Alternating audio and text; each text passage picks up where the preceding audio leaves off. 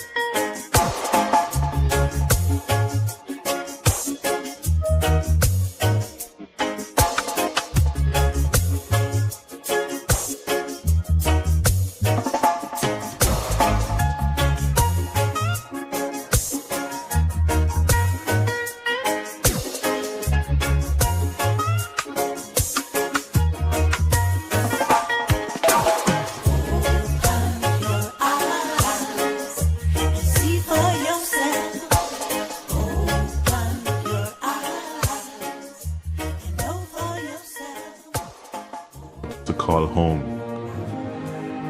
They believed it was more than just a country, more than just an island, more than land surrounded by water.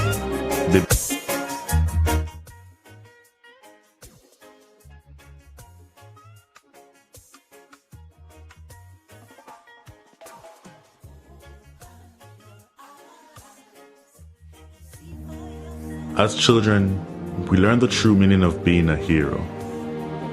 Being a hero requires great sacrifice for others, not just ourselves. We learned about the heroes of Jamaica's past and how much of themselves and their lives they had to give in building a nation we should be proud to call home. They believed in a Jamaica that was more than just a country, more than just an island, more than land surrounded by water. They believed in a dream of a free nation of people, a nation built on the foundation of their sacrifices, a nation of many people working as one, a nation that would continue to produce legends and nation builders that serve towards that vision.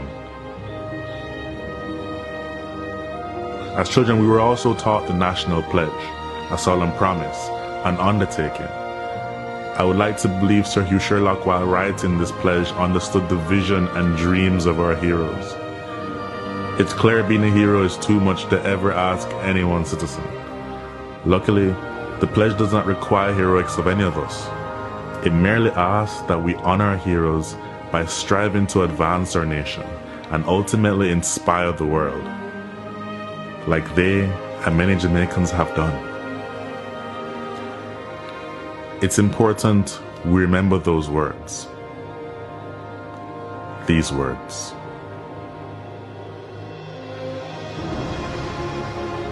Before God and all mankind, I pledge the love and loyalty of my heart, the wisdom and courage of my mind, the strength and vigor of my body in service of my fellow citizens.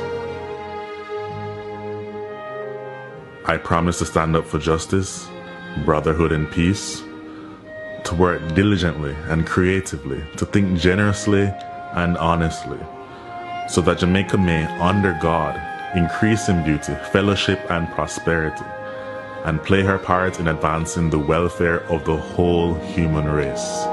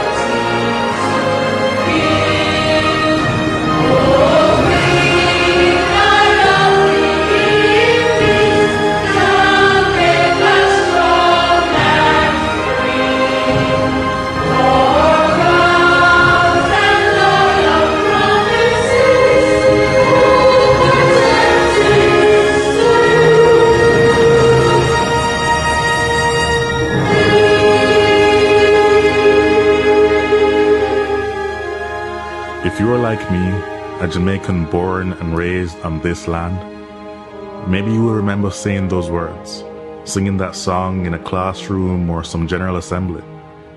If so, like me, you made a pledge. Somehow it seems like many of us have forgotten that. The crime and violence, the indiscipline and short-sightedness, the corruption, the lack of respect for our beautiful lands we are blessed with, and the waters that surround and nurtures us. We have to do better. Let us honor our heroes so that they would not have sacrificed so much in vain. I hope this video can make a difference to even one soul. If so, it would all be worth it. If you feel the way I do, share it. May my voice become yours. Thanks for watching.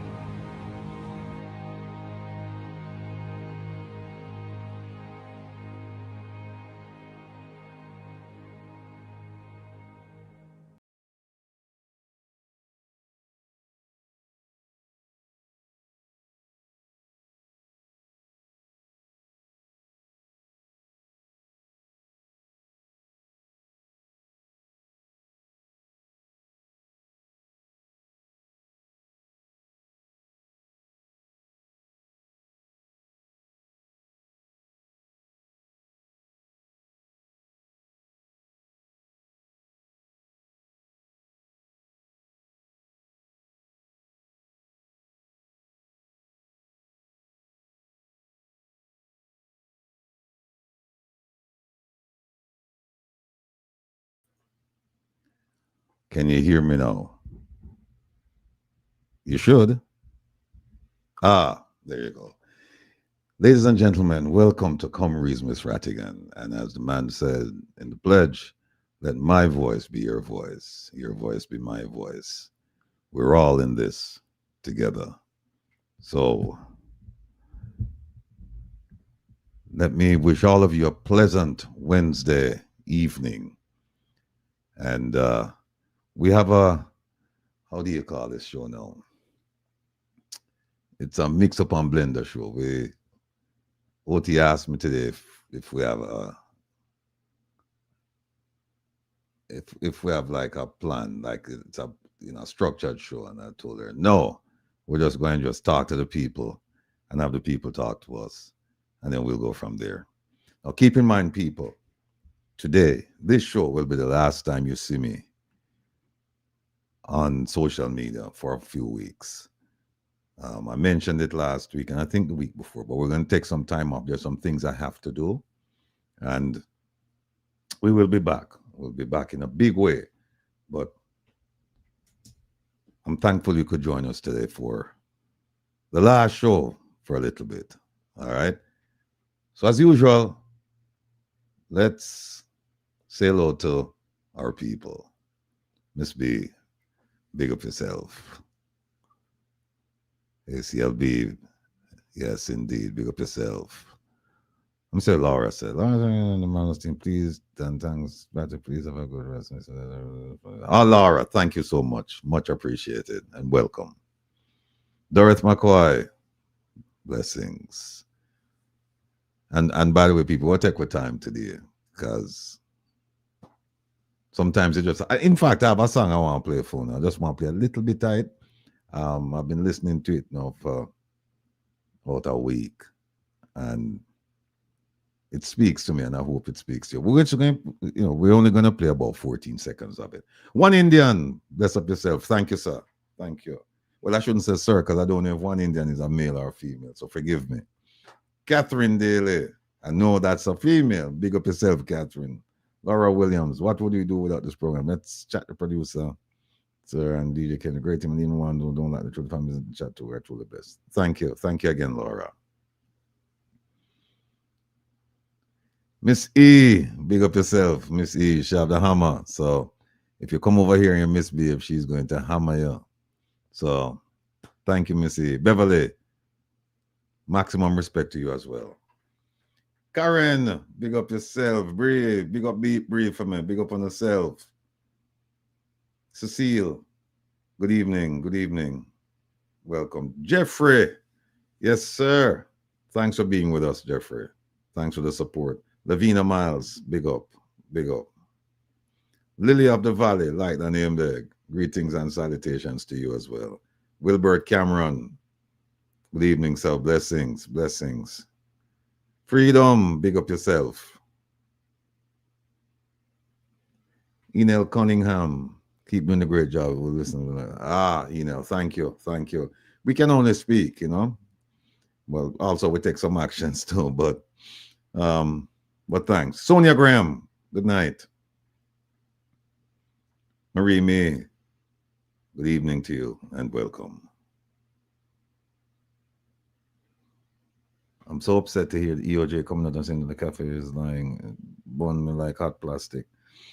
Well, you know what, Wilbert? If the evidence is there, then EOJ can talk all they want. By the way, Wilbert, EOJ has been criticized going back to the 1997 election when the prime minister was elected in 1998 after 3 tries. And I can show you the report for those of you who haven't seen it. We showed it last week that EOJ was criticized and they're still being criticized. Them just can't get it right. The agency needs to be completely revamped. So much for that. Cheryl Allen, good night. Thanks for joining us. Rosalie Ricketts, good evening. Happy Wednesday. The Humble Lady Unstoppable Family, another nice name. Bless up yourself. Thanks for being here. Merle. It's a joy to be back in the space. Thank you, Merle. Much appreciated. Artnell Muir, greetings to you and your family. And all away. Jessica Dixon, only God's salvation lasts forever. Nothing hide from Almighty God. Oh, yeah. Fully agree with you, Jessica. Fully agree with you. That's it, Opal. Think that Big J64. Yes, we're there in another place. We're there in another place. What are we in another place? Thanks for being here.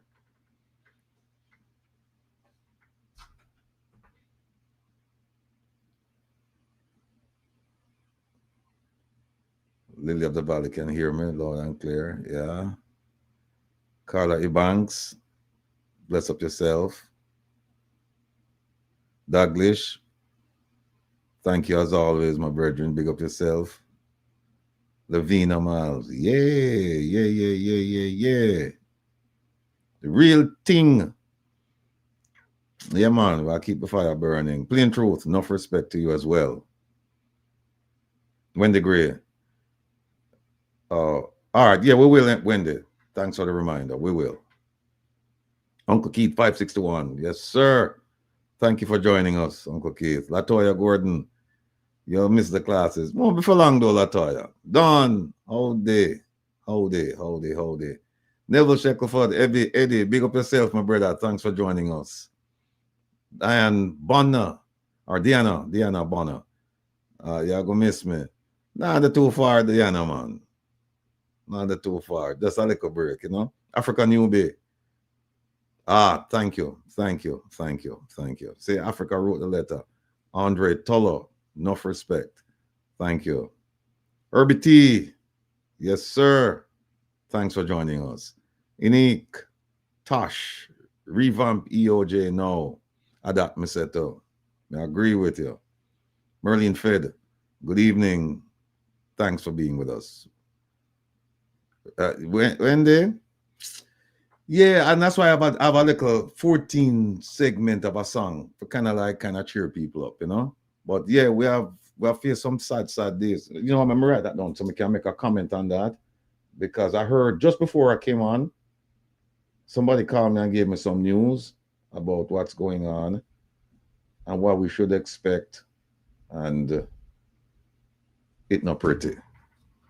Thanks, Wendy. LW, greetings.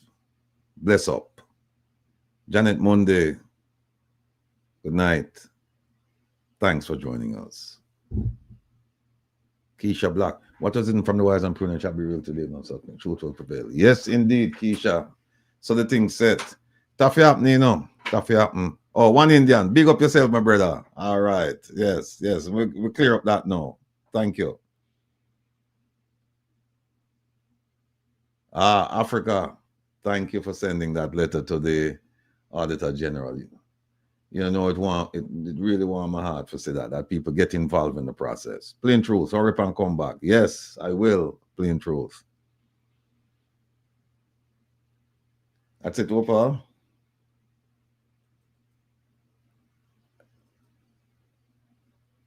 Are you still a scan? That is it, Opal say. Okay, all right, fine. All right, folks, here's what happened now. We have a whole heap of things we'll talk about tonight. I'll be honest with you. I don't know how long this program going to run since it's our last for a little bit. So I don't know. So if you can stay with us, stay with us. We're going to open the phone lines for a good part of the show so that people can voice their opinion. One of the things I'd like to say, though, is this.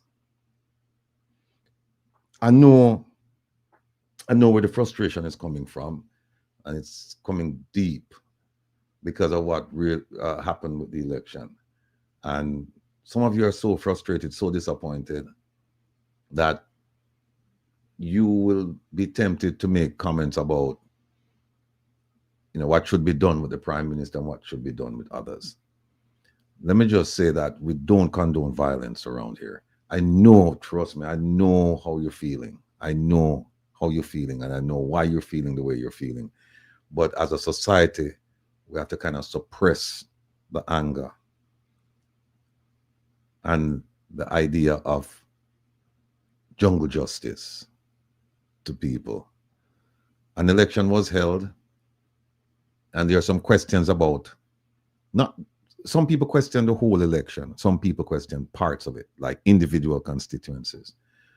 Whether you question the whole thing or just individual races, there is a process that we must follow to address these issues, and it doesn't include violence. And we just want to make it clear that when you call, again, I sympathize with you. I know what you're going through, but refrain from bringing up the violence piece, because we don't want it ever to be said that we are advocating violence against public officials. We don't, at least not around here, we don't. We believe in the rule of law. You can't claim to believe in the rule of law and at the same time you want to violate the law. The two things cannot reside in the same space. It's either you're going to deal with jungle justice or you're going to deal with the rule of law. And the jungle justice piece, we have gone way past that. We're a mature, or I'd like to think we're a mature society as far as our politics is concerned, and that we don't have to resort to violence to register our disagreement or disapproval. And I saw instances where PNP and JLP, they got together. Every man has a right to his own opinion. And you have a right, everybody in Jamaica, every citizen has a right, barring certain exceptions, to vote. And so we have to respect. If a man saying is a labor right, you can engage him as to why. A man saying is a comrade, you can engage him, or a woman, engage him as to why are you? And, have a civil discussion. But the days of hurting people because of their beliefs, those days are behind us, and we don't ever want to see them again. I remember the days when they're friends I grew up with, and after 76, I never saw them again, at least not in Jamaica, because I couldn't go to the places that I used to go to. In fact, they almost killed me one time. I was in the wrong place, the wrong time, and it's only through the grace of God that I'm here. So I know what it's like.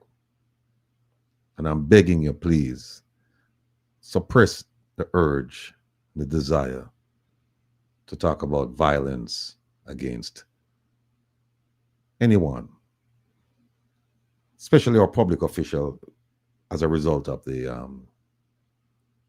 election.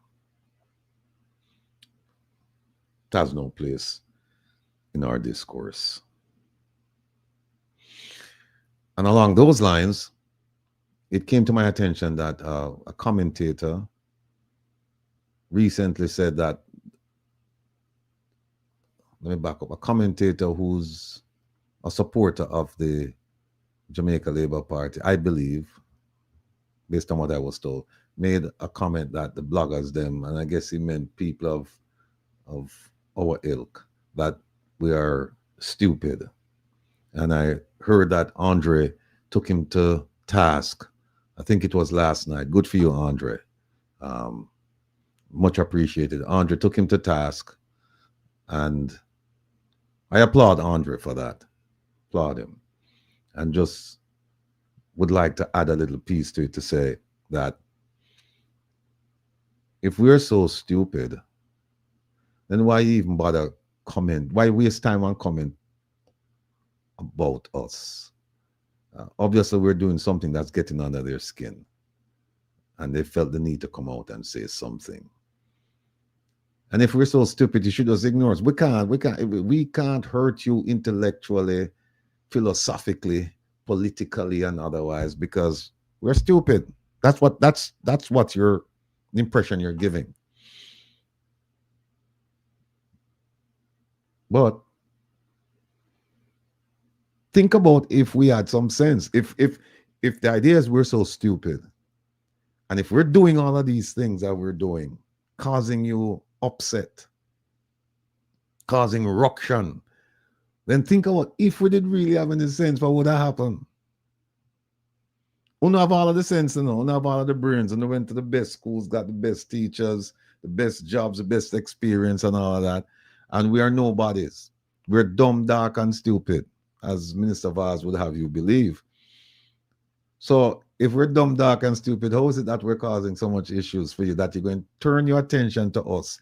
And even the Prime Minister, the last public speech he made, the last mass rally he had, he mentioned about people protesting at the embassy and the consulates in the United States.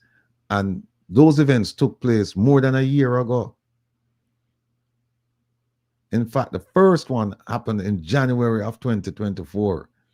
And the last one happened in September, Labor Day weekend, the Friday before Labor Day last year. And he never said a word. Never said a word until now. So you know it'll get under them skin people. So sometimes, when you think you're not making an impact, don't think about that. Just continue doing what you're doing. Just focus. Don't ever think, am I making an impact? Just as long as you have a plan and you say, I'm moving forward, just move forward. Don't be distracted. Put on your blinders so that over here, your peripheral vision, you don't have none of that because you're just single-minded focus, straight ahead. You don't have no rear view mirror, no side mirror. You have a windshield and you move straight ahead. No make nobody stop you. It's not supposed to be. You can't be victorious if that is how you're going to be approaching the issue. If you're going to be looking over your shoulder, looking to the side, you do all of that, you're going to crash. Just focus straight ahead because you never know the impact you're having by going straight ahead. You never know. So, I want to say that. And let me just, I don't know how many of you ever heard of this little artist. Huh? I hope I'll get it through. Because, we can't play a full song on YouTube. We can only play just a little snippet. But I don't know how many of you have ever heard of an artist named Diane. I mean, I have a big hit the other day. But him have a song named Live a Little. And this is my message to you. It's life after the campaign, life after the election. When you have that depressing feeling. That's it. Go on live. Go on live your life, Go on enjoy life. No matter what.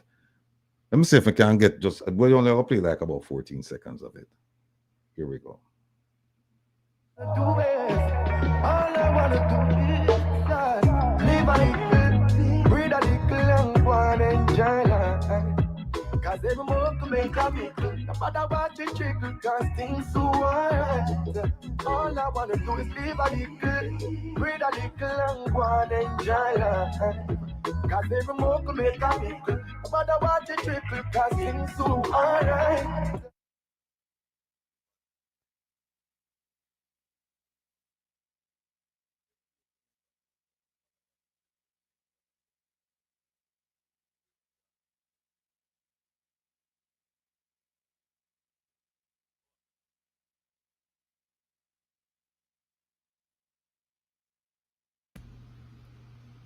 Let me look it again now. Hold on, the people. Hold on there. Hold on there.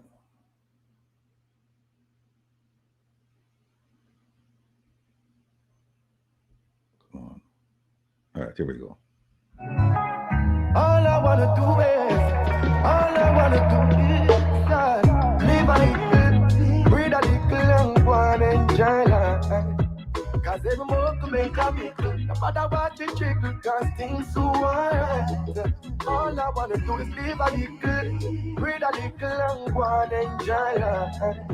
Cause every more can make a mickle. No matter what the trickle, cause things so alright. All right, see there? Just go and breathe. Go and breathe. Every muckle make a mickle. Just go and breathe, go and live. Things soon all right, people. All right? Trust me on that. If you believe in God and you believe in time. All this year going is only for a time. It may seem long, but it won't be forever. And the whole way I got their own. We are all witnesses now, and we will all be witnesses to what is coming, what is going to happen. Because I've been told that the government, well, they don't have a government right now. That the JLP, that there's nothing really left in the coffers, that them spend out a whole heap of money thinking that they would not return as government, and that individuals wanted to win their races. However, they didn't want the party as a whole, because, and it's a theory that we should take a close look at, because what they're saying is that now they're under a lot of scrutiny. If they were like individual winners, like if they were individual winners and the PNP was government, then the focus wouldn't be on them and the things that they did. The focus would be on the PNP and the promises. But now they're there, and from what I've been told, a lot of the money chopped and spent, and there's not much there. And so now they will have to come back and deal with all the promises they made, because them raid the band, because them think them never come back in power. Now them have to deal with the storm. And I like the theory, because these are all some of these people. Yeah, Artnell, they spend on thinking, okay, the PNP would take office with an empty purse. So you see all the ray where them are going with, they were doing it just as a show, because them say, okay, we want certain people to win and return to parliament, but as a party, we don't think we're going to win. And to some degree, we really don't want to win, because it's a third term and there's nothing there. And we promised the people all of them things up. And all of you who took the money, sold your vote, your ancestors are crying. And they've been crying because this vote thing has been going on for a while, but it's getting worse. It used to be under the cover of darkness. Now it's in the sunshine. And I hope that whatever money you receive for your vote, that you make it last. And last for a long time. I don't think it will, but you better make sure, because guess what? The audience that you could have commanded and that you did command with a politician before the election, try it a year from now. Call up the politician a year from now and say, hey, we want you to come around here because the road not fixed and water not running and electricity, there's an issue, and we need you to come and tell us what you're going to do about it, and see how many of them will show up and address your concerns. You either will get no answer, or they'll tell you go talk to the councillor. That's how it's going to be.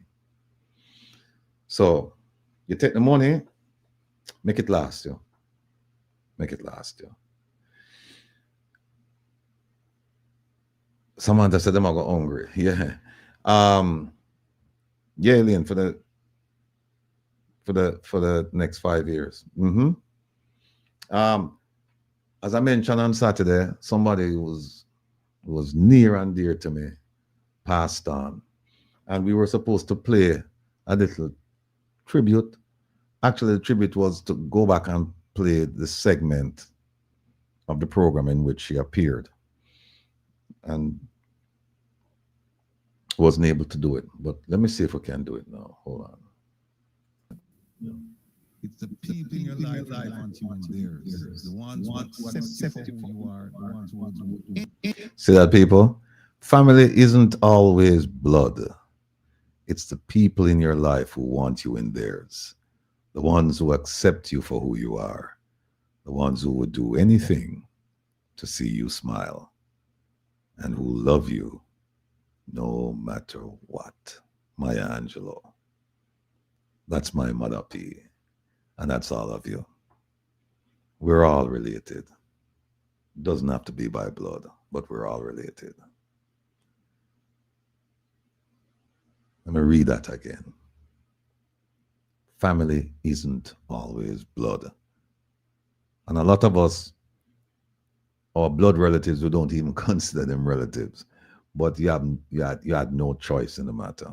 But you do have a choice with whom you associate. And some of those people you associate with, they're not related to you by blood, but they're kindred spirits. They're people that you could see yourself spending the rest of your life with, as opposed to blood relatives. So family isn't always blood. It's the people in your life who want you in theirs, the ones who accept you for who you are, the ones who would do anything to see you smile and who love you no matter what. Here we go. Anything to see you smile and who love you no matter what. We've put up Crummy, my brethren, right? And talk about Crummy. No, I have somebody now very, very, very dear and special to me. Words can't express the love I feel for this person. This person has been an anchor in my life. This person has been a guide. This person has been my support, my inspiration. There have been times when things just look bleak. I've turned to this person. And in fact, a lot of times I don't even have to turn. This person just feel it. The vibes between us just that strong. Person called me and said, come, we need to talk. Without further ado, ladies and gentlemen, I present to you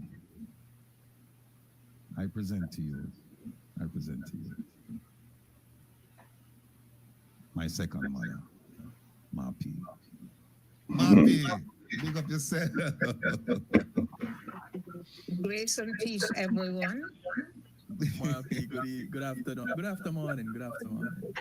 I am here to show that I'm not just a fiction of his imagination.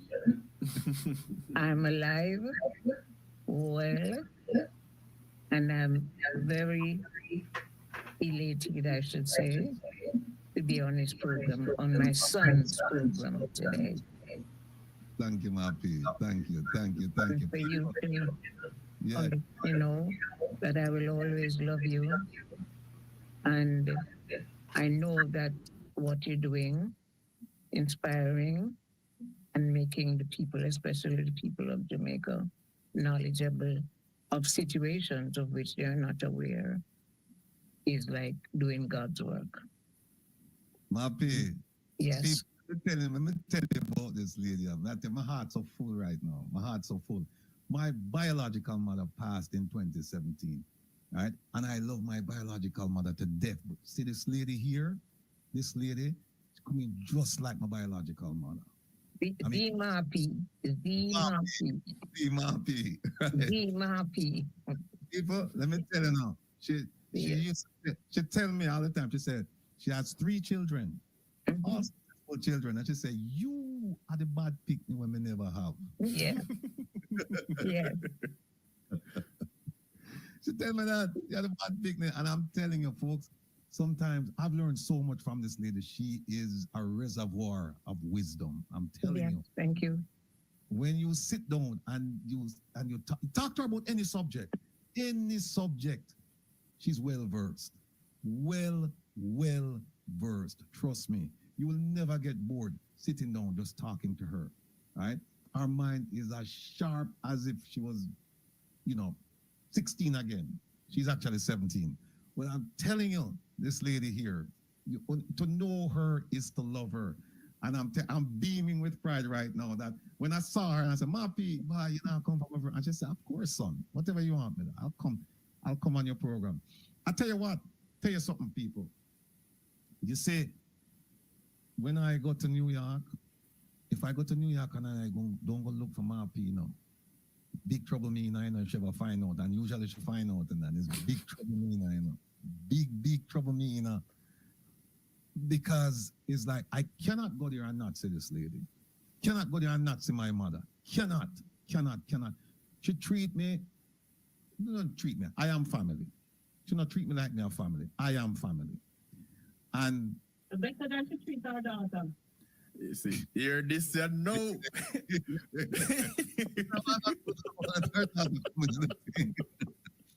But I'm telling you, Ma P, look out for me, people. This is a lady where on a Saturday like today, a few years back, I used to just get up and just drive, go out the house and say, "Ma P, put on some clothes on the road." Ma P up on the road, we go shopping, we go sometimes we're up a dance. Me and Ma P, when I say dance, no mean real dance, real backyard party dance. Me and Ma P there. I mean, I bring home Ma P 1 o'clock in the morning. Our children them wonder, "What am I doing with my mother? What is this man doing?" And Ma P tell them, "Oh no, don't worry, don't get Ma P, him go to the dance and find a seat for me, and say, "Ma P, you sit down right yourself." And then where you want to eat. And then the various people bringing my drinks while I watch young people dance. When I get tired out, I say, "Ma P, you ready?" I say, "Yes, come." So I'm actually at the dance, watching the dance, watch young people. But we had a lot of fun together, a lot of fun. And he'll always be my child. As a matter of fact, I call him the bad picnic that I never have. Yeah, that is. I want to know one thing, Mapi. When you gonna stop spoiling? Never. Never. He was here one day this week here, and as him same coming, I climb hills and mountains to make sure because him is a fish eater. And him like him fish a special way. Like him fish fry with the lorax on top. And I have to make sure that him get everything to sit. And I sit. I'm not even eating, I'm sitting to watch him devour the plate of fish. So he'll always be in my heart. Always. And I wish for him and this program lots of success. Mapi, tell him when I come at the house so you know it's me there at the house. Boom, boom on the bell. He rings the bell like fire. So he's ringing. Non-stop. So that means I know when he comes, only he's the only one that rings it like that. So yes, he's ringing it like he's the owner of this place. Open the door. and you know what happened, Kevin? Sometimes we are at an event, and we just talk. And when she feel like we talk too much, she just look for me. She have a certain look where she give me. I give him the evil eye. I give him the evil eye as if to say, enough already. Enough.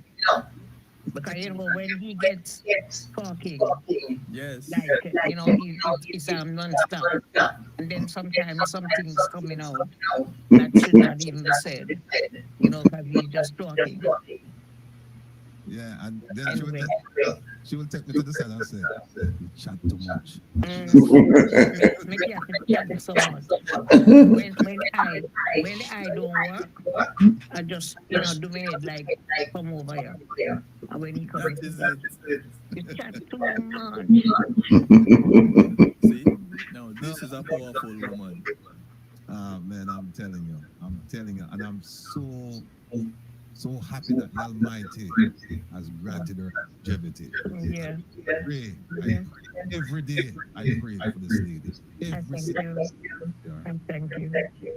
because there were times when you know Mm-hmm. Django. There were times when it was touch and go, Yeah. and and I mean, Thank sometimes God. Thank God. Thank God. That's she's the still. first time. That's the first time I see him cry like a baby when he was told that things slim with me. That was it. Mm. Yeah. He And then cried. He cried. He cried. He cried like a baby. she tell me foolish Kevin about, I want you to be a pallbearer. I said, man, people don't want to hear nothing about fun. No, when we reach this sub, you know, no, Mm-hmm. no. But folks, this is my mother, right? That's all. In the Yes. flesh. Right? And I just want to say, Marpy, I'm just eternally thankful and grateful to you. I will, You're always been in my heart. and she has, I tell you what, she has three wonderful children. And them don't talk much, it's me do all the talking about it. You think I'm me? If you come at the house, Kevin, you think I'm me or pick me? If you Yeah. come, the other three, them just quiet and them just sit down, then I'm me just Yeah. talk. He takes over. Yeah, sometimes she have our influential friends. Them. She's well, when you hear her from our speech, highly intelligent woman, and she will have our top on our friend. I'm gonna go out the house and ring off the bell, and I'm gonna say, "Who's that?" And as the door open, I say, "Mappy, come here, come kiss her on my face." Look and say, "Oh, look at this man." Who let the ragamuffin in? Yes. Ruffian. But I love him. I love him. I love him. I know I'll always love him. Well, Mappy, listen, And love all of us. All of them. yeah, man. She has a woman. I consider myself fortunate because the family where she raised, I mean, outstanding people, I outstanding. have I have a I have a son who is a surgeon. My daughter Michelle, who is an attorney, and my another son, who is a cook. Actually, he likes to cook. He's the cook the food. He supplies the food. He cooks the food. He's a chef actually. So, and then my son, the radio show host. University lecturer. University Yes, lecturer. university lecturer. So, Mappy, listen, we just want to thank you for coming on. Don't want to take up much of your time because I know you're with family. By the way, you know that across the water. That's You in love. the last. No, we're going. I'm actually going. We wouldn't have been able to make it if I had gone over to Mark already. So I stayed until your time here. So we're going to leave. We're going to be on our way soon. Well, Thank you, and said, nice big to up. see you, Mr. Kevin. Blessings, Marpy. See. Big up, Go Paul ahead. in the chat sending love, though. Paul in the chat sending love. Okay, Is that our Paul or a different Paul, Mappy? No, it you're might Paul. be You're it's Paul. our Paul. Okay, Paul, big up yourself. Big up yourself. You're the difference, though. You're Mappy and the producer in the background. You hear this is Paul. Then you hear me,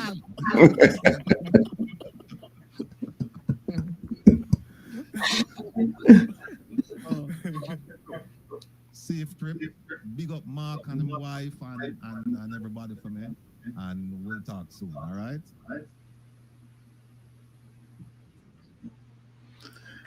Folks, that my Mappy. She's in a blessed place right now. And continue to pray for her. Yeah, yeah. So, yeah.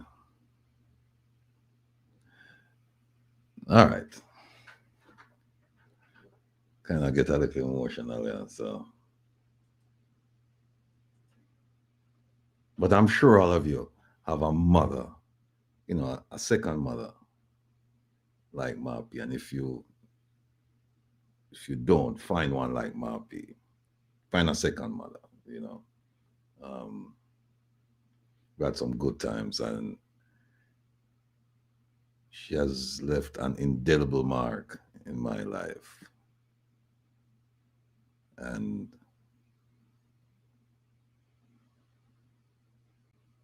her presence will be missed, but her spirit won't be, because it will be with me. Wherever I go, Mappy there with me. My guide, my protector, my critic, everything. I'm extremely fortunate and blessed to have 3 mothers. One of them alive in Florida, Margene. But it's a journey we all have to take, you know, and even though we see it coming, when the Almighty ready, that's it. That's it. All right, folks, listen.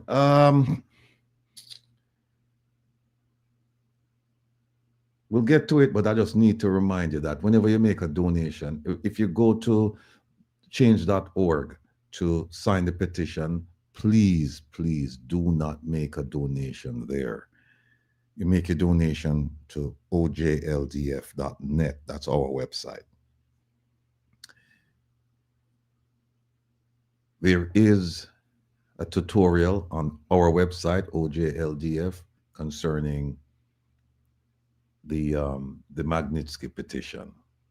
And it tells you how to avoid the donation part. So please, please, and I know some of you are having some challenges with that, just go to the website, our website, OJLDF, and just watch the tutorial. And that will certainly help you to hurdle the obstacle of donating. Because like some of you said, you can't go past the donation piece in terms of registering or signing the petition. You can't go past it. You can't go past it. Well, you can. So just please, I'm asking you, go to ojldf.net, look at the tutorial, and you'll be able to navigate the change.org website in terms of signing it without making a donation. Now, if you have donated to the OJLDF or the change.org, you can write it off on your taxes. You can write it off on your taxes. And it's a noble organization because we're using their platform for our purpose. So a donation is not completely lost. And some of the people who have signed the petition are people from change.org. So it's one hand washes the other, and they both wash the face. But we want you wash your face over on ojldf.net. So please go over there and do that.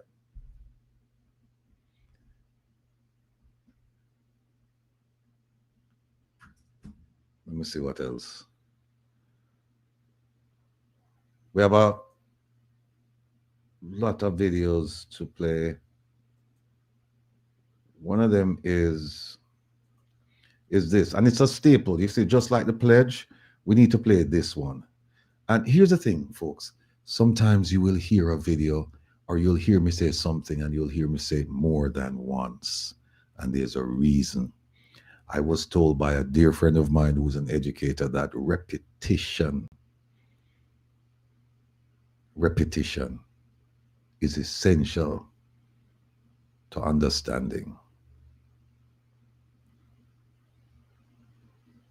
And here, it's similar to where people say sometimes, if you tell a lie enough times, people start believe it. Well, we're not lying around here, but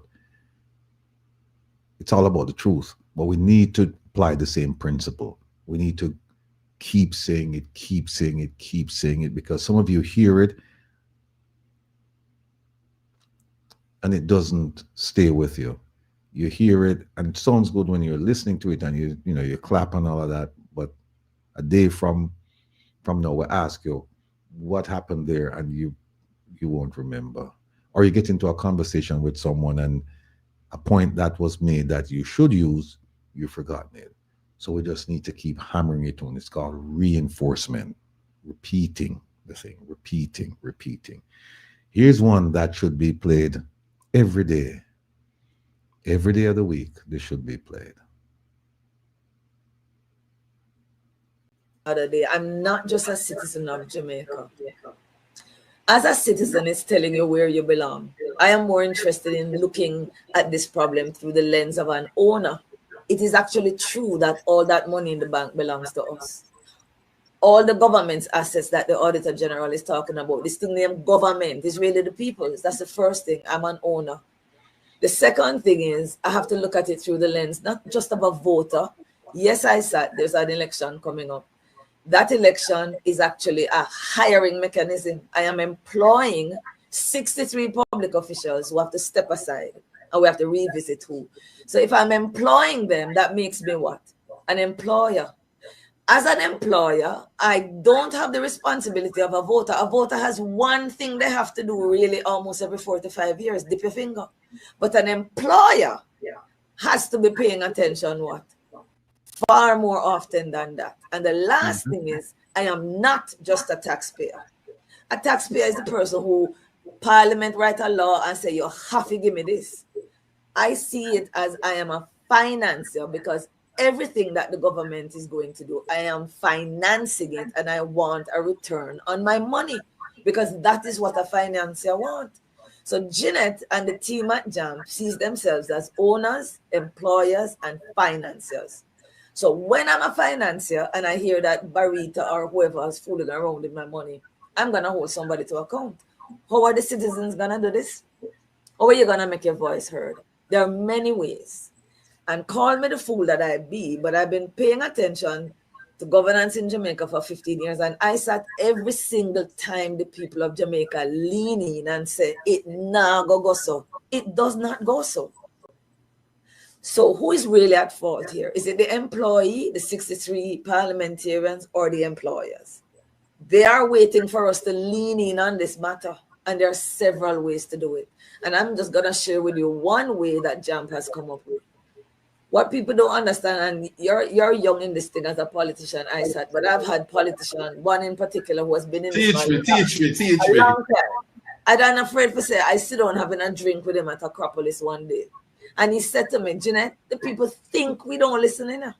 We listen and we watch everything. I said, really? He said, yeah, man. You think we don't watch it? You call a call-in show, we are listening. You write the editor, we are listening. You only think we're not listening. So I'm saying to the Jamaican people, find any way you're comfortable to raise your voice. But JAMP has come up with a way which I think ISAT could be a game changer. And I'd like to ask Will if he could just put.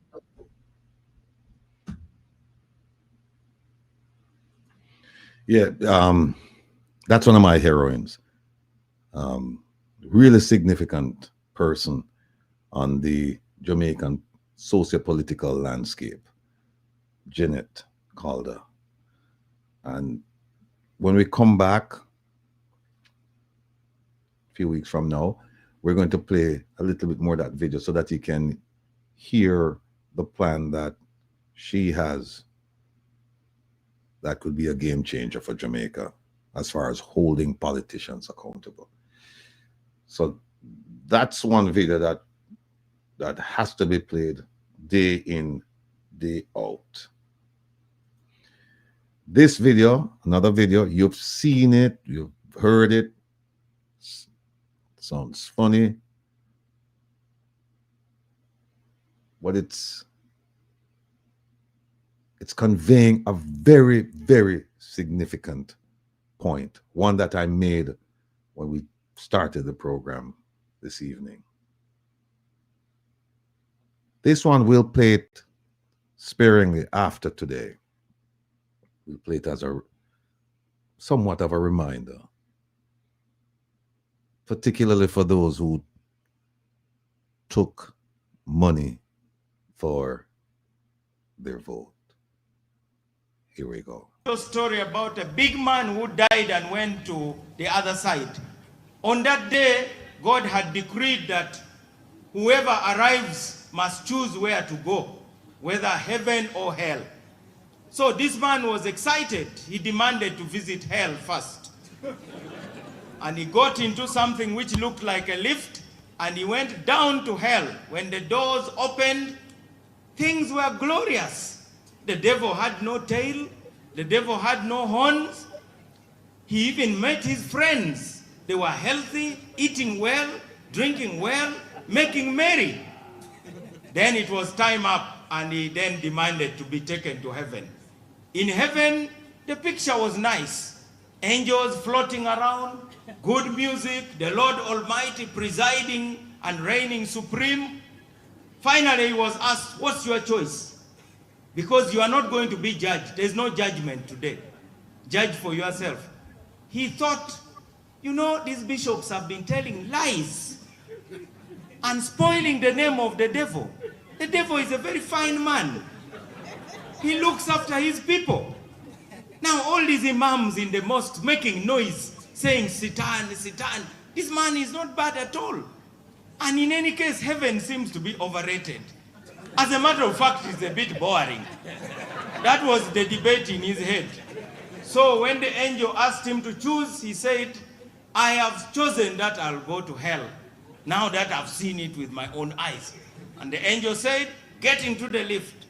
He got into the lift and it took him down, but when the doors opened, things had changed. The place looked like a desert. His friends were wearing dirty clothes. They were eating from the garbage pit. And the devil was now complete in his devilish regalia. The tail was out, the horns were out, and he was carrying a whip. So he tiptoed towards the devil and said, excuse me, sir, you remember me, don't you? I was here the other day. You surely remember me. And Lucifer said, go to hell. I don't remember you. What do you have to say anyway? He said, you know, the other day things were very nice here. Things have been changed for the worse today. What's happening? The devil said, I'm sorry, my friend. The day you came, we were campaigning. So, now, therefore, we need to tell our people to know that there's life after campaigns. Okay. Thank you very much. There is life. There is life after campaign. We just had a campaign. Campaign season just ended. Or did it? Because some races are still being contested or will be contested. So we can't say that the campaign season is completely ended, because we still have to wait to see what's going to happen with the constituted authority and the court and the candidates. But I play that for people who, as I said, accepted money for their vote. Take a look at this.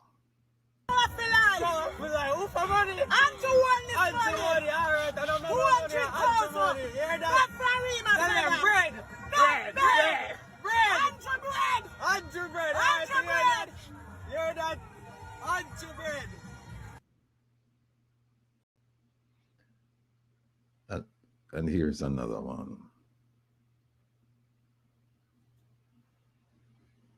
Get your ass for that you want. Look, $500 I will get you. And you make X with him 500 blood clot. Right, that no. I make him can't vote. He name up there, no? I make him can't vote. Stop. Come cross with him. So don't. Go on top. You know what the people are doing? We're not going further with this.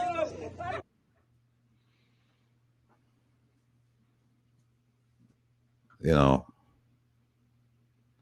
mother used to say sometimes you have to take serious things, make joke. Those things are illegal. At least the second one. If it's an actual depiction, if it wasn't staged, you cannot pay people to vote or not to vote. It's illegal under the Representation of People Act. The question is enforcement. Are they enforcing the law? I don't think they are. Because that's not supposed to happen. That's something that should be investigated. There's another one. Let me see. Opal, you remember that one with the crowd gathered in front of the polling station? Is that in media assets? I don't see it.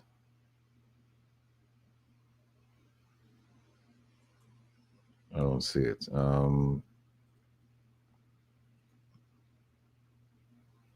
If you can find that one from Opal, the one where they had the crowd gathered in front of the polling station.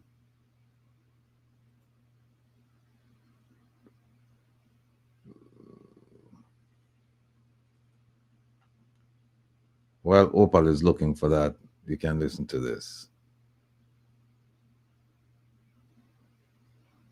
The challenge Andrew Holness seat listed. But just a mere fact that cafe observers are saying people are in the line at 5 p.m. and not allowed to vote is serious, right?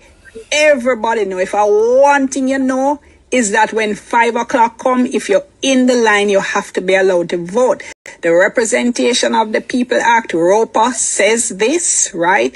I asked the Director of Elections about this in an interview I did on my radio program Beyond the Headlines after the election. He says it's something they're going to be looking into. We cannot allow this to drop.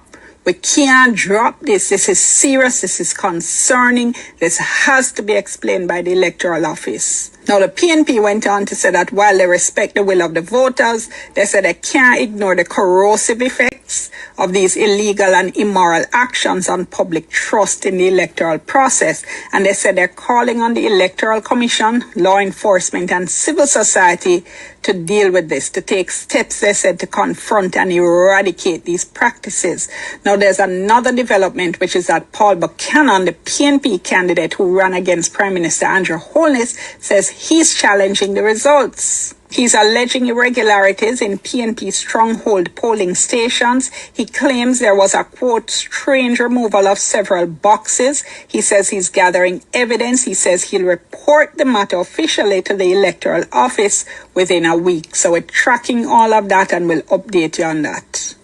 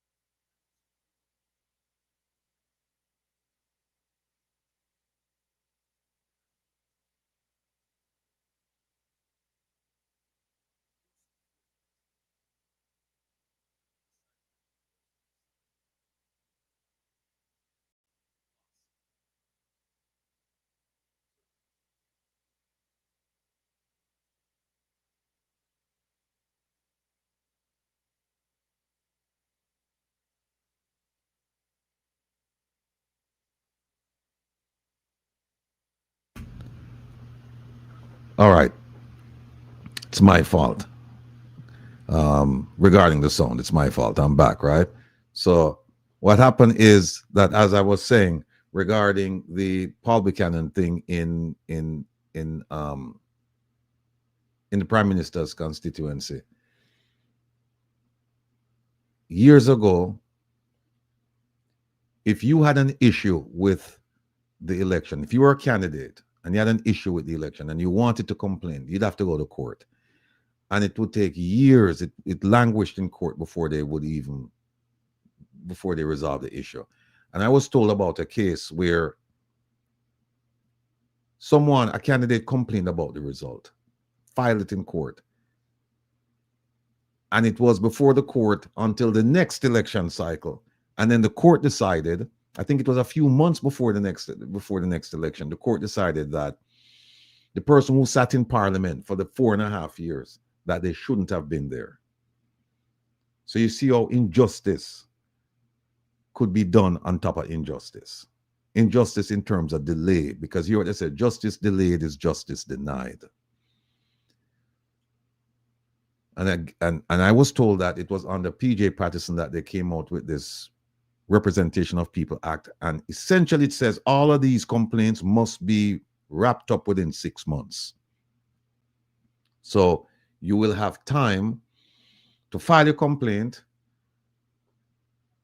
and for the matter to be resolved. You won't have to wait years.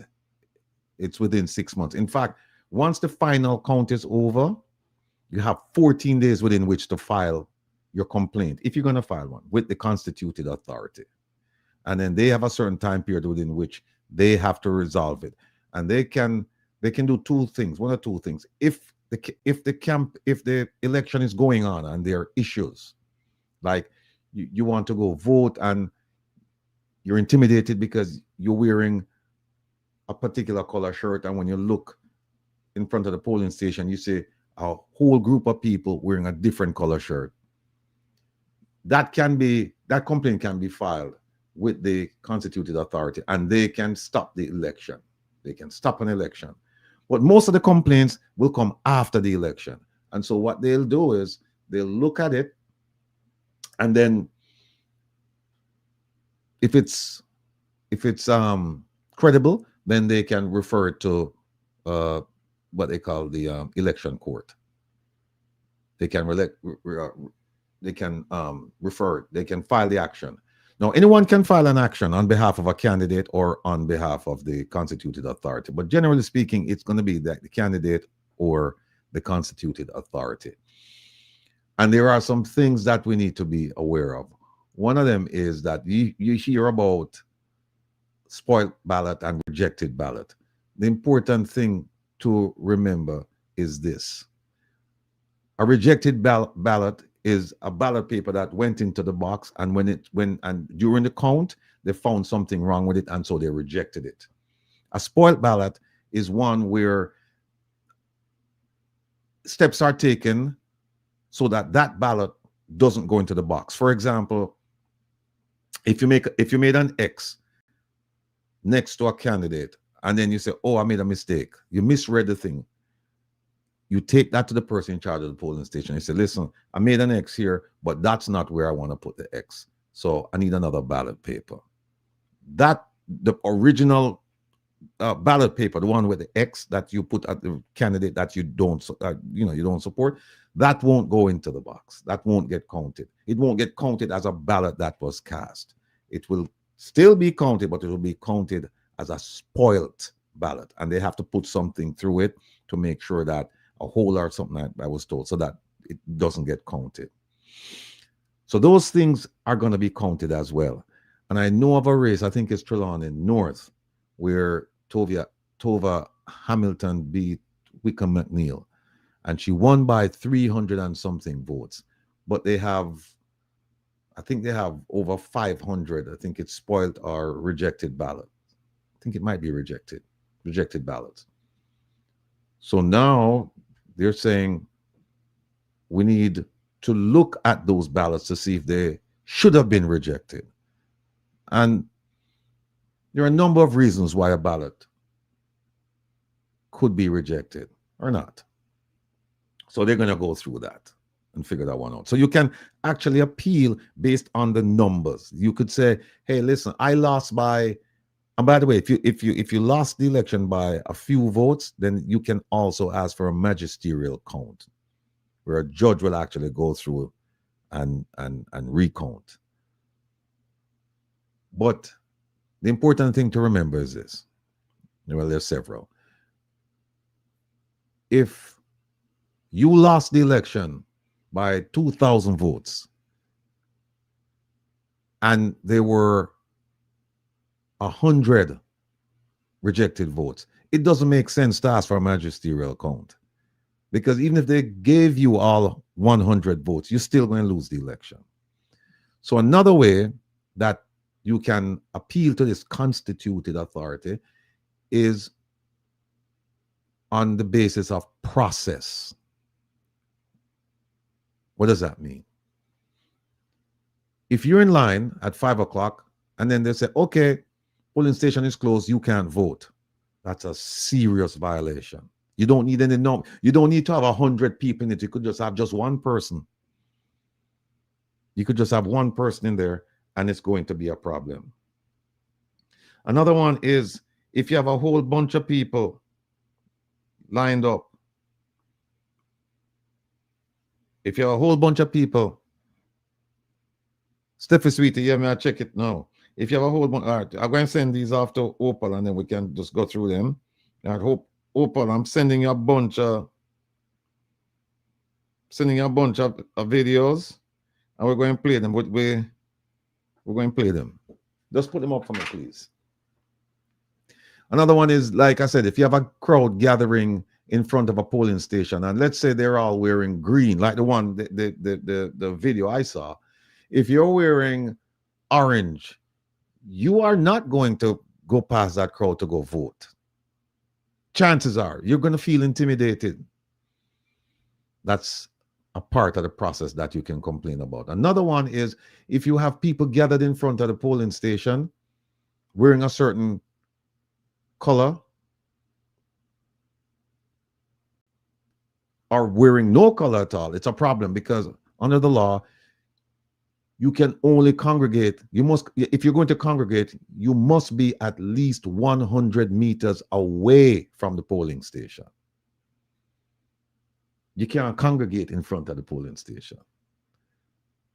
And I've seen videos where it's not 100 meters, people's right in front of the polling station. So if those things happen, the constituted authority will look at the evidence and say, no, we have to do a do-over because it's clearly a violation and we can't countenance these violations. People have a right to vote in free and fair elections according to the rules. And if you can't vote because you feel intimidated, then that's a problem. If only one person said that, it's a problem. Because now we're not talking numbers, we're talking the process. Big problem. So that's where we are with that. Hold on one second. Hope they can take down the ones I've played. And now, folks, listen. As part of our community service efforts around here, we're bringing people from the community, as you know, the supporters who have been with us. We're bringing people from the community, people who are doing things in the community. We bring them here, and we don't bring them based on any political basis. We just bring them on because they're doing something that reflects the strength and the courage and the ingenuity of being a Jamaican. And we have two people with us today. We have Natalie Silvera and we have Andrew Morris. And so we're going to bring them on. And as usual, they're going to tell us who they are and their involvement in whatever initiative or initiatives they're working on. And then we can take some questions in the chat or take some questions on the phone. So without further ado, let me say, Charmaine said, Dr. Warren took control and the court of the seat was by record and ordered a rerun. Charmaine, that's true. And we have that document. Actually, there were 2 reruns ordered. So we had people voted 3 times in that election. In the 1997 election, the election was in December 1997.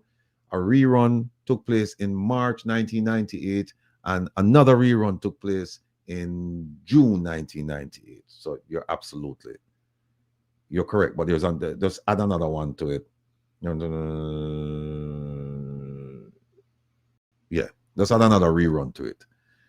All right, Oti, move that comment there for a minute. So I'm gonna bring on our guests. All right, I'm gonna move them. All right, folks, without further ado, Natalie and Andrew. Hold on. All right, can you guys hear me? Yes, we can. Yes. Okay. All right. Good. No, Natalie, I don't know if you want to tell the people in the nickname or your pet name or whatever you go by, because when you and I talk, we don't get formal. We have another name we will call you, and it's Exotic Lychee. See them people. Exotic Lychee. All right. Well, Exotic Lychee and Andrew, you have a nickname, sir, or no, or a pet name, or just go by Andrew? My nickname is Andrew. But some people call me Sam. Sam. Okay. Yes. All right. Sam. All right. Well, look, it's a pleasure having both of you on the program. Thank you. Welcome folks like you who, you exemplify the spirit of Jamaica. But I don't want to steal your thunder. What I'd like for you to do, let's start with the lady, Exotic Lychee. Let's start with Natalie Silvera. Tell us who you are and your involvement in whatever the initiative is, please. Thank you so much, Rise and Reign King. First of all, I want to extend my most sincere condolences with the passing of your beloved mother, your second mother.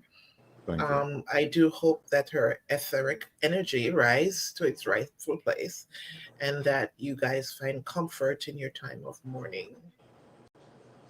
Thank you. Much appreciated.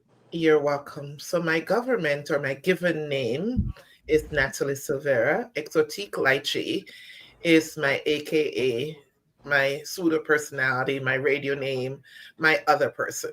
Yeah. So right now I am being Natalie Silvera because this is a serious position that I'm in. And I just want to introduce myself today as the president and founder of Jam Parallel Global, which is a LLC that was established here in New York on December 6th of 2023. Jam Parallel Global is a document services agency. And what we do is pretty much help the members of the diaspora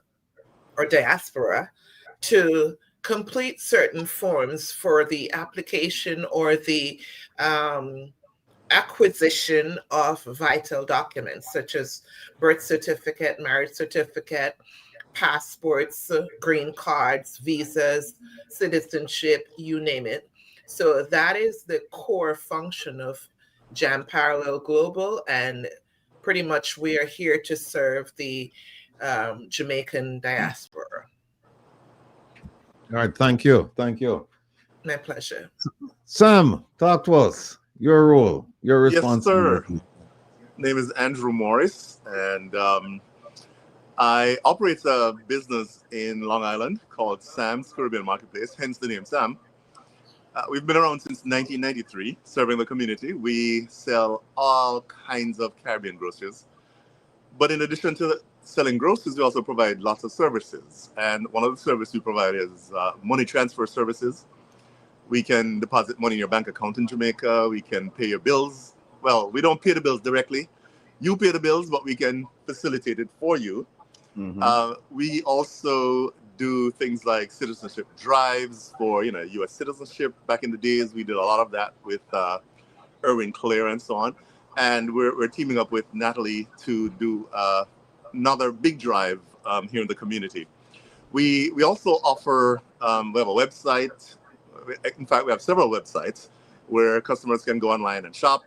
And we have another website where they can go online and shop for their relatives in Jamaica. And we do door-to-door delivery in Jamaica. So you could be in Australia, in Tanzania, wherever you are in the world, New York, you can go online or call us, and we have your groceries delivered to your loved ones in Jamaica within a day or two. So that's it in a nutshell. All right. Well, let me start off by asking a couple of questions. You know, they say necessity is the mother of invention. And I know you mentioned that Erwin Clear at one point was involved in this. But, well, the question is, what caused this new initiative? New in the sense that it's not new in concept, but it's new in how it's in the delivery, because now you know, Erwin Clear is, I guess, is no longer affiliated with this thing. So now it's a new business, like Natalie said, it's was it Jam Parallel Global. What caused this? What drove the creation of this business? What did you see that said, oh, you know what, there's a need for this? Natalie, you go ahead. No, that question is for you. Oh, it's for me? Yeah. Both of you. Anybody? I think it's you, Natalie. He's talking about the whole concept of the passport. Oh, okay. Yes. Okay. So the reason why I decided to go with Andrew's idea of having Connect the Docs as a monthly diaspora initiative, assisting our community with the acquisition of their vital documents, completing their forms and such, is because I have worked in an environment and I have seen where our people need help. Mm-hmm. One of the reasons why it's very attractive to me is because Andrew and I share certain beliefs and ideals, which is one of the reasons why he has those services and resources at his store. It's a one and done approach to community engagement and diaspora services and human and just a human involvement, so to speak. And when you go to Andrew's store, if it's not there, he's going to get it for you. And that's pretty much our belief with Jam Parallel Global. We will assist you from start to finish. So you go to Sam's and you grab some ackee, you grab some cheese, you grab whatever it is that you're getting, and he will deliver it door to door. Mm-hmm. That's pretty much the concept that I share. That's pretty much the ideal. That's how I run my show from start to finish. So from the moment you decided, listen, I want to get my passport done, let's go ahead and have it done. I stick with the process until the end where the document is produced. Mm-hmm. Even after that, I retain certain vital information. So in the event a past client loses their passport and has to report a lost passport, I can go into the archive and at least give them a passport number, date of issue, and that information is vital to the application when you're submitting it, especially for a lost passport.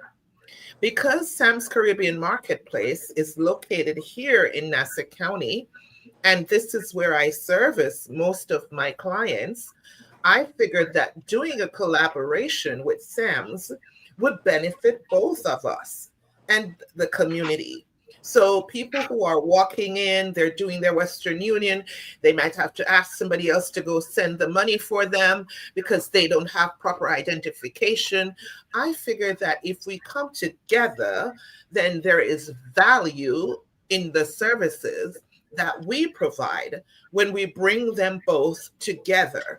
So persons can come to Sam's and have everything done at like a one-stop shop. So that's why it's interesting to me. All right, let me ask both of you this question. And by the way, Sam, I've been to your store many moons ago. I've been there. Yeah. Oh, thank you. I highly recommend it to people looking for Caribbean products. I appreciate that. Thank you. Yeah, I mean, they have the Korean stores, but no need to go to Sam's Market. That's the real thing there. 100% Jamaican. Exactly.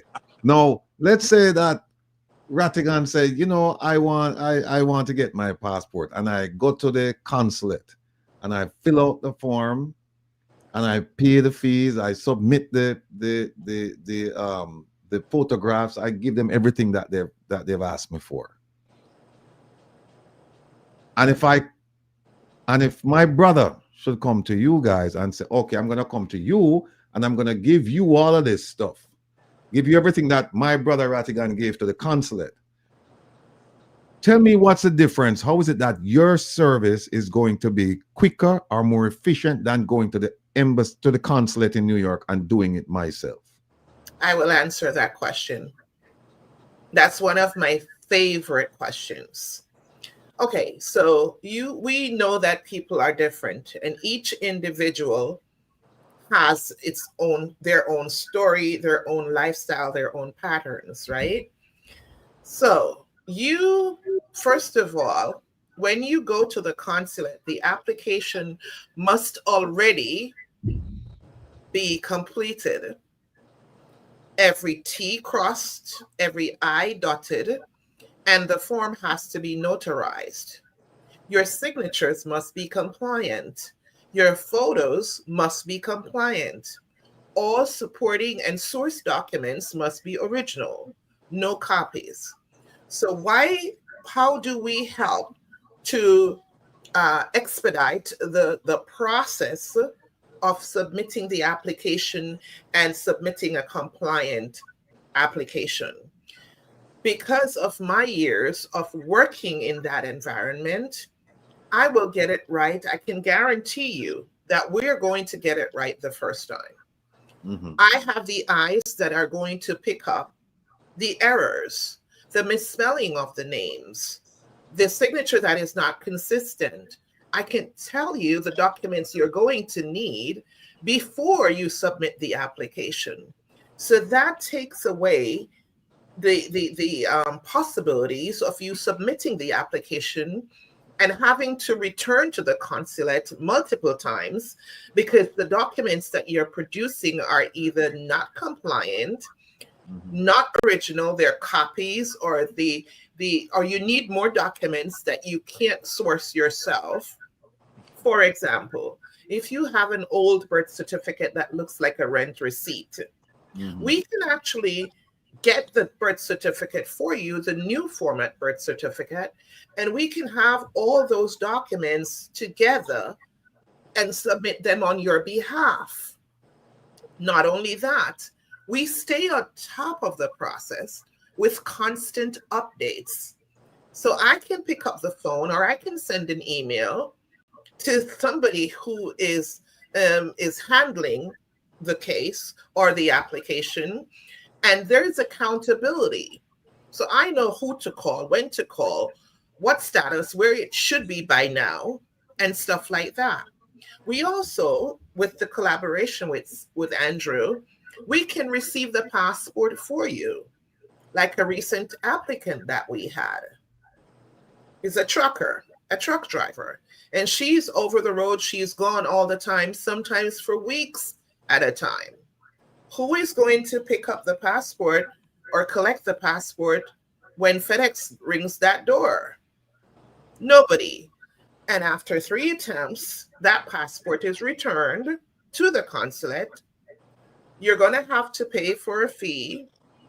You're going to have to make sure that you find someone or yourself with proper identification to collect that passport. Here's a caveat. What if the passport is the only ID you have? So these are the nuances that we work through, which is what brings value and the difference to your question, right? Between just taking it directly there and having an agent mediate on your behalf. Let me do a follow-up to that. And Monica Hall in the chat, she raised the question that I'm about to ask. Let's take it beyond the consulate, because I know for a fact that there were issues, not necessarily with some of the consulates, and I'm not going to call a name, but not necessarily with some of the consulates, but with PICA, because the consulate, they don't actually process your passport. They just make sure that the documents are in order, whatever, and then they send it off to PICA to be processed. And PICA is located in Jamaica. And the delay, from what I've been told, the delay in issuing passports is caused by inefficiencies at PICA and sometimes at some of the embassies and consulates, because what they do is they store up the documents, and when they get a certain number, that's when they send everything off. So let's focus on PICA. How are you able to break that logjam at PICA so that the passports can be processed in a timely fashion? And how long does it take, in the regular scheme of things, for a passport from application to receipt? From the time you apply till you receive, how long should that process take? Thank you. That process is going to depend on the application and the honesty and the information that the customers provide, the applicant provide on the application itself.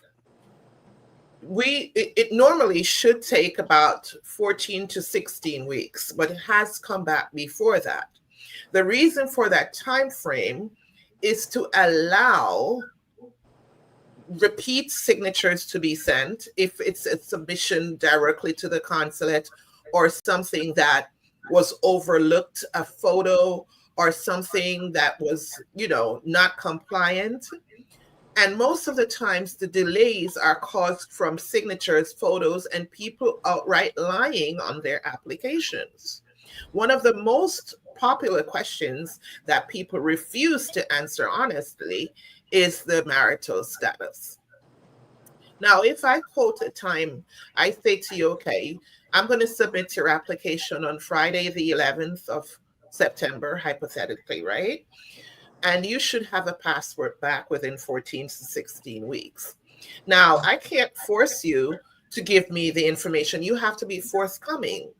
So I get to the question and I go, are you married? Now, you ask me single, Have you ever been married? Boy, a long time, and me not even remember what time, and, no, I'm a single man.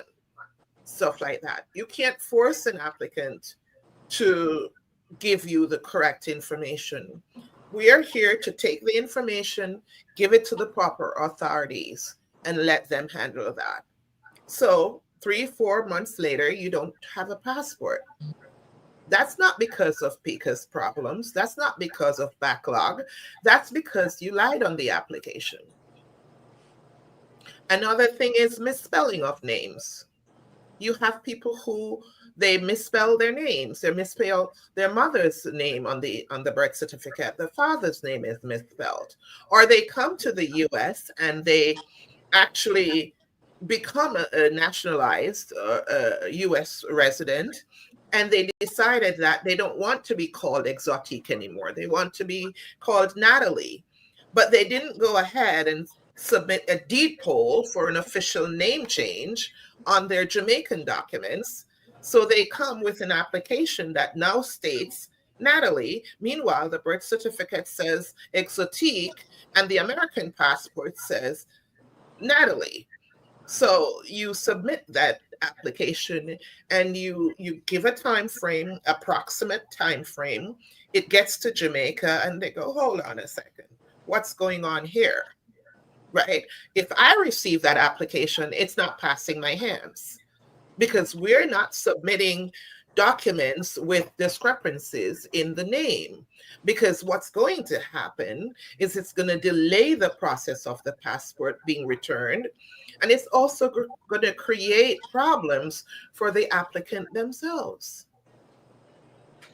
Well, if you look at the bottom of your screen, you see that question from Monica, and I suspect what Monica is saying is that there are no issues with the documents, that the documents are fully compliant. However, there is a substantial delay, and she's saying that it looks as if the delay is at PICA. She said no. Apparently she's called PICA and nobody answers the phone. So the question I have for you and Sam is this: if the documents are fully compliant, and based on what you're saying, it should take no longer than 4 months from the time you submit it to the time you receive it.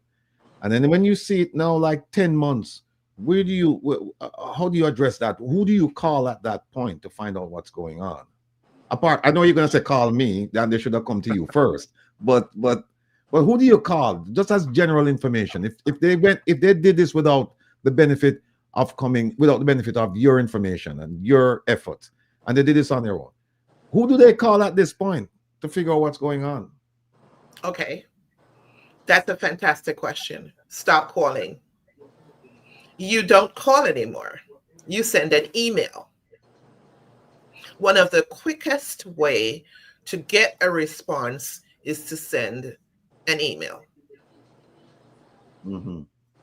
That's it. That's it. If the application was submitted 10 months ago, there has to be a problem. There is a problem with the application. There's so many problems or errors are things that can cause delays in an application. I don't know if it's a lost passport. I don't know if it's a minor renewal.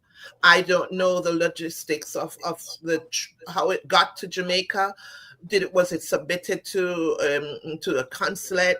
Did someone go to Jamaica, do it down there? Was it an online application that was submitted online?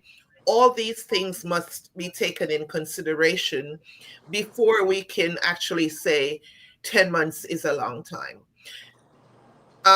Another thing too is age factors when it comes to minor applications. Someone can submit an application for a minor, right? And the minor is about to turn 18. Once you're turning 18, you're an adult. That will delay the process.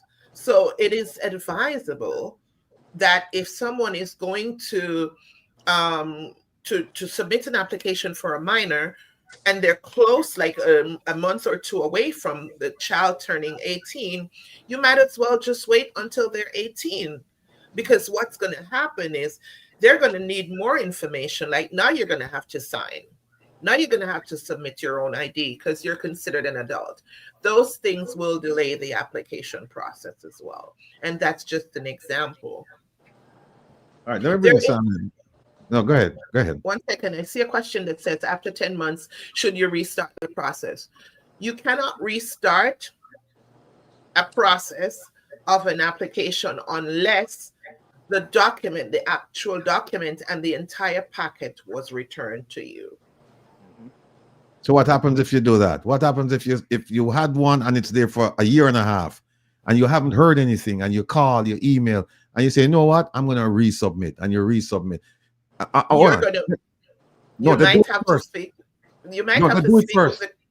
They do it first, and they go to the consulate and they did it, and a year and a half went by, nothing happens, and now they come to you and they said, Sam, Natalie, I need you to file this thing for me. Do you ever ask them, have you ever filed?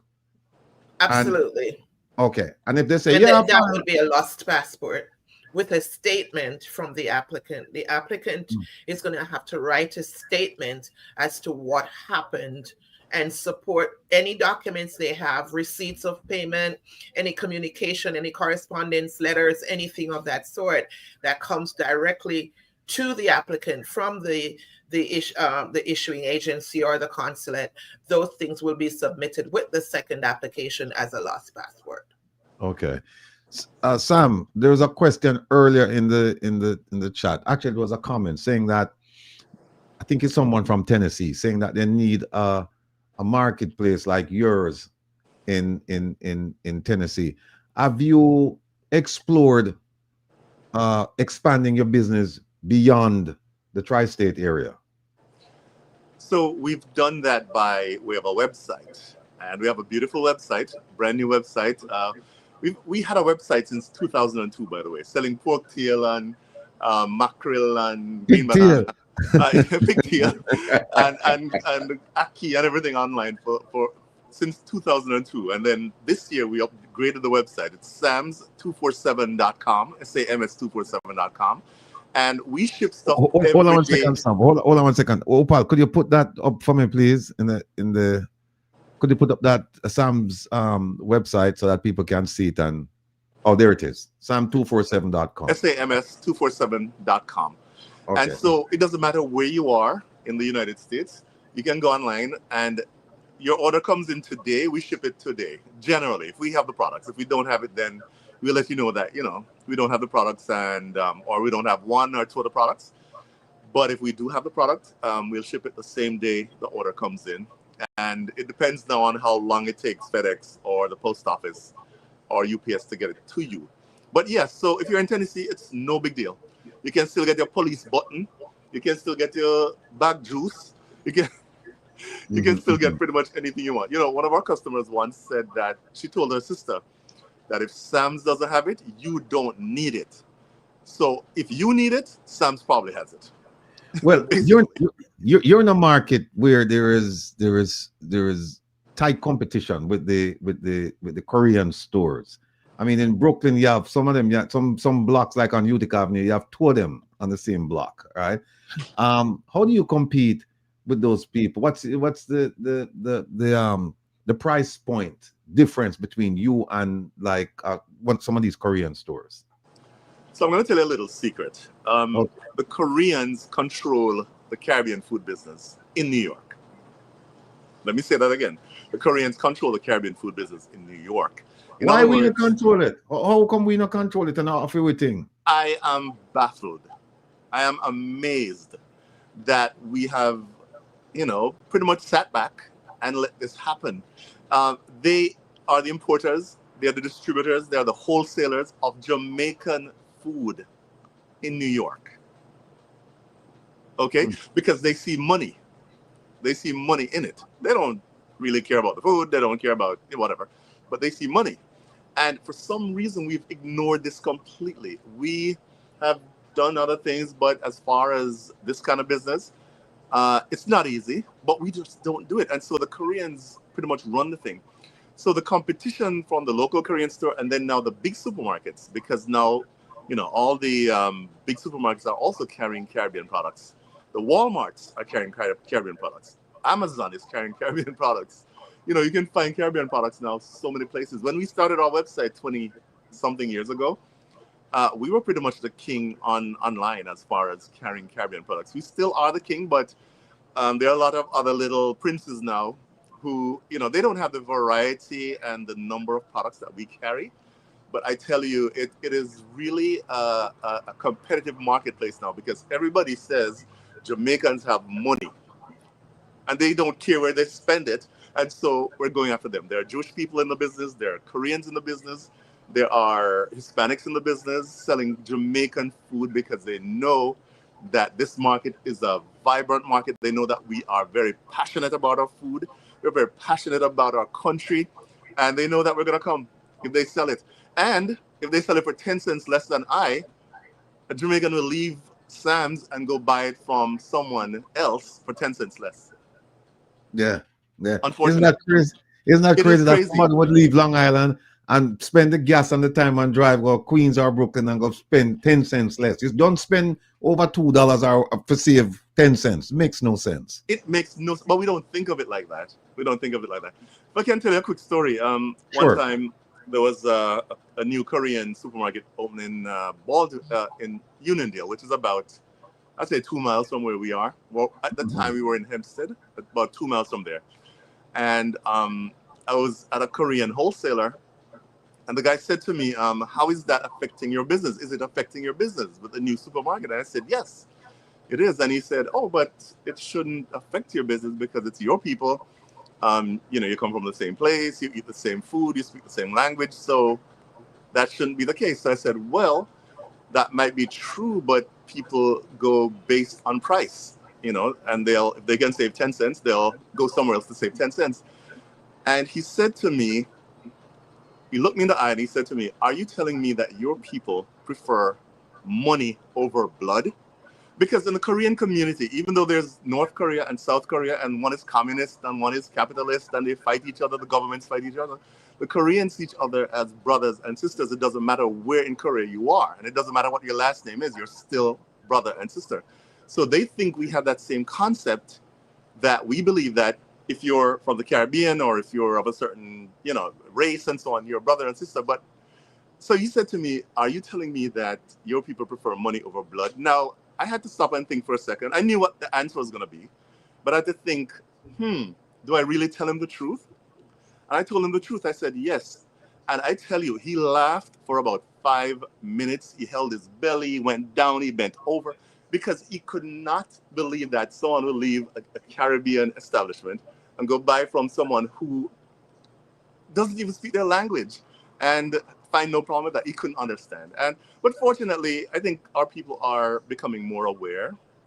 And, I must say, thank God, we've been around for 32 years. And that didn't happen just by mistake. It happened because people love us. We provide great service. We provide, good prices. We provide a great environment. And so it attracts our people. And, thank goodness, we're not worried about, people. But it's just weird that I'd be here and someone would come here. I remember a long time ago when we were selling the bananas, green bananas, at the time for 49 cents a pound. And a woman came and asked me the price. I told her it was 49 cents, a Jamaican woman. And she said, okay, I don't need it. I said, what happened? She said, I can get it from the Korean for 50 cents a pound.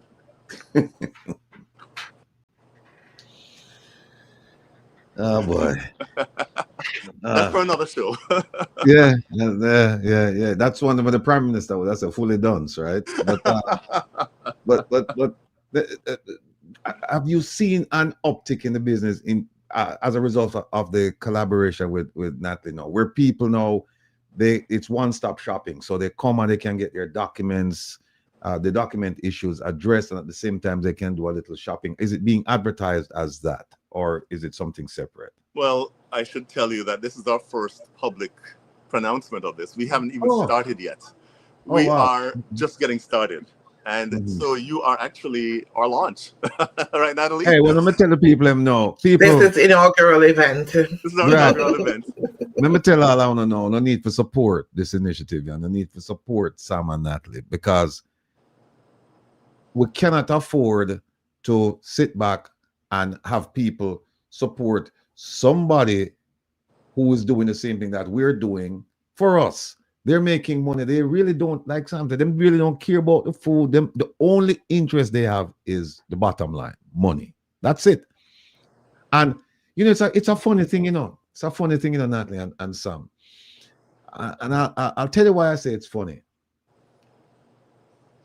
I went to law school with a gentleman. Both of you know him. I won't call any names, but him said to me, it's fun when we deal with our people, because they come and you extend yourself and you give them a great price, and you work twice as hard for them as somebody else of a different persuasion would. And if you make one mistake, or if you delay a little bit, them cost you to no end. And the other people, they will make some major mistakes and they will never say a word. In fact, they will come to you and say, but they want back their money. And they will never go to those other people and say, so I'm saying we don't support each other. So give me some ideas. How do we, because both of you are experienced in this business, in the service industry, reaching out to people. How do you reach out to your people to say, look, we're here and we need your support. We're providing with a great product, great price, great atmosphere. And this is where you should spend your money, as opposed to going somewhere else where they treat you like dirt. How do you make that pitch to them? I think that for us and our people, we have to go way beyond the call. We have to prove ourselves, because there's a sense of distrust among our people where we don't trust each other. And again, sometimes you can't blame people, because they're scammers and they're con artists and all that. And so you have to understand that there's a level of distrust. When, like you said, when we make a mistake, people, and again, this is not most people, but there are a few, they'll tell us, that's why I don't support Jamaicans. That's why I don't, do business with black people. I mean, our own people say this. Now, we go above and beyond to please our customers. We will take stuff back that, people will eat out and leave 2 slices of bread and say the bread stale. We take it back. I had a situation one time where a gentleman came and I don't even remember what it was. This was many years ago. An elderly man. That time I was in my 30s. So he was an elderly man then. He was probably in his 60s, but At that time, I was an old man.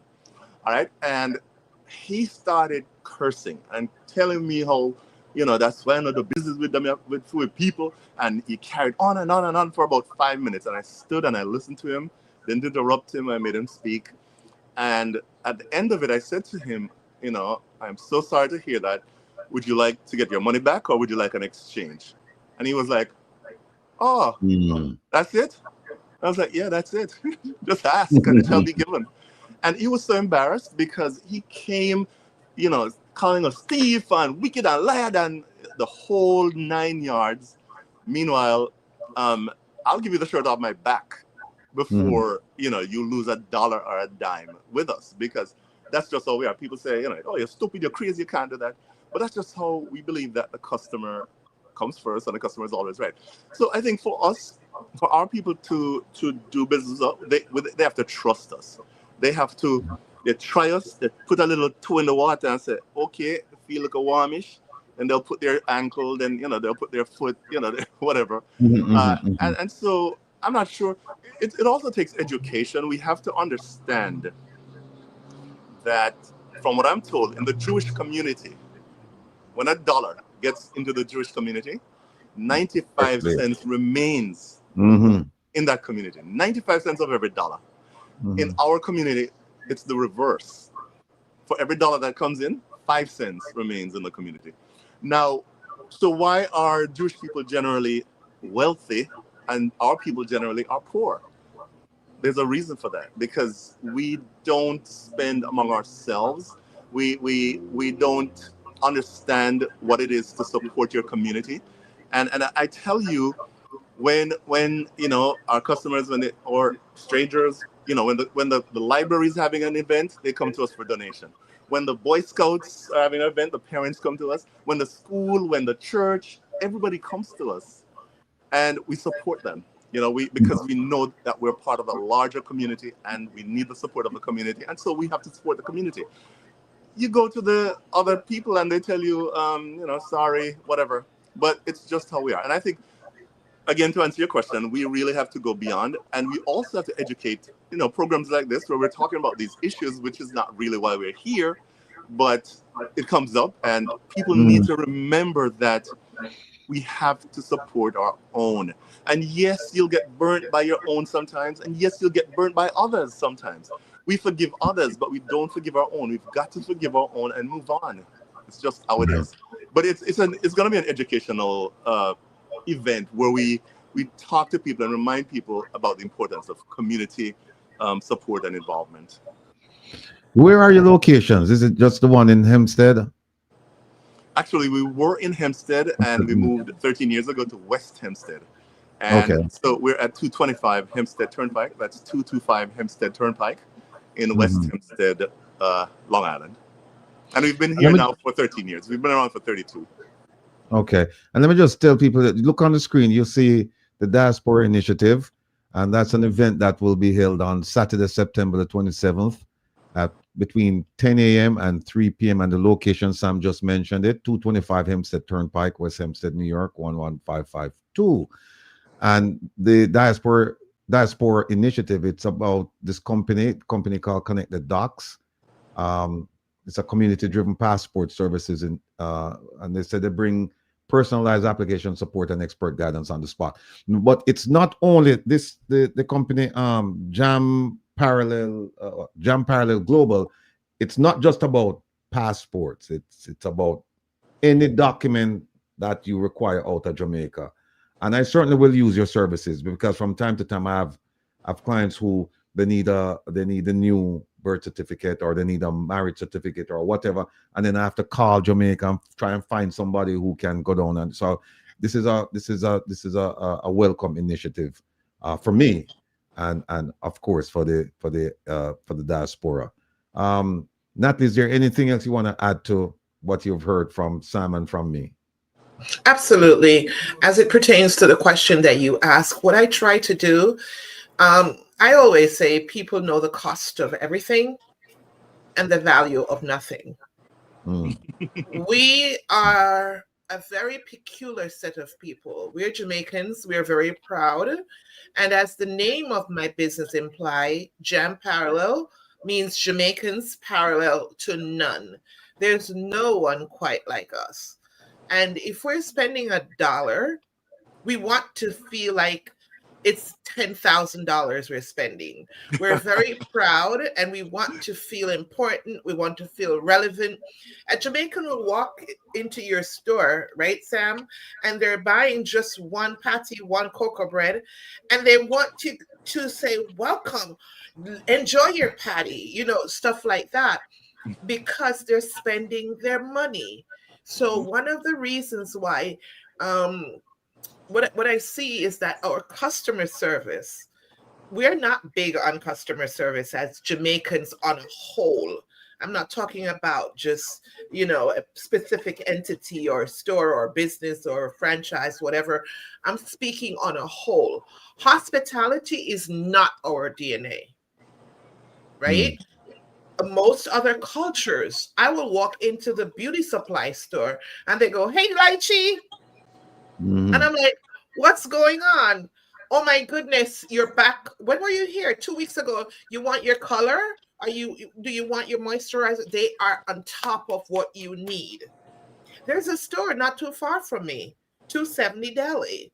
It's a store that it's a restaurant and store just similar to Sam's, and they sell Hispanic stuff and whatever.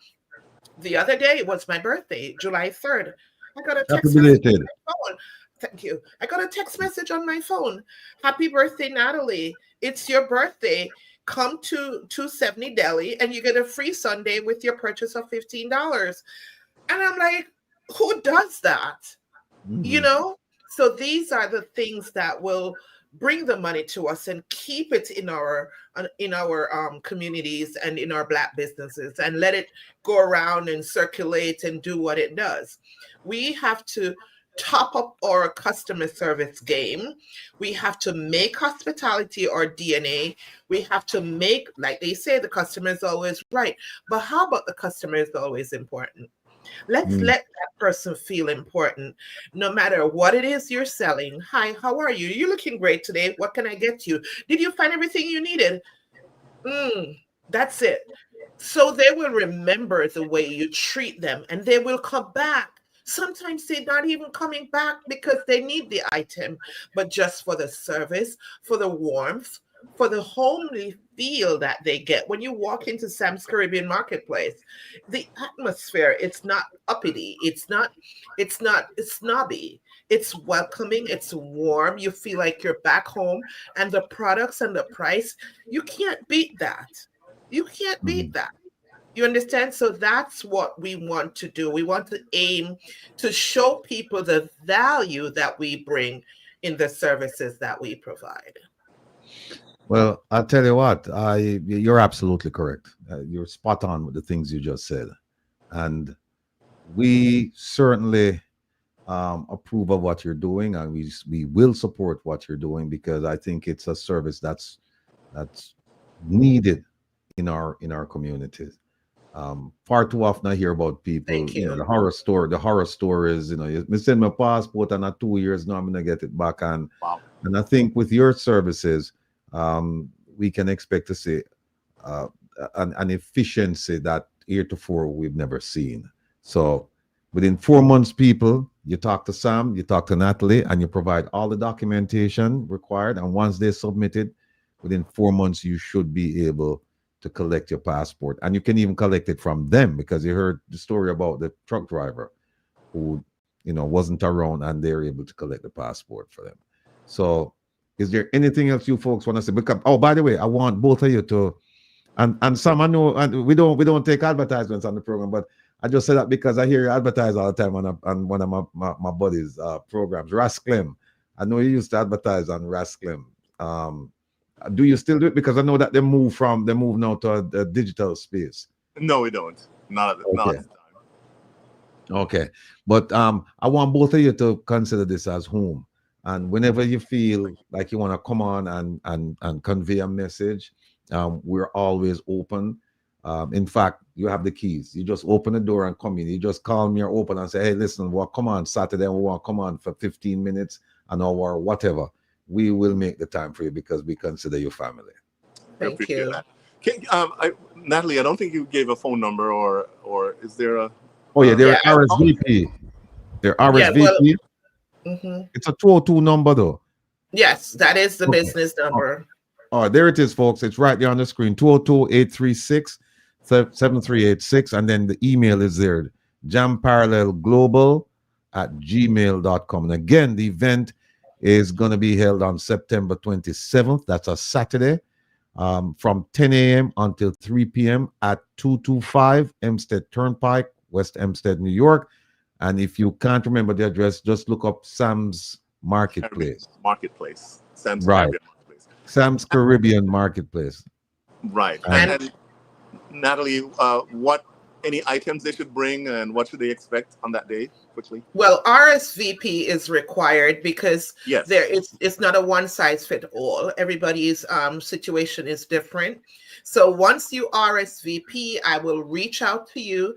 Again, it's 202-836-7386. You can call. If you're shy, you can send a text. You can do an email at jamparallelglobal@gmail.com. Once I respond to you, I will speak with you individually and tell you what you need to submit depending on your circumstances. If it is a regular renewal, we need the expired passport, the birth certificate, 2 photos, a completed passport application. It must be completed and notarized. Now, if you come to the event or inaugural event on September 27th, all you need to bring is your photos, your birth certificate, and the passport. We will take care of that for you. If you've had no name change since your last passport was issued, there is no reason for you to bring a marriage certificate or something like that. So go ahead and RSVP and let us treat you like royalty. Yes, indeed. Yes, indeed. Before you go, I just have to ask, because Steve mixed through. Yeah, well, it looks like it's a comment. He said the last time my friend did an application, they told him someone took out a passport in his name years ago. He had to go to court and he was stuck in Jamaica for 10 months. And even when he won the case. Tell us the horror stories, because I'm sure we have people out there with the same things. Some horror stories on how we resolve that before you leave, please. Because we want to make people understand that it's not all, peaches and cream, that they have there's some issues out there, but that you will be able to deal with those issues. Okay, I can't fix it all. I don't promise that I have the answer to everything, but I will tell you this. I will make sure that any document that you bring is legit, right? I know how to vet the birth certificates. I know what watermarks, I know what's there, I know what to look for.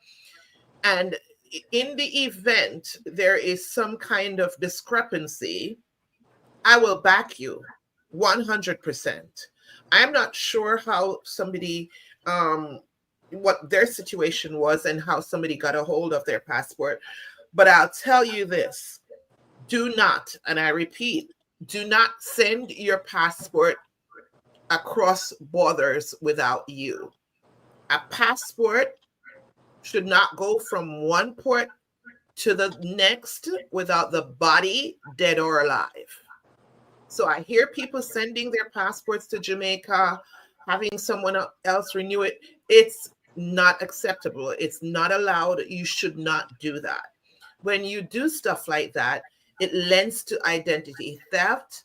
You're trusting people with your documents. You don't know whose hands it's going to end up in. Make sure that you do the right thing for yourself. There is a whole team in Jamaica that is there to support you. If you lose your passport, say you lost your passport, right? Be careful with your documents. Your Jamaican passport is a very valuable document. Not only is it a travel document, it's an ID. right? And there are 52, I think it's 52 or 53 countries that you can travel to with your Jamaican passport, whether visa free or visa upon arrival. So you don't want that in someone else's pocket. You don't want that in someone else's possession, right? All right.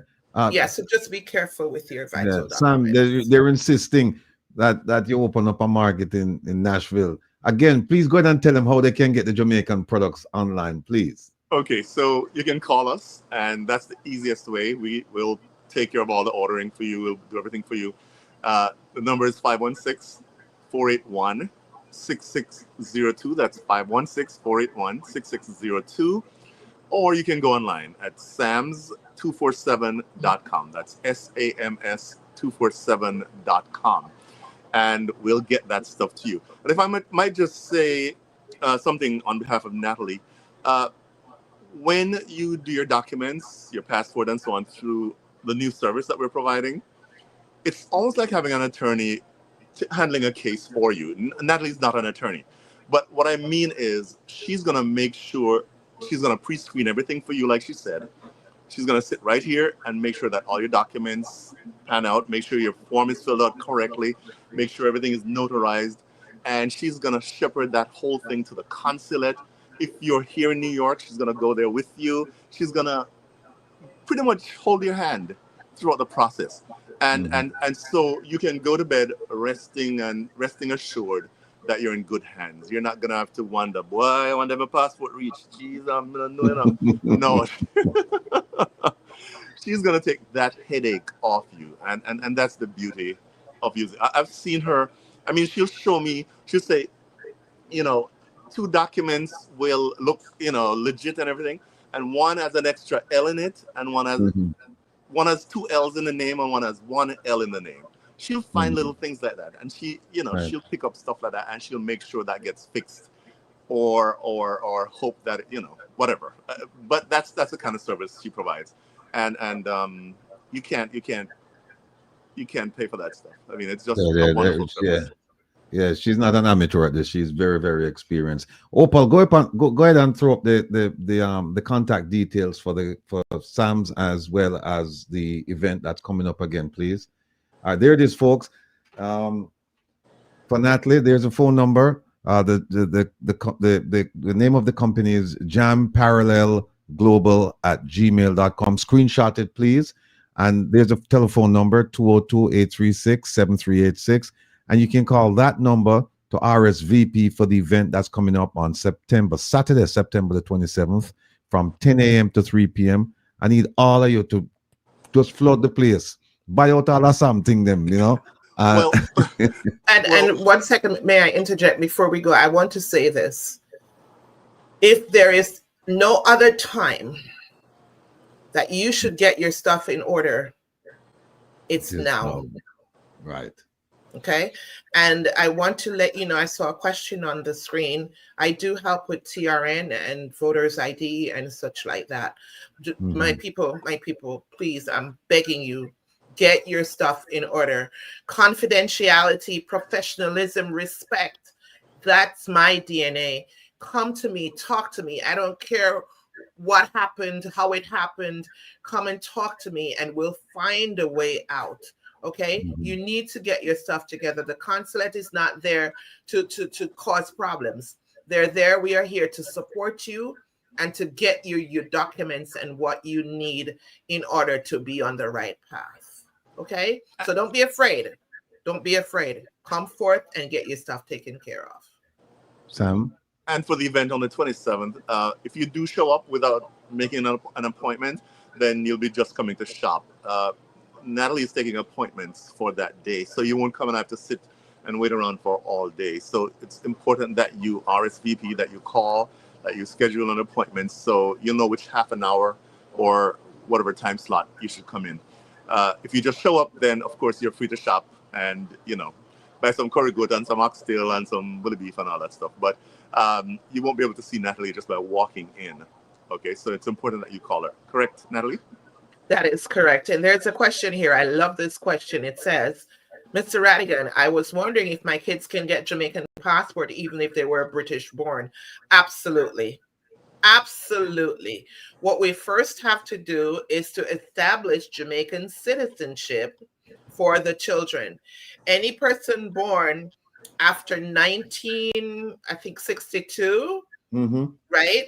You can apply for Jamaican citizenship by descent. What does that mean? Your mom, your pop, your grandparents.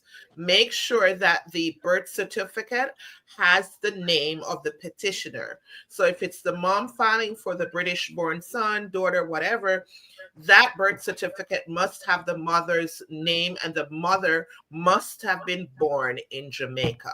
The petitioner, or the mother, father, must have been born in Jamaica. Can be grandparents as well, but there has to be a track record of supporting documents. We must see the source documents and the consistency of the relation so we can connect the dots and have the lineage established as a naturalized Jamaican.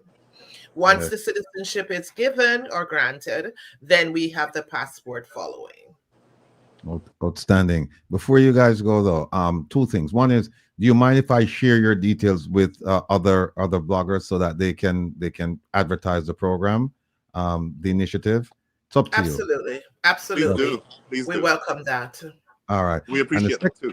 No worries. And the second thing is, Sam, behind you is that Jamaican cheese that's right behind you over your left shoulder. Yes, man. All Yes, right. man. Here's a question I want to ask you, and I'm sure you're aware of it. Recently, a shipment of Jamaican cheese, just like that, they found cocaine in the shipment. You're kidding me? Really? Yeah. Just kidding. And they were saying that they're gonna stop the importation of certain items from the Caribbean. They didn't specify Jamaica, but they did find some shipments. I'm not sure if it's in the US or it went to Canada, but it's one of the two places. This happened within the last 3 weeks. So I don't know if you're aware of it. I'm not aware of that, but the cheese that we sell, we get directly from Grace. Grace owns the dairy farmers company that produces the cheese. And so we don't have any middle people in the process where somebody could, create the cans and so on. It's directly from the factory to Grace here to us. So nobody's going to have that chance of finding cocaine in any cheese that we sell. All right. Look, I want to thank both of you for spending the time and sharing the information with us. And thank you. I'm encouraging people to go out on the 27th and support the initiative. It's a noble initiative, and believe me, it's needed in our community. And think about it. You're going to be able to save a lot of money, and you're going to be able to get some personalized service, because we know that there are attorneys who, they claim to do this kind of work, but I can assure you they don't have the experience as Natalie does. So we're looking forward to having all of you go out there and support the event.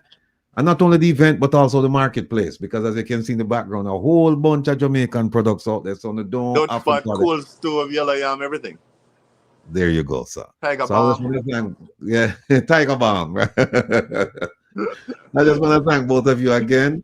And please don't be strangers. This is your home. You have the keys anytime. Thank you. Thank you so much for having us, and have a great evening. You too. All right. Thank Take you. care now. All right. Bye-bye.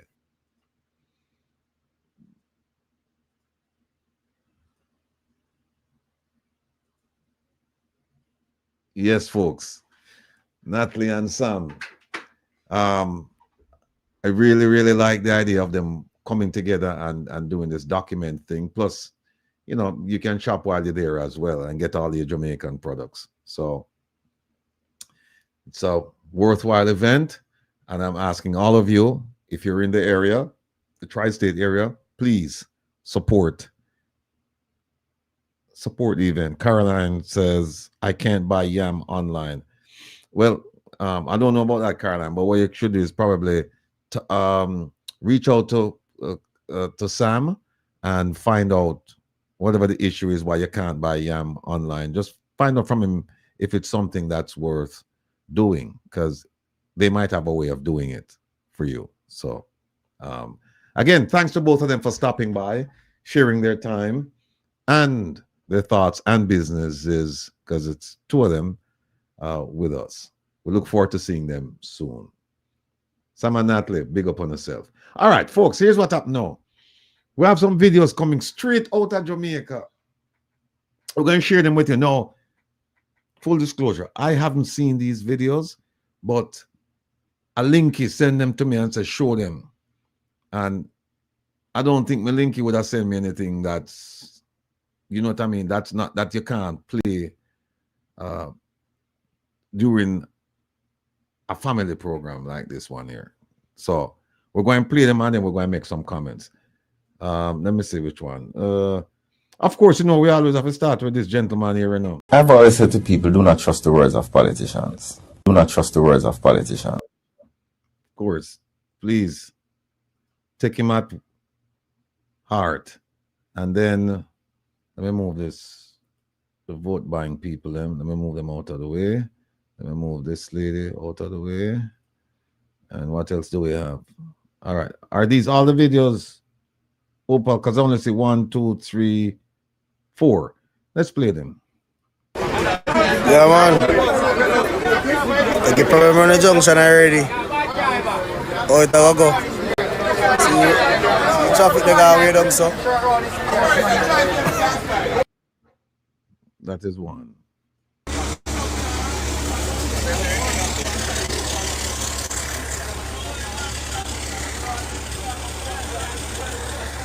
This might be an old video.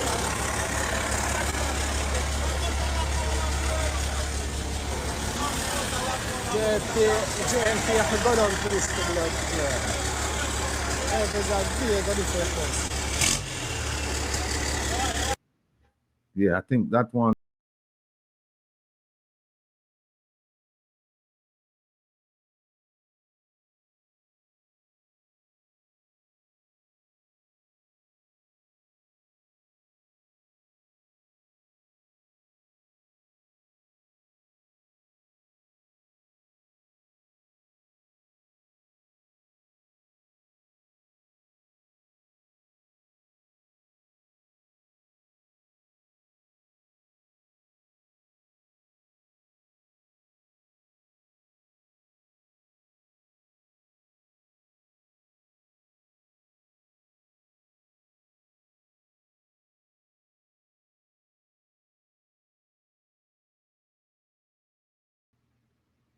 Okay, that's the one from Montego Bay.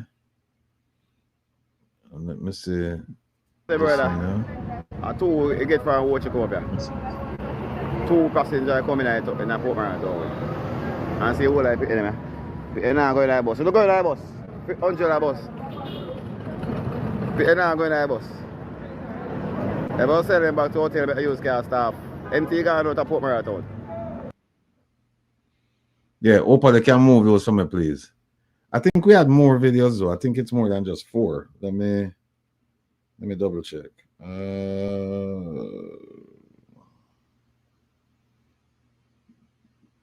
Yeah, I think it's more than 4. Yeah, you can remove those.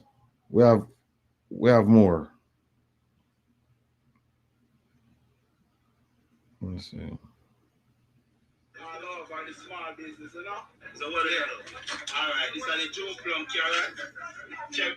I'm gonna run with the Prime Minister.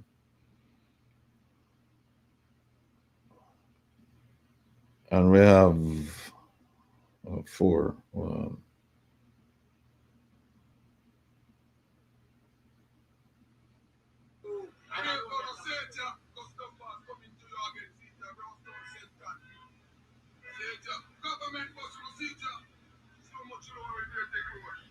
Yeah, man. Where?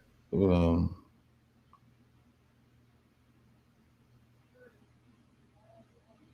open. I'll just send you some more. Let's see. Let me see this one here now. Tracked. And that catch my attention now, you know. Oh, okay.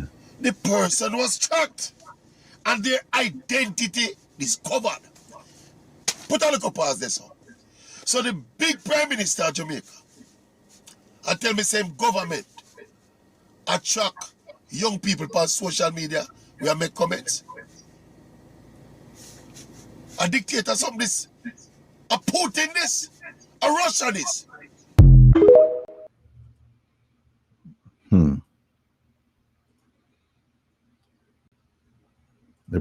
The Prime Minister did mention that. There's another one down at the bottom that you have to remove, and then you put up the rest of them. Let me remove the polling station one. Remove the polling station one from up to.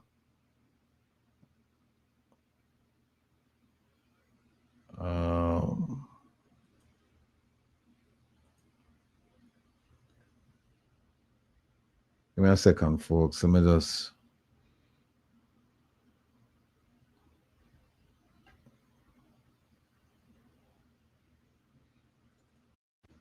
We can just play this one. Since we just don't talk about passports, and we weren't gonna ask Natalie and Sam about, you know, anything politically, because that's not the purpose for coming on, and that's not, it would be unfair to ask them about the Prime Minister's statement saying that if you're not born, just because you're born here doesn't mean that you're a Jamaican. It depends on the choices you make for the country, and also the various promises made going back to before he was Prime Minister, the second time, because he was Prime Minister after Bruce Golden stepped down. But back in 2015 or so, 2015, he was lobbying for the diaspora to play a significant role in the governance of Jamaica, and we haven't seen that. He made specific promises about having the diaspora vote from overseas and also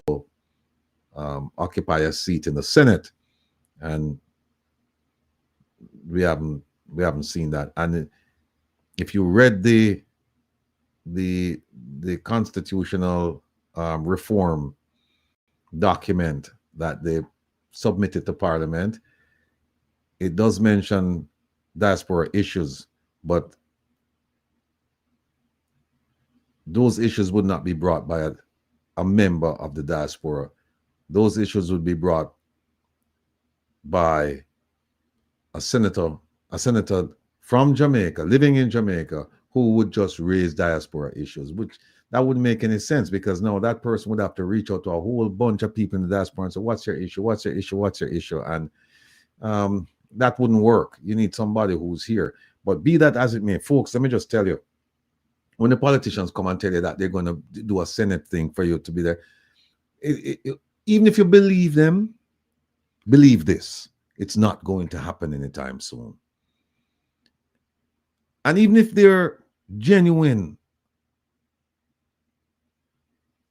about their intentions, it's still not going to happen, because you're going to need 2/3 votes, 2/3 of the votes in the House, 2/3 in the Senate, and a referendum.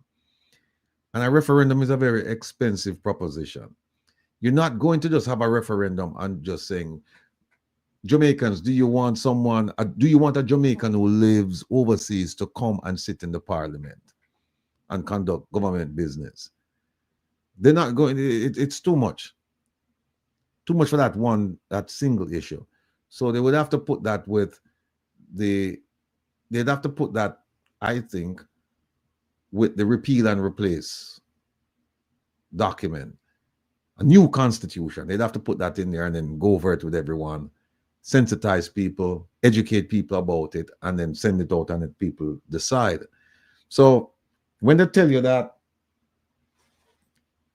they're, you know, you're going to sit in the Senate, and a whole bunch of people, they get twisted like a pretzel, they get bent out of shape arguing. It's a non-issue. It's a non-issue because it is not going to happen anytime soon.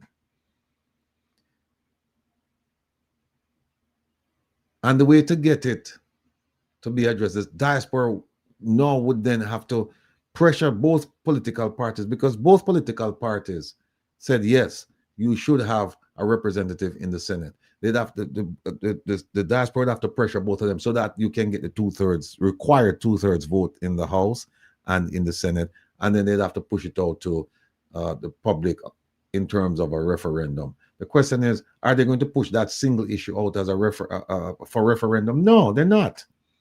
They're going to have to push out a whole bunch of things. And if you go, because a referendum is for deeply entrenched provisions of the Constitution. Deeply entrenched meaning things that you really, it has to do with governance, right? So if they're going to do that, they might as well just repeal and replace the whole Constitution and just put everything all at once. And that is not going to happen anytime soon. And for them to put that out as a single issue is not going to happen anytime soon. So let's not fool ourselves, and let's not get distracted and carried away with the conversation that we should have a seat in the Senate. Both parties have said, yes, you should have a seat in the Senate. No, the people of Jamaica will have to speak, but they will not be required to speak. No. So just put the argument to the side, because it's not going to happen. A more reasonable, in terms of it coming to pass, suggestion is having diaspora members sit on boards in Jamaica. Because with the technology, you don't physically have to be there for the meetings. That's more doable. You don't need a constitution for that, unless you're going to have them sit on the Public Service Commission or one of those constitutionally created boards. But Jamaica have more boards than you can shake a stick at. So that's doable. But again, it's promises, promises, promises. Let me see if Wupal put up the other ones. Hold on 1 second.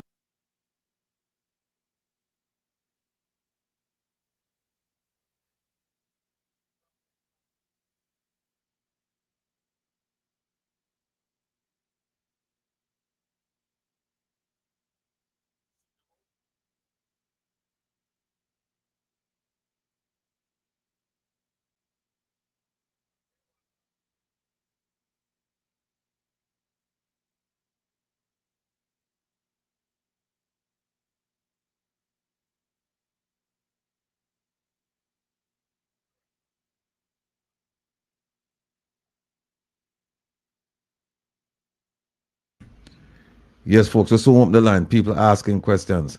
All right, let me see this video. Brother, I told you, get for saw this one already. Saw that one already. Opal. Let me see this one here. The small business, you know? So what is it? All right, this are the June plum carrot, cherry pine, sweet the throat and the beetroot, for the wheel youth. You know? Which is right. How much you have it, sir? Right now, I have about 50 juice, you know. Represent for the ghetto youth, them, you know. Small business. So we're going to just take everything in your thing. Yeah. Straight up. Straight up. And you just keep the faith up and grace up, you know? Yeah. One with us.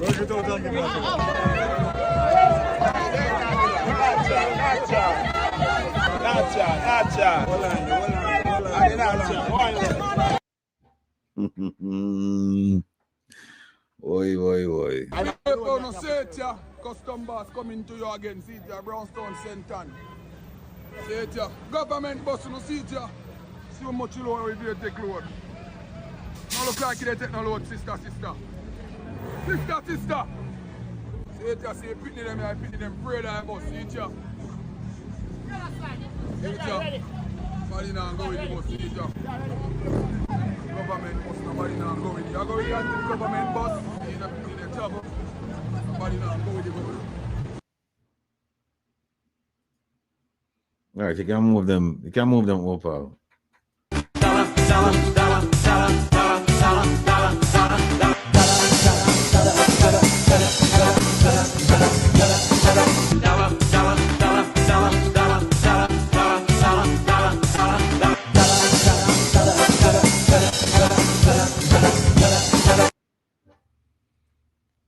Pick them afraid of the dollar boss. I better afraid of the $80,000 US bosses. Yeah, here's one that that we should have played right after Natalie and Sam left, but not before. Because we didn't want to ask them anything about this, but this is so apropos, considering the subject matter that we discussed.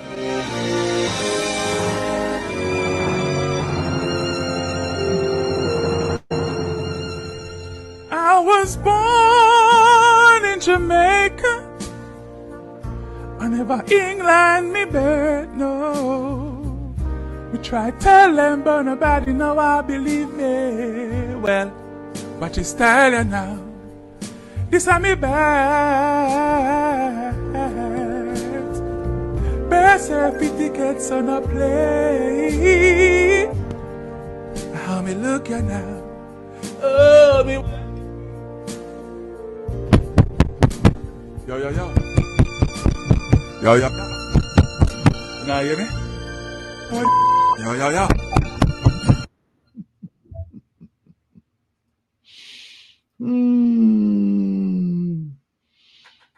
So there's so much to talk about, so much to laugh about. But at the end of the day, it's serious business, people, because difficult times ahead. Very difficult times ahead. And if you notice, the party that won the election, won in inverted commas, you notice not much celebration. Not much. Not much. Oh, Lily at the Valley said, pull it up. Let me see if I can bring it back here. Hold on a second. Let me bring it forward, the Lily at the Valley. I wish part it there now. See it, yeah? Okay.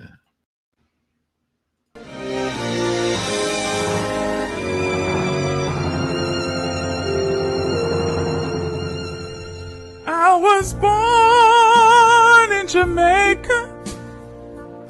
I never England me birth, no. We try tell them, but nobody know I believe me. Well, what is telling now?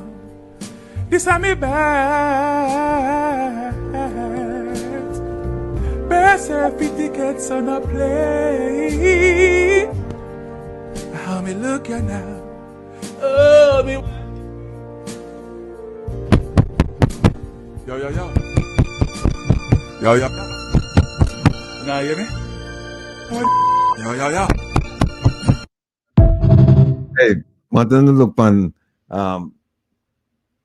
just a little comedic interlude. When you take a look on the sign language interpreter.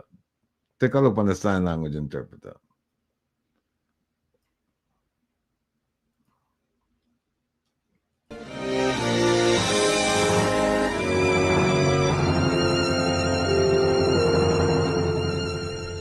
I was born in Jamaica. I never England me birth, no. We try tell them, but nobody know I believe me. Well, what is telling now?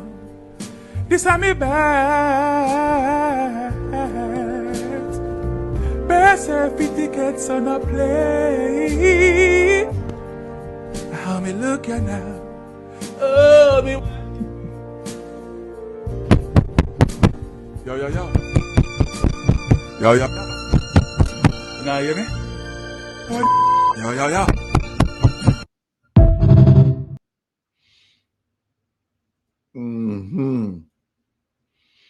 Yes, people. This is the thing there. This is the thing there. All right. Move the polling station. Move the polling station for me, please. Opal. And the dollar thing. Yeah. Thank you. All right. So we've as a diaspora group, we've been largely ineffective and inactive over the years because we kowtow to the ministers, the powers that be in Jamaica, because we are local likes, we are local brat, a little thing we are look. So what happened is that we've never been represented by people who saw the need to raise the issues of the people. We have seen where they've raised personal issues. And even when they raised issues of the people, it wasn't genuine. It wasn't sustained. It was just, as a matter of fact, they just raised it and then it just died. They didn't pound the issue. They didn't say, we need this as a diaspora. We need this for the, to help the people of Jamaica. We want to do this. No. There have been exceptions. There have been exceptions. And those exceptional people, they know who they are. We don't need to call out no name. But it wasn't until last year that the diaspora actively sought to raise the issues on a level greater than just a phone call or a personal meeting or an email. It was only last year that the diaspora protested against the actions of the government of Jamaica. It was only last year. So the diaspora, we've been talking, and I do know that there were instances when issues were raised and they were ignored by ministers in Jamaica and other officials. For example, during COVID, they have a radiothon type thing where people, they raised funds to help the people of Jamaica, PPVs, whatever, personal protective gear. They were trying to buy those things for COVID. And they raised over $300,000. And to this day, nobody knows where that money went. Nobody. It went to Jamaica, but nobody knows what happened to it. We hear all kinds of stories. It went into the consolidated fund. It went to this ministry. It went over here. It went over there. We don't have a definitive answer as to who received the money, how the money was spent, and who benefited from it, and the receipts. We haven't seen anything. We haven't.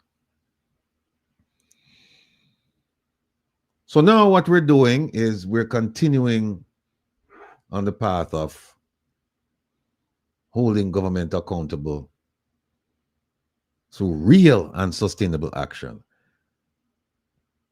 And we have two things on the map right now. One of them is to write the Auditor General and simply ask for a special audit of the rural school bus program, the one that's going on now, because we've had several versions of it. There's a version back in 2017. We haven't heard anything about that $200 million. We'll get to that. We'll get to the bottom of that. But this one that's going on right now, we need to get to it, because 1.4 billion, we haven't seen the receipts as to how this money was spent. We don't believe it was value for money. We believe that the intention was not pure, it was not noble, it was not for the benefit of the Jamaican children. And we will get to the bottom of that. So we need you to write to the Auditor General asking for a special audit. All you have to do is go to the OJLDF website, ojldf.net.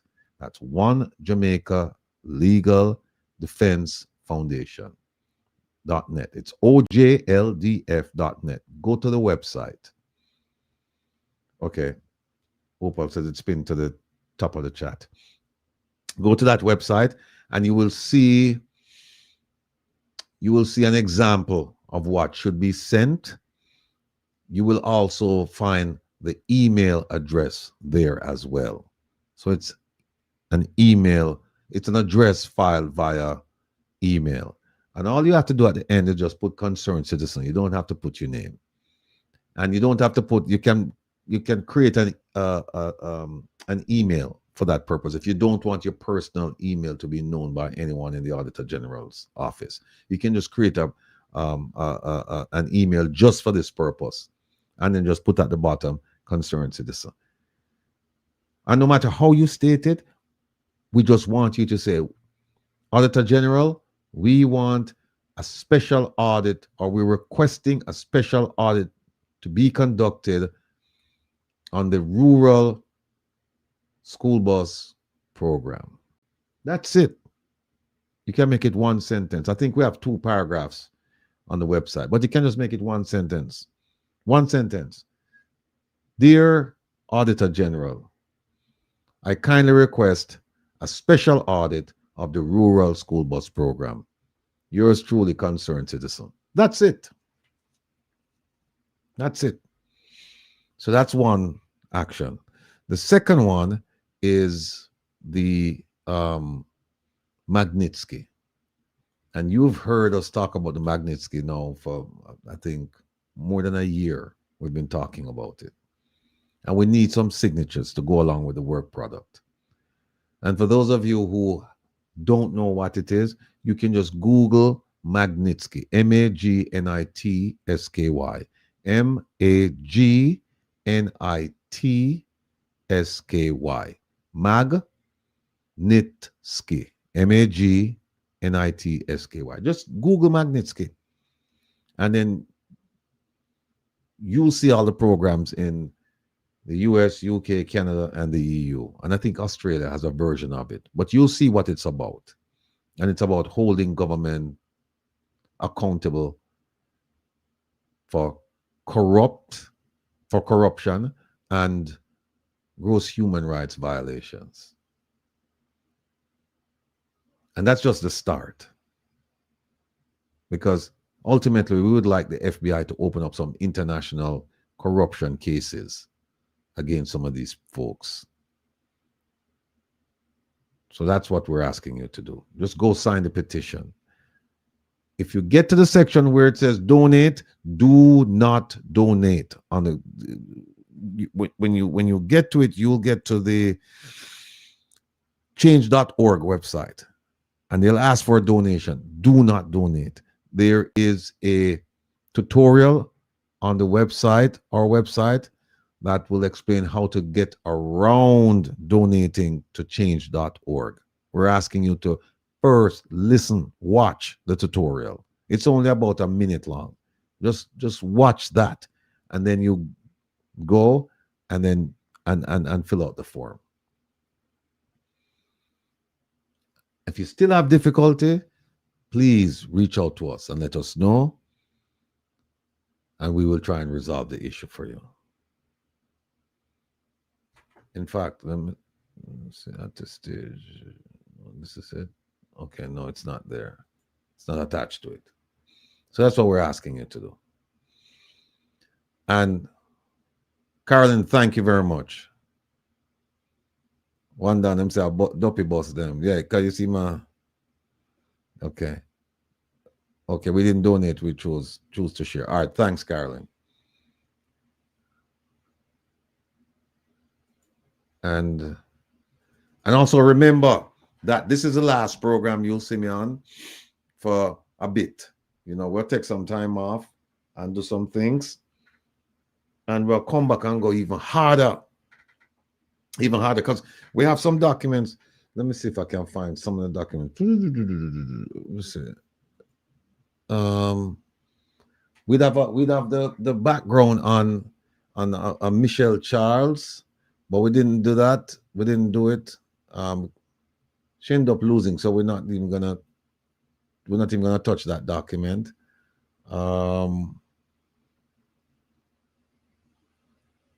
Then we have another document on a gentleman they call the Phantom. That's the person in the United States who purchased or who provided an invoice for 26 buses. So we have that person. We have that person's We have done a background on that person. So we have all of that information.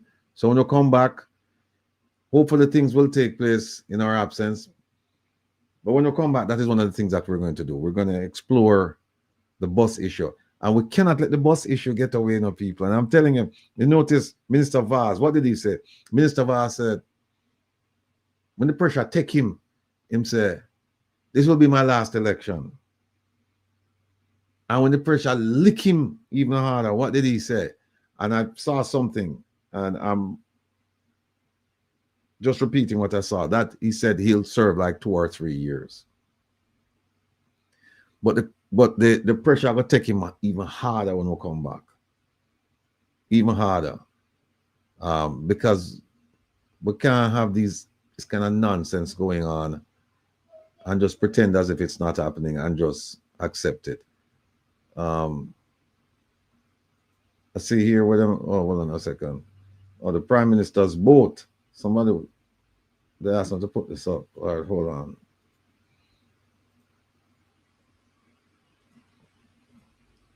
How many of you know that the Prime Minister purchased a boat? He purchased a boat, a fishing boat. Him and 2 I'm brethren them. Purchased a fishing boat. Yeah. Jesus says, will there be a substitute teacher in your absence? No. But there are other programs. You have Jeffrey Tavares, you have Andre, you have a whole bunch of programs out there that they're doing the same thing I'm doing. And so you'll still be informed. Trust me. Oh, Kevin. Yeah, this Saturday, DJ Kevin Stew will start his program at 3 p.m. And he says it will go from 3 for 2 or 3 hours because he won't be on Saturday night. So if you tune in Saturday to catch me, you won't catch me. You'll catch DJ Kevin Stew and he'll be playing music. It won't be the talk show. This is the last time I'll be speaking to you on social media for a while. And then I'll return even stronger than no.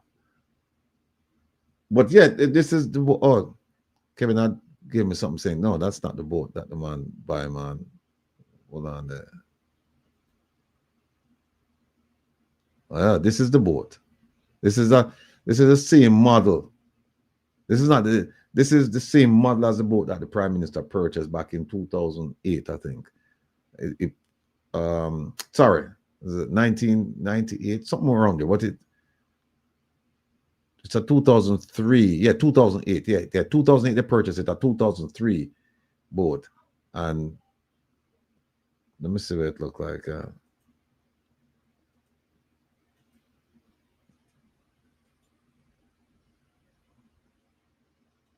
Okay, yeah, here it is. Nice boat. Look on that. Similar boat the Prime Minister purchased. I don't know if him still have it, Maybe some of you, the fishermen, maybe should ask him for get a little barrows off of it and go out there and see what I can do on the open sea. Yeah.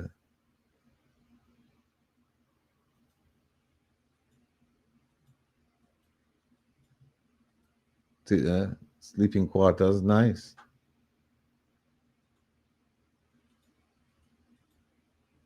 Bathroom. Yeah. It have a kitchen too. Let me just move that. So the model, it's a 2003. Here we go.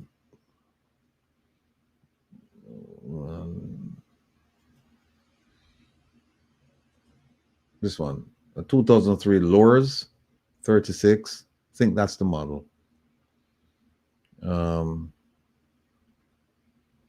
Let me see something.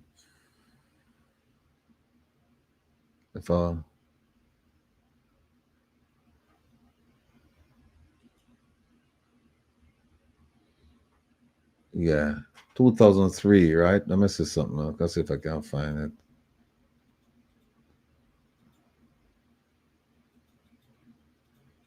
Should be right here. Let's see, Palladium.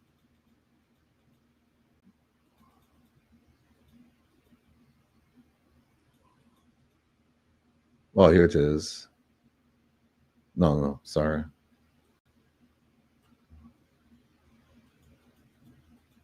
Here it is. See, try that song. Right here. 2003, Loris. That's the model. Sport fishing vessel. That's it. So Prime Minister's boat. I don't know if he's still part owner of it. We would like to know. Or if he's part owner of any boat. We'd like to know. But we're going to open up the phone line now. And the first call I'll get to my brethren here. My brethren called and said, well, I want to talk something about health. So, call him here.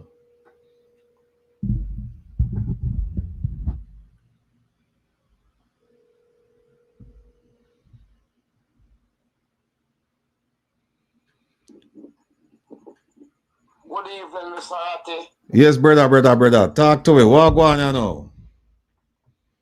Why, you know, I don't know where more talk like now, no, me a pretty up nothing. All right, hold on before you go no further. People no can hear. My people no can hear. No can hear. Hope they can hear the caller. Yeah, man, I'm supposed to solid and loud, man. Yes, them say yes. All right. Go in night. You know what, Mr. Ratty, me see, when we wake up Monday morning, me see people pick me I go to school, baby I go to school, little children I go to school, them look nice in a school bag, and all of them thing there, them booking at them man, you know, them a buy them little snack for go to school. But at the end of the day, me I wonder what happened to my child. You understand? And me I wonder if I saw the people them are going to welcome the minister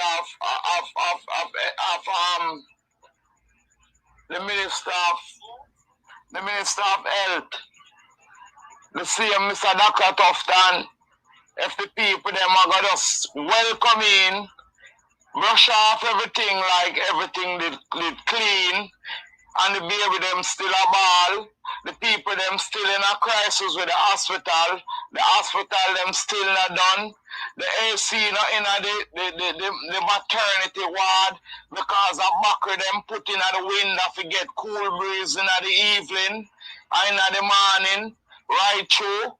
The bathroom facility still not done because them not do nothing to the hospital them.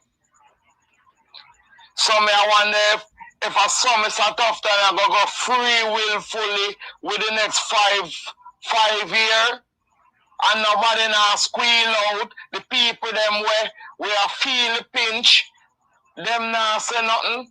All them do get brush aside with a look of 5, 10,000, 20,000 and feel like say them now got in a crisis for the next 5 years. See the social worker, the health worker them, the social worker them working at the hospital. See them get laid off there. See the police them and get fight there. Mr. Rattigan. Yes. It's good night. It's the ancillary staff, the company that has a contract with the government that hires ancillary staff to clean up after patients and clean the bathrooms and such. The workers are not getting paid. So it seems as if the company decided to lay off those workers. So this is how it is. So now is the nurses now cleaning up the facilities. The nurses are cleaning up bathroom and facilities now. This is how Jamaica has run down. So may I ask, my baby mother not get to see her baby. Me not get to see my baby all now. And I know enough people me hear talk out. Say I know them not get a death certificate for them child. Them not get to see them child. So me I wonder if I saw Jamaica and I continue this trend where we just have a child, lost it, don't business at all, sweet and pamper the Minister of Health, give him a reward at the end of the term, nice and pat him on him shoulder and say him do a good job. Me I wonder if I saw the diaspora, I go see the thing and just left it and say, bro God, or Andrew do a good work, because if the head of the stakes is wrong, I go on in the thing, and him not do nothing, him just as bad as the man where I do it. In other ways, what the diaspora is in another jurisdiction. They're working hard. They left this country for a reason, and they're working hard somewhere else. There's a reason why they left Jamaica. But the reason why I call upon the diaspora tonight, because any little thing, if Jamaica have a storm tomorrow morning, the diaspora sending them hard earning rain, snow, storm money come give the government. Yeah. You understand? Yeah.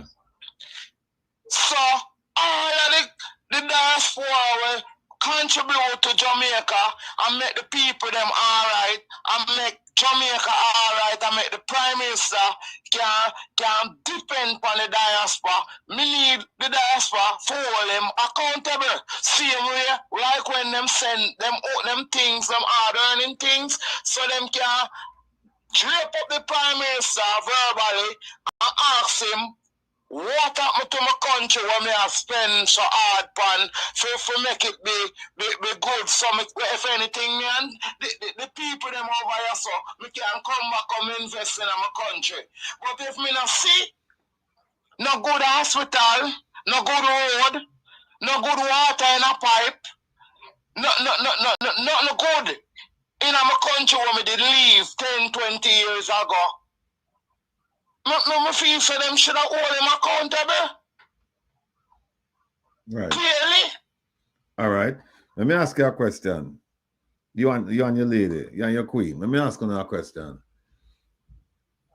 Based on everything that you've said, right, and all the deficiencies you've described, all the horrors you've described, what is your message? If you could have reached out, if you have the mic now, if you could have reached out to the Prime Minister first and tell him what he need to do, give him your message, what would you say to him? First of all, any leader who can listen to the people, who can walk with the people, can talk with the people, at the end of the term, him want to suck off the people them too. Him want to drink dirty water out of them plate. Him want to name off the fly off of them plate. Him want to come turn up at the corner shop of the virus. All of a sudden, well, me think the Prime Minister should have looking at himself tonight when him a guy in bed. No. I wonder. No, man. Feel himself Hold on. and ask for the same Prime Minister. No. When you talk to him, talk like you talk to the Prime Minister. Talk like you address him. All right, Mr. Prime Minister, Mr. Andrew Wallace, Honorable, Mr. Third Term, please, the things will fall back on you. It's all because of your councillor them, your MP, and the people them where you look to. Hear from the people them view, and listen to the people them, and do the right thing. Because you cannot take away the running water and you come see the running water. You cannot take away the road and you, same one, they tell we say the road in a crisis, first in a history. You understand? And you say unemployment, unemployment gone down. Unemployment gone down, but the money where you make the private investor pay us, it's worse than one time, worse than 10 years ago. So I beg you to fix this thing. Telling the people them say the pay are going to raise, not gonna fix this thing. You have to set up the infrastructure for the people them, for the youth them specific. We need training center. We need back with community organization. We need a neighborhood watch so the big people them can play a part of the youth them role. You understand? So we don't need 10,000, 20,000, 50,000 end of the term. We need something where we can feed the family. We need something where a child can come up and say, the Prime Minister did do something good. We don't want to build a building. We don't want to build an apartment.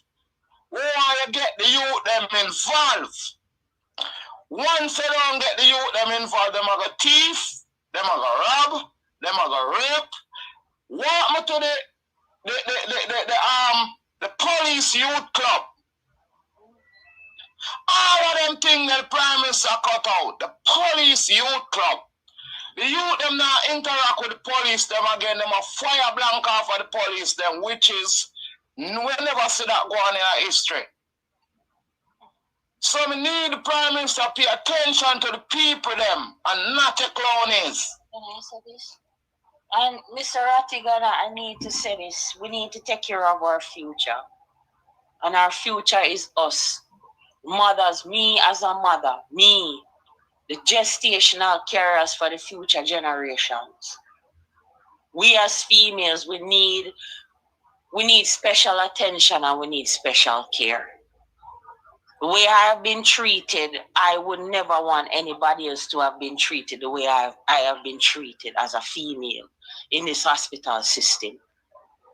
You understand? I am carrying a lot of baggage, and I've dealt with a lot of baggage that was actually given to me.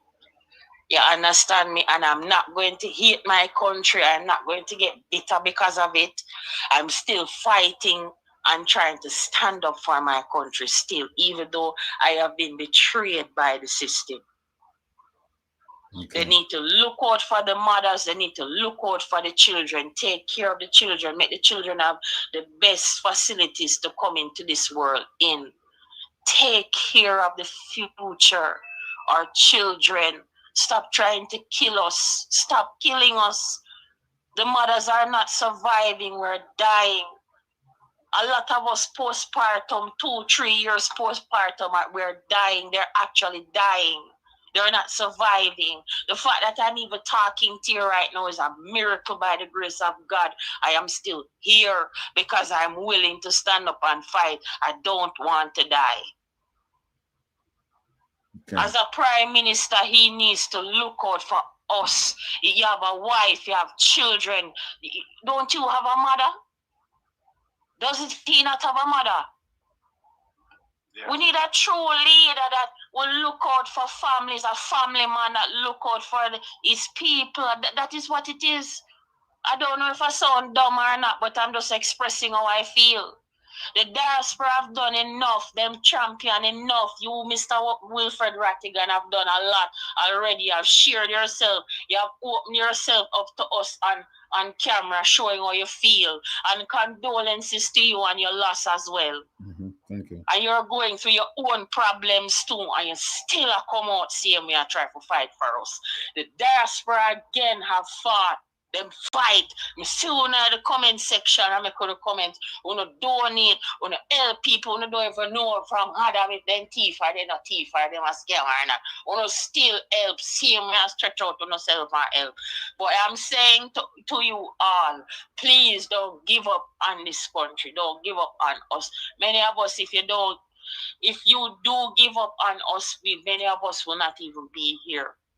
Please pray for Jamaica. Still have us in your hearts and minds. We're still here. You, the diaspora, you, Mr. Wil Rattigan, all of you guys who have done your videos, done your lives, you're the ones that have been keeping me alive, keeping me up. You're the ones that talk to or communicate with a lot of times. You don't have to talk to me, not have to look for me and hear my story, but to listen. And I will forever be grateful and I'm thankful You understand me? Please just don't give up on us, diaspora. We're still here. You have good people here. You have honest people who have been through a lot, who have bled for this country. We're still fighting, and we're still here. All right. All right, Mr.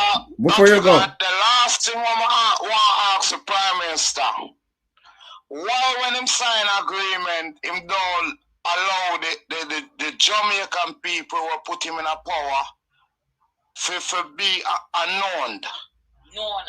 For being known. Yeah. What he's doing. Yeah, because everything where him sign it in a secret. So I want him come out and tell the people them if him signed some agreement or not. Because last year, Mr. Rattigan, you have girl and boy was using one bathroom. You understand? So true, the people them lick out, them take it out fast before it reach so far in the media. So that's why I want to ask the Prime Minister tonight if, whether or not you sign the Samoa agreement, the people them where appear them hard-earned tax money them need to know, and the people them we are defending you, them need to know. You understand? All right. So, before you go, me have a question. Now, give me you give me the message to the Prime Minister. You give the Prime Minister the message. Give the message to the Minister of Health now. All right. Wait, Mr. Tufton, because we don't know if I'm going to still be Minister of Health because they haven't named the cabinet yet. But the incoming Minister of Health, whoever the person is, give a message to that person. All right. The Minister of Health now, it care, but really and truly was addressing to Mr. Tufton. Okay, go ahead. Any one of them coming now, if you feel like the people them can hold you accountable because Mr. Tufton don't know anything, you have a question when you ask him can give you a pinpoint question, answer. Yes. You understand him? Go around the bush, and beat on the bush like a big loggerhead is here. And people will go through pain, people will lose them loved one, people will lose them neighbor. Is crying out. So what the incoming Minister of Health will do to the people them for get this trust? If we ever get more equipment in the hospital, if we ever get proper service, if the hospital are going to fix up the wheel, the hospital for fix up, because you can't take out a baby mother out of a surgery and have her in a hot room where she will get her own fund from her yard. If she don't have her fund, she will dead. Eat kill people. So I'm going to ask the Minister of Health right now if we can prevent so much baby from dead and so much baby mother from dead. The man will come with a broke foot and him dead in the hospital, and it's not a surgery. And again, I have to say this, Mr. Rattigan, and if Christopher Tufton is listening, how is it you're a human being and you call yourself a father? As a man, I have babies in hospitals crying because they're sweating, newborns, small babies, some of them premature. And they're crying because they're hot, they're sweating. They have on diapers that can chafe them because they're sweating. These are simple human things, you know. You don't need to be like a person with a degree, a top level bachelor's, master's or no degree to even understand these basic human necessities. You understand me? That's why the babies are dying, these basic things. People in diaspora, people abroad are in different jurisdictions. Their level of care is different from us. We're at the animal subhuman level. We're like animals here. We don't get the proper care and help we need. And one of the things I've learned so far why many of the mothers are dying because their blood pressures are very high. They're going into surgeries without bringing down the blood pressures. So they go cut the women open and it bring up them blood pressure and it cause them to die while in surgery. So many of us, even when we survive, thank the Lord Jesus that we survive. So these surgeries are being done in a way I don't want to say ad hoc, but it kind of does look like that really. We don't give nobody permission to cut us open. There was nobody coming to us say, oh, I'm going to put you to sleep. Oh, can you sign this consent form because I'm going to cut you open? Mother, do you want me to cut you open? Nothing. Things were just done to us. They could have taken parts out of us, body parts out of us without anybody knowing. Your placenta is valuable. I know that as a human being, I know that my placenta has a lot of valuable things in it that can be used as research, and they use it to make medication to heal people. So don't think I don't know that I'm not dumb. I read a lot. Many of us out here understand what is happening. It's just that nobody gave us the proper care. Now I'm learning and I'm understanding. They need to look out for us. Many of us out here have a lot of issues dealing with and healing from. We can't manage all of this. We are poor. Somebody said I shouldn't say we're poor. We're financially deficient. We're dealing with a lot of problems. We can't take no more. Okay. All right. Thank you. All right, no problem. Thanks for your important contribution to the program and to the people of Jamaica, including the diaspora.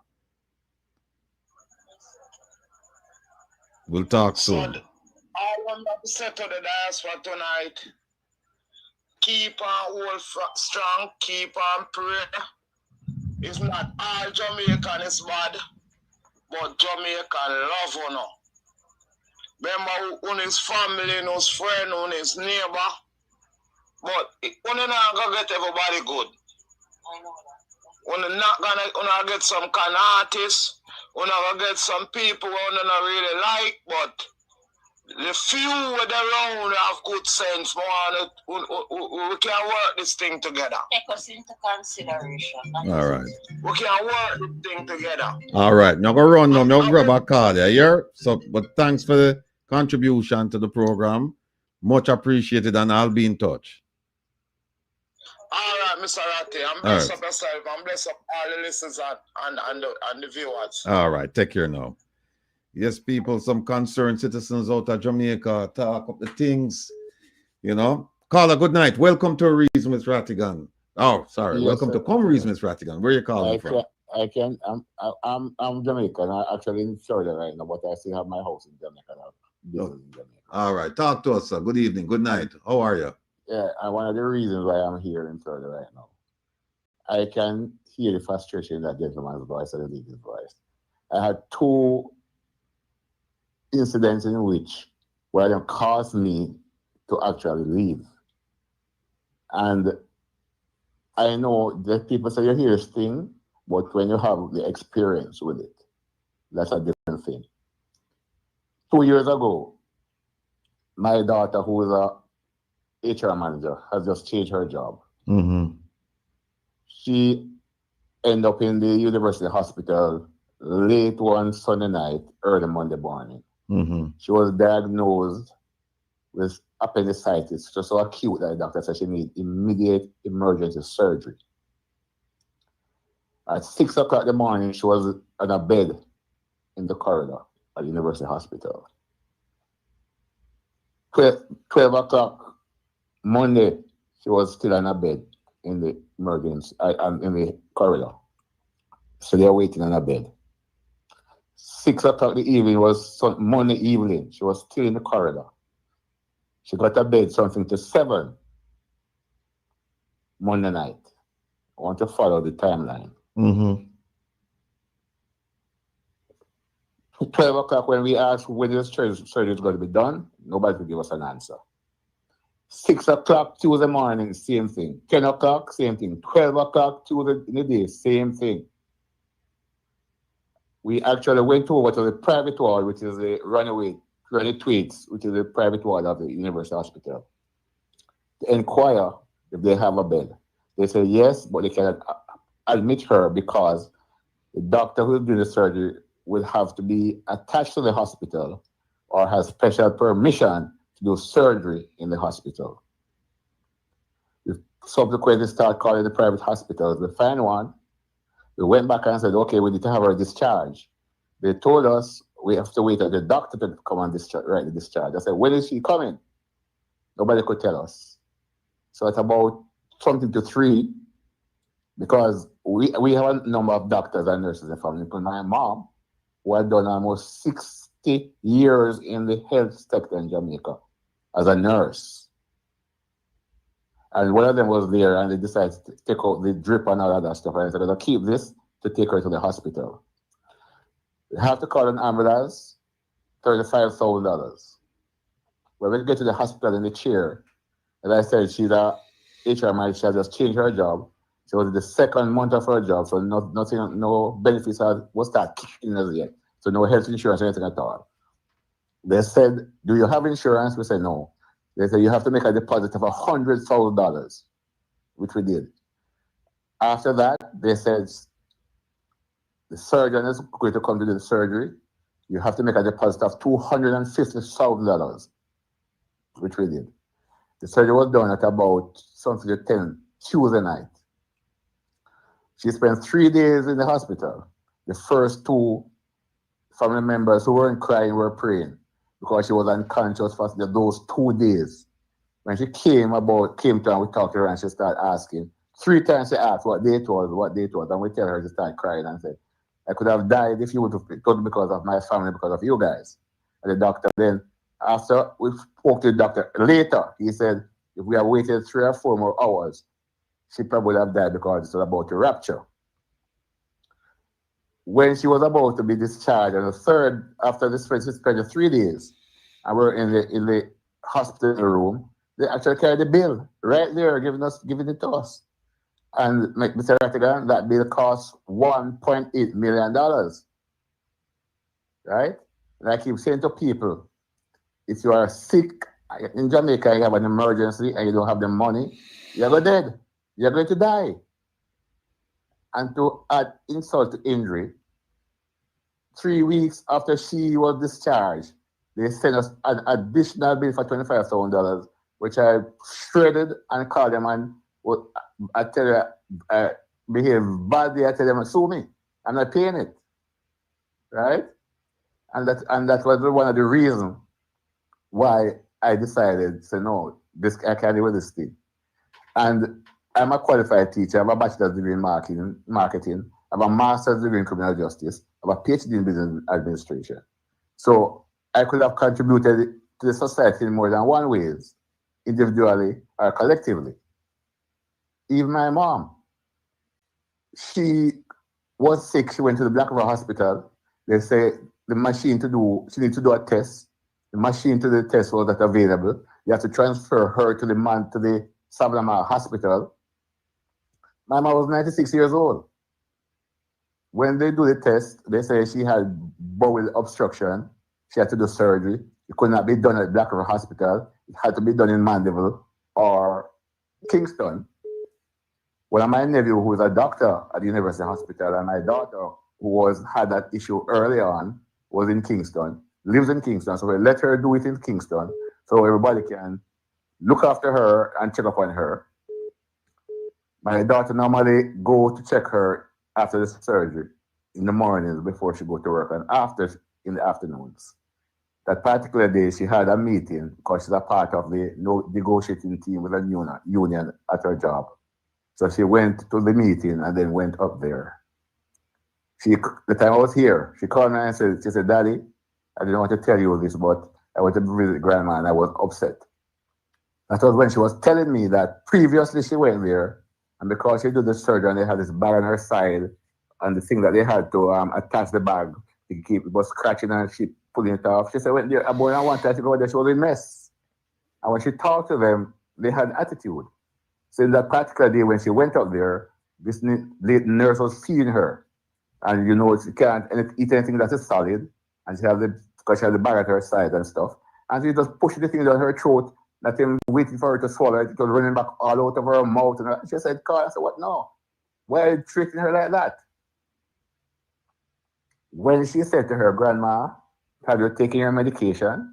She said, no. She said, what time did you take it this morning? So she did not get any this morning.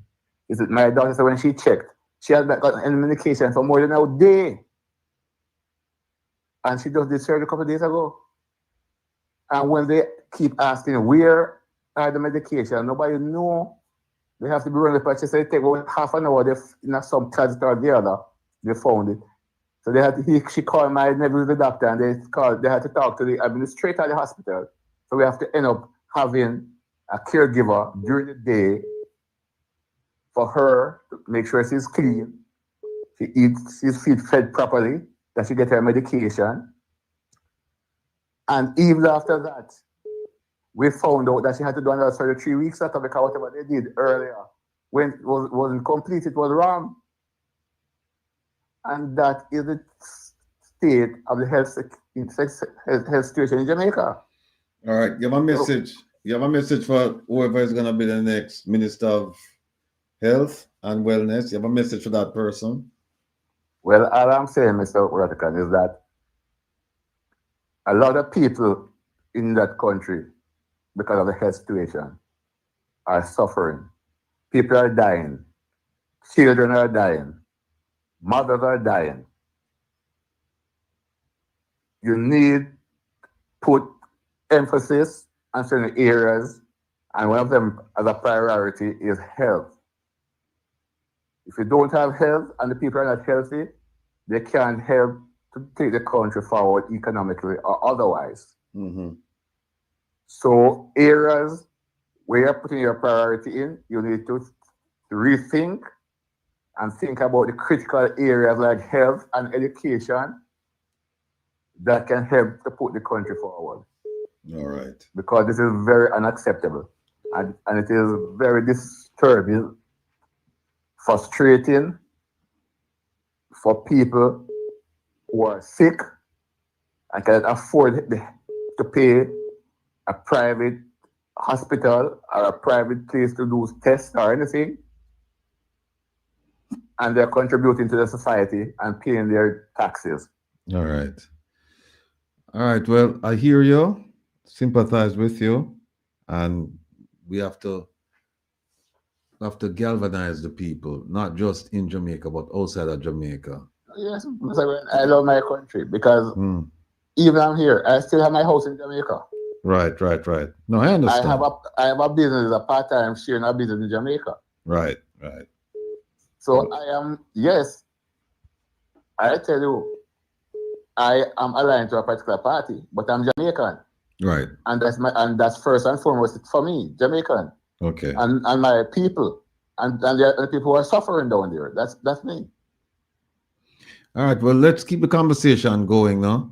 So continue to support the program and continue to express your views, because that's the only way things will change. You can't keep things to yourself, you know. And by the way, go and sign and sign it. I've been saying to other people, I said, your program and some other programs, I have to lift my hat and give you, because amount of stuff that I personally and others have learned that we didn't know about, that was happening and is still happening.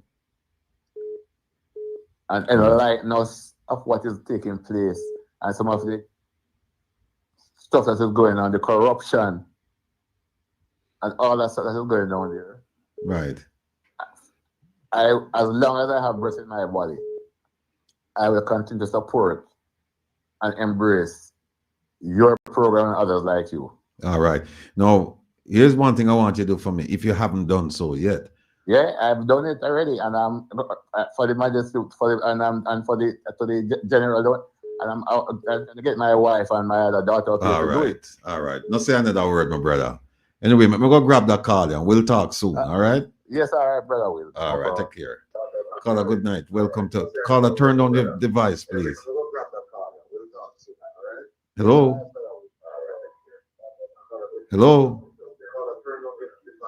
Mr. Rattigan?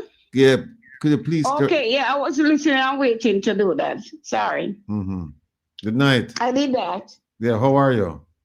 I'm not too bad, kind of, just holding it. All right, tell me what's on your mind now.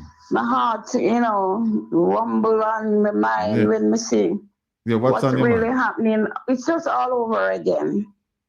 And you wonder when and where is the end of all of this. Anyway, you have right here, you say fatigue or appeal. It's both. In that you're tired of what is going on. We are tired, but the bloggers alone can't do it. They have done excellent. They have done so good to inform us, and we fight. Now, I am thinking to myself that we can do something too, in that we can make an appeal. We can contact the international media press, any one of them, the stations, and tell them our stories and back it up with the evidences and ask them to look into what's going on in Jamaica. We all can do that. And I think and believe it will go someplace apart from you, Mr. Rattigan, and others who have or has more power to do something, like with the Magnitsky Act and so on. I believe we can try something like that because I'm gonna do it. I am going to do it. Reach out to them and tell them what is going on in Jamaica and show evidences and ask them to launch some investigation because this can't continue. I heard a gentleman a while ago. I listened to the lady and her gentleman, and they're appealing. But where does it go? Andrew don't care. He doesn't care. They're going to be sworn in next week, I think on the order of the Governor General. That's another rat bat. They don't care. No, the Prime Minister has not come out and apologize to the families who have lost loved ones. It's like nothing. The babies, people have lost their babies. I don't know, but allegedly I heard something from someone that give me a little soups to say something was going on with the organs of the babies. That's why the people did not see their children. Because some other man from India, they down there privately. I don't know, it's allegedly. I'm only saying it. And I would tend to lean to that. Why? Because how can a mother deliver a baby and the baby die? You don't even see what your child looks like. Not even the father goes to see not like that. What's going on? Well, that's what the people in Jamaica want. They vote back Andrew Holness in. So whatever happened, they take it. That's what they want.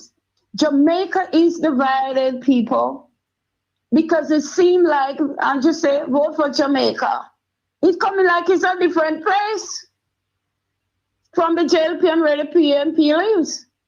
Yeah, vote for Jamaica. Jamaica is divided because we all should come together. What affects one should affect all. We are all citizens of Jamaica. Some people don't care either unless it happened to them. Then they will care and feel what others have felt. Yeah, that's what is happening. And really, it's hurtful. It's hurtful because I don't know if anyone else has seen the new list for the people who will be sworn in on the JLP side, and that Warmington will now be the Speaker of the House, which is a threat to democracy. That's something being thrown in our face blatantly for who that man is. So when him go drink some rum and him excuse me, Lord, and then Juliet Holness will be Security Minister. I've done it done. It's over. It's over. Yes, the list is out. It's out. I can remember those two real vividly. Yeah, those two.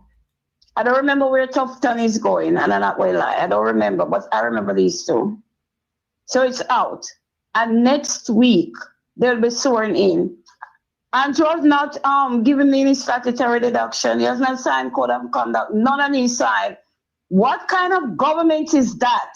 They listed 8 or 10. The same thief, them go back in a parliament?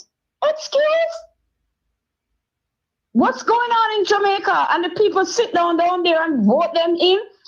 For me personally, me now look upon as even a family member, me have done the way vote for JLP. And I mean every word that I say.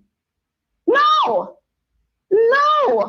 Anything they want, go to your government. No, it's there too. And your owners, wanna go read people. He will now accept the full 3% of his salary. Yeah, he is going to accept it now. Hey, people, this man is something else. And all I beg God to do, God, when you're ready for him, deal with him. And I'm not leaving out the woman who birthed him respectfully, lady. I'm saying it over and over. This is what your son is doing to the people, and you come up, Bob, to bring you up a wave? Huh? You know what people is going through, lady? You will feel it too. And I say it without any hesitation. You will feel it.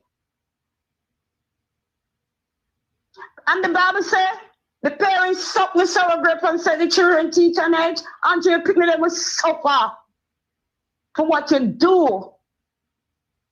And you're still doing it. It's the same people will be sworn in. I don't hear anything if him win the seat. There's a lot of questions to be answered. Marky G coming out tomorrow with press conference. These people must be pressured. This should not happen. The international press everywhere in the world for know about Jamaica walk one. All the way until come with his promises again. Them say bus from bus from bus. Junkie said bus from bus and bus and bus. They get them bus. How many buses came out? 60. You didn't say that before. You speak like all the buses will be coming up. Excuse, hey, look here. God's son and salami down there. You know the parliament, you know who is good Lord. So you save them there. But the wicked, you say the wicked will be on your left hand. Deal with them, Lord. My heart hurts. Me not have nothing to give them. Me not have nothing to give nobody. Wanna vote for Andrew, make Andrew go to everything. Wanna want dead enough, God and go dead. Wanna want sleep and floor down, God and wanna want buy cardboard car that's a go race. So that's what they want. So we can't do anything in the diaspora we have done, and we started. And they say it's a lie. PNP running the election and corruption against Andrew. They don't believe. Make it happen to them. Some people have to feel the pressure to learn and to understand. I have no sympathy for them. And I mean, I don't care what nobody say. I have absolutely none. It's in your face. You hear the bloggers talking. And you can't send nobody to jail because you know it's true. And it's tough time to go back in. All of them. What nonsense? The whole of Jamaica should have turned up and demonstrate. All right. Against it. Just easy go lucky. All right. Miss Philly. We can't do anything more from here. Miss Srvc alone can't do it. All right. All the other bloggers, Jeffrey and everybody else. Miss Philly. Andre, no, can't do it. Miss Philly. People must rise up. Rise up. All do right. what you got. Go march. Not trying to go burn the place. Excuse me. I'm tired of the foolishness and the nonsense. Mr. Rattigan, you alone can't do it. Make them suffer, Mr. Rattigan. Make them suffer down there and them vote them. 3 term. Well, they get the 3 term, right? All right. Well, Miss Philly. Yeah. Let me grab another card. Let me hear another view. Somebody coming from Jamaica. Let me hear what they have to say. Mr. Rattigan, I might view that. Okay. All right. Take care of yourself. All right. Caller, good night. Welcome to Comrades, Miss Rattigan. Good night, Mr. Ratty. Hey, Miss P, talk to me. What go on? Me there. All right. What do you think about? Well, I'm me let me ask you a question. Go ahead. Me not set up no controversy, but Miss Philly a while ago said that because the people in Jamaica them vote for the third term, that people in the diaspora should have take a dim view of it and be very cautious about sending assistance, particularly to the government. What do you think about that? Well, let me tell you my honest truth, my conscience here speak. I would like them to find the one them will vote Labour right, not give them nothing. The one them will go vote Labour right, not give them nothing. But those who want to support the People's National Party, give them. I can tell everybody, I am the first person voting on my box. First person. As the vote 7:05, me vote at Brownstone, down at infant school. So me I want them to feel it because me left me bed, me no wait for no politician to come, care come to me, pay me fear, and me go vote early. But for those who vote Labour right, left them, make them dead. But here's and the thing. It's easier to bury them than to feed them. But here's the thing. And the send them go give no government. But when you send it go give the government, the people now get it. When you send it go give them, you're going to threaten them to go vote again. To go but Miss P, Miss P. You will tell them vote. But Miss P. Honestly, the people them come out come vote. Miss P, but here's the thing. Well, me not so bright. Here what, Miss P. Listen to me. Here's the thing. Yeah. It's hard. You can't really tell who voted for whom. You can't tell because you don't have a name on a ballot box. So how you going to identify who voted for a particular party? All right. Come on, Mr. Rat, Tell Put me. an investigation act. No, you tell can me. know. Tell me. You know me, no? Mm-hmm. You listen how them talk and how them behave. Argument done. So one to the ones that will not talk. Them are going to talk. Some with them are going to say, yes, me vote Labour right. But as an investigator, you know you can't get out of them. They now go come say, yes, me vote Labour right. Yes, but for you hear all their reason and all them talk, you know which side them pitch to. Argument done. Yeah, but the thing about it is this: if who are gonna do that, and remember now that people, a lot of the remittances, it personal. Like me, I send for my cousin or my granny or whatever, and so me not really get involved with who them vote for. I just get involved with the fact that them need help, them need medication and things like that.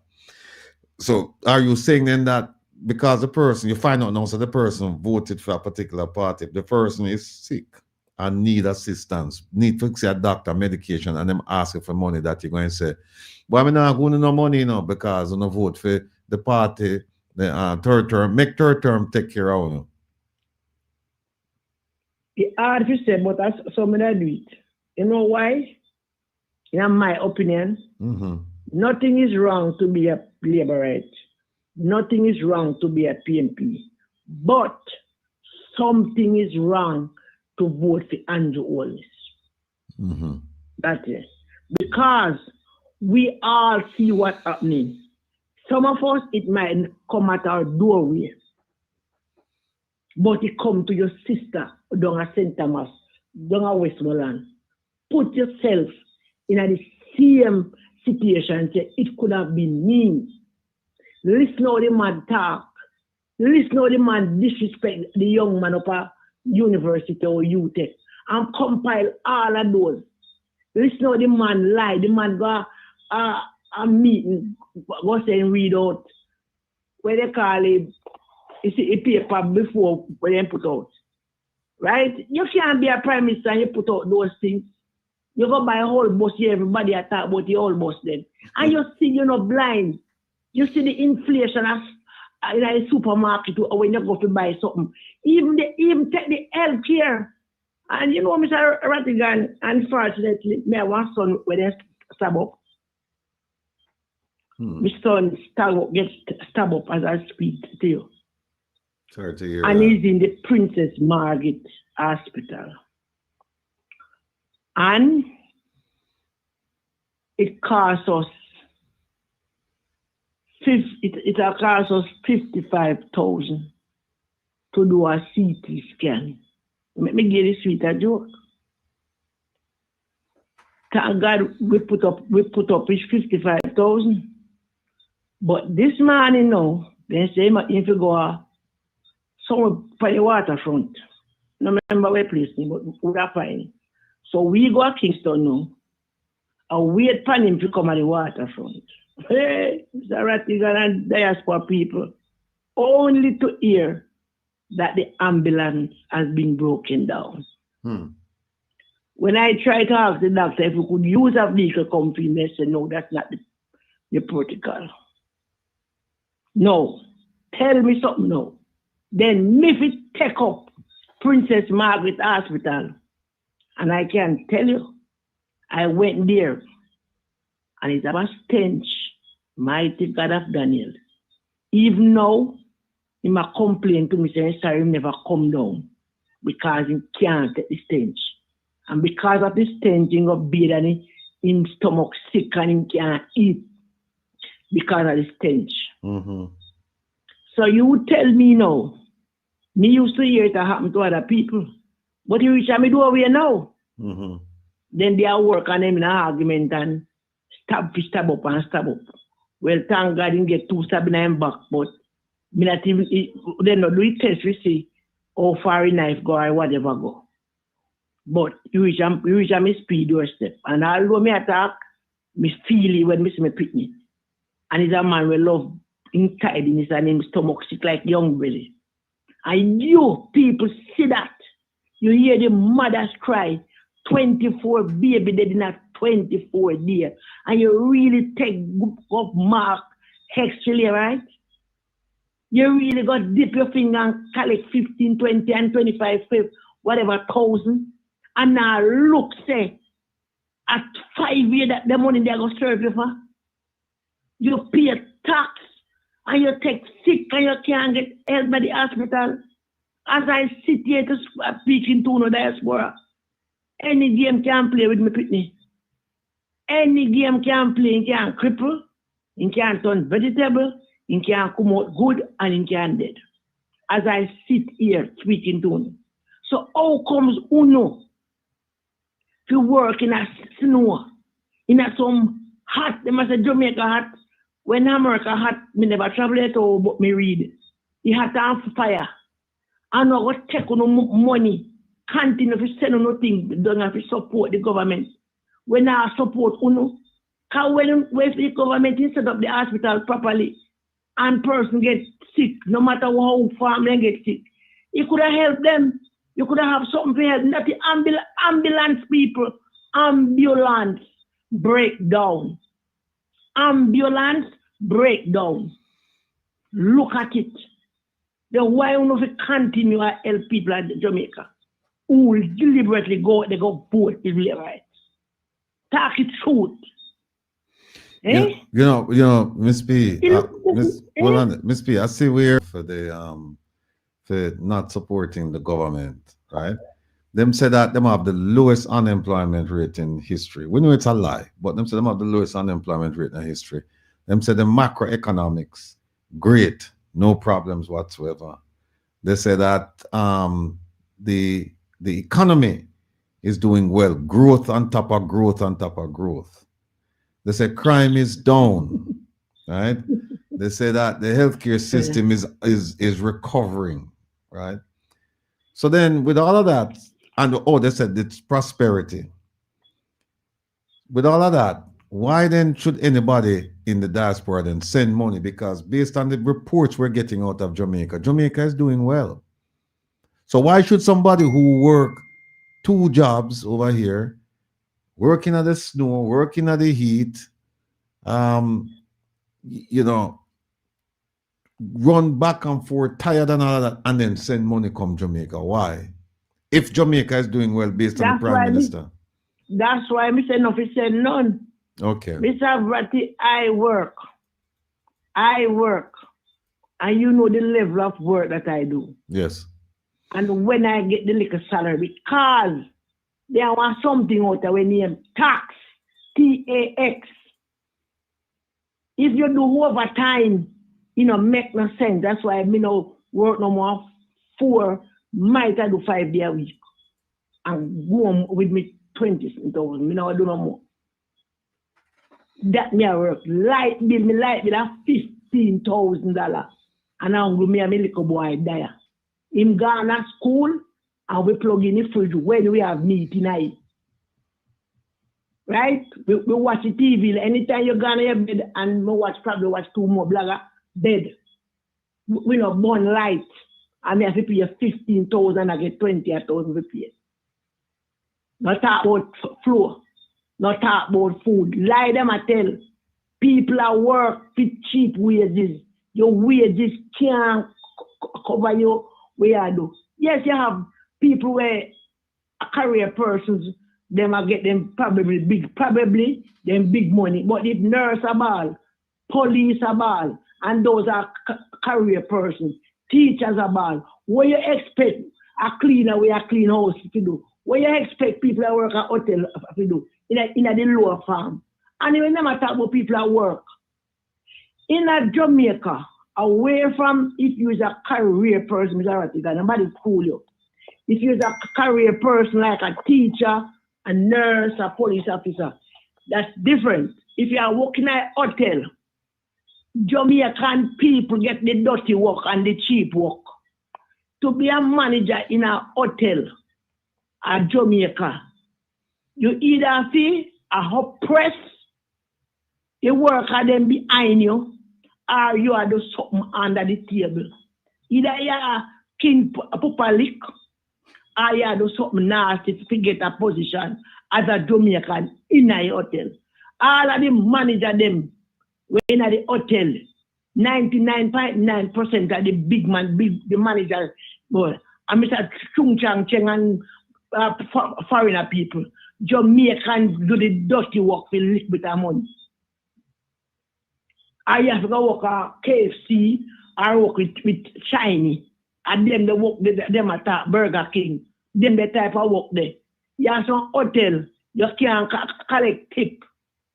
The tip of going on once you want backla or whatever. And at the end of some time, they share it for everybody.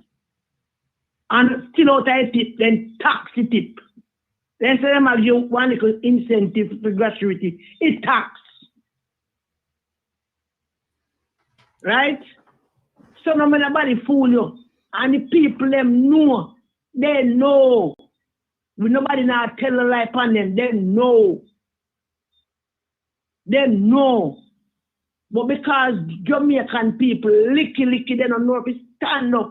I went to St. Thomas this morning and I was so upset. Because when me I go, and he called me and said, if you meet him at town, because they must carry him down somewhere waterfront. I figure do the met him ask you name because I want a waterfront. Me can't miss it. And when we are going on, I say, all right, I have to go so far as St. Thomas. In call me back and they say, the ambulance broke down. So in that night, them will carry him to University Hospital, $55,000 Jamaican dollar. And you have to have the money up front. You understand? Me, Miss Pia, telling you we call him, and I read me tell lie. At the Princess Margaret Hospital, Marant Bay, St. Thomas, Jamaica. Right. Let me ask you a question that I've been mulling over. Is it that the Jamaican people, the ones who voted, is it that they voted for the JLP, or is it that there was what the term them use? There was voter suppression or voter irregularity. I would say, you know what I'm. You know what me I try to say is that. What me I try to say is that.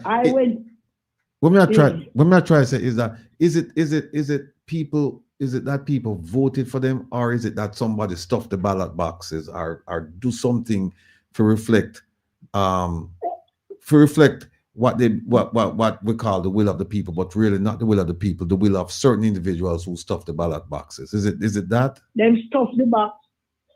Them both stuff the box, because if you look at the Prime Minister, see more ballot code, more people in his constituency people. Yeah, that will be a problem. That's a clear over the amount. If you're looking at Dalrymple seat, I see it. If you're looking at Montague seat, I see it. So those are tough box. Then the other people them know, like me and Labour right, word speaking. Me know you. Me and the MP are friends. Me inveigle you. And taking money, bribe you because you know you're hungry. Mm-hmm. So what happened to Jamaica, to most of the Jamaican people? They don't know how to hold it. Them keep them hungry. Then keep them hungry. And hear a young lady say he wants money to buy his picnic book to go to school. So that book can serve him from now till the picnic graduate. So then keep them hungry and starve. That they can manipulate them because they do not read. That's why Labour do not like education. So people like me, and the next thing, what is happening in Jamaica now? People have been getting laid off because they speak, so they support the PMP. I am one as I speak. And I won't be going back after this mountain. Comes what may the Lord will provide. Because I've been victimized and in a what if a derogable way. But time jump, but time no fool. But nobody can make me sell my vote. My vote carry no price. And because me never ups with them, I've been sidelined now. No problem. Mm-hmm. I tell them, say, no problem. Because you can't buy me out. Because I have children, and I have grandchildren, and I have other people. And because I refused from them to buy me out, I've been victimized, moved from location with me today. Me say that one location where me meet and greet you, me give me good hospitality, me good welcome, and you give me a little tip. That not enough for me. Me the real runner back. But me not really matter.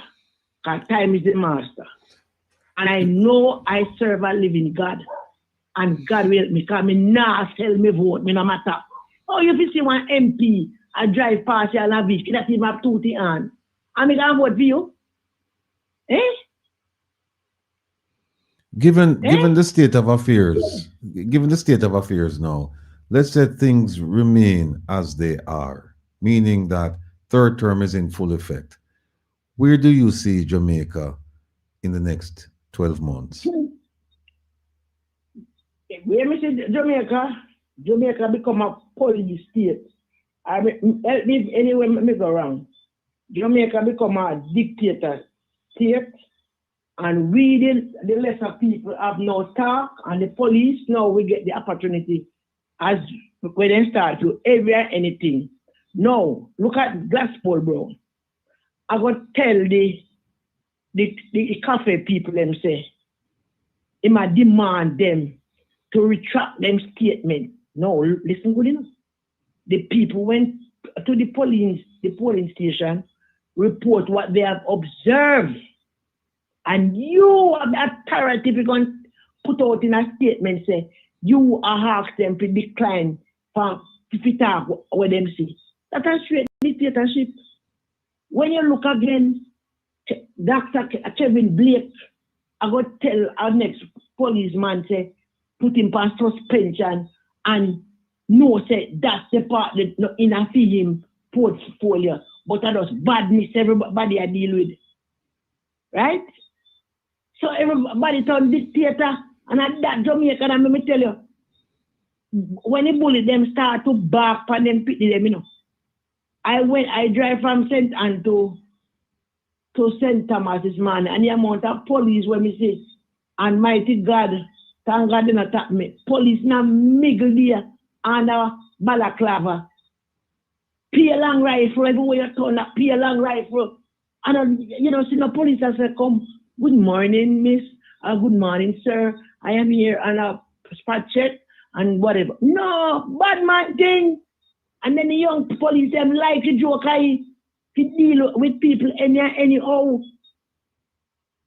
When you look at year or 2 years before election, it's a late 40 police get promotion.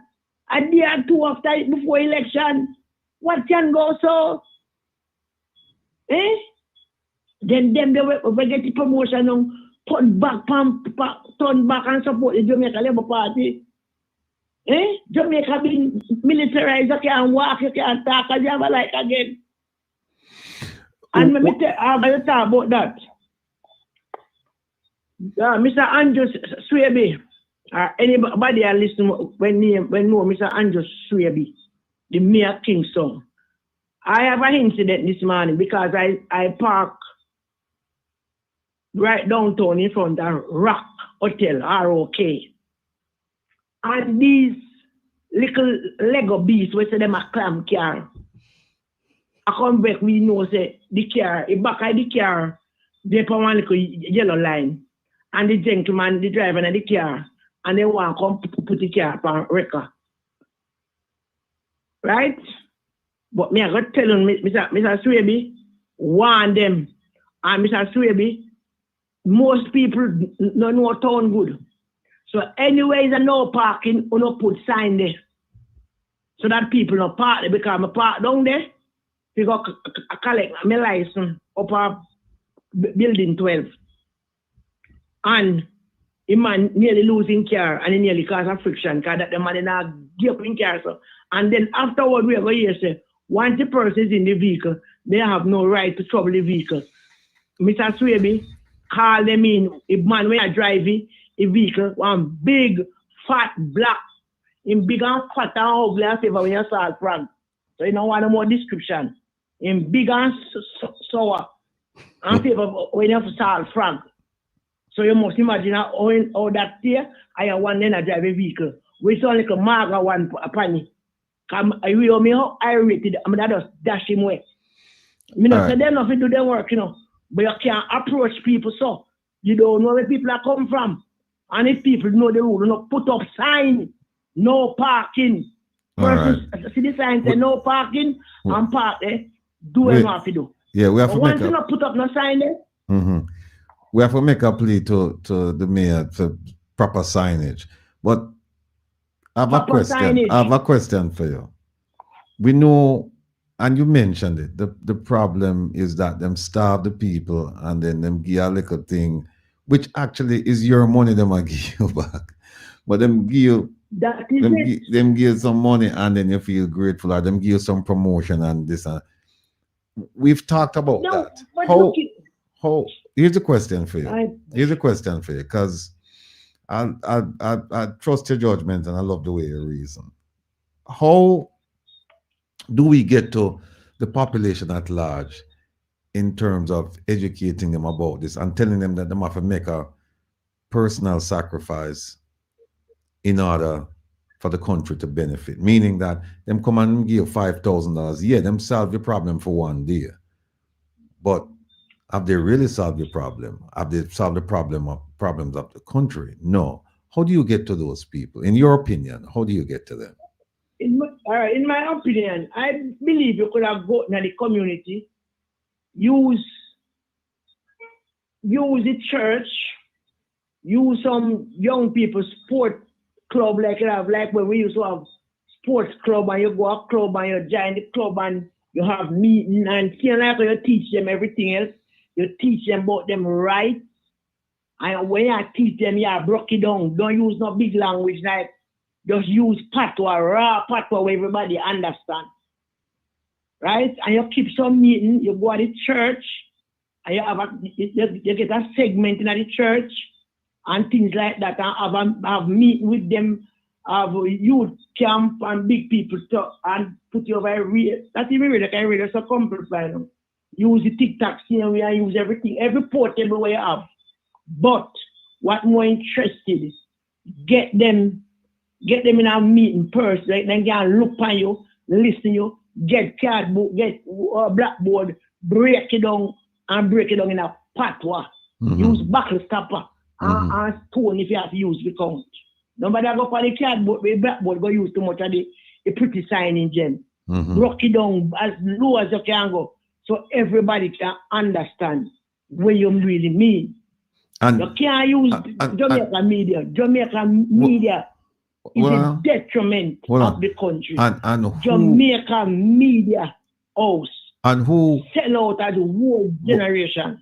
The solution you just presented, who would you say should spearhead that movement of coming into the communities, meeting with church leaders, community leaders, having the meetings, breaking it down to the lowest common denominator so that everybody understands, making it sustainable so it's not a one-off, you come in and them hear you and then them don't hear you again. Use pastor, use artists, people of artists, use ding dong, everybody, use, when they call them, all of the art star them, all of the youth them where in a dance hall where young people take on to.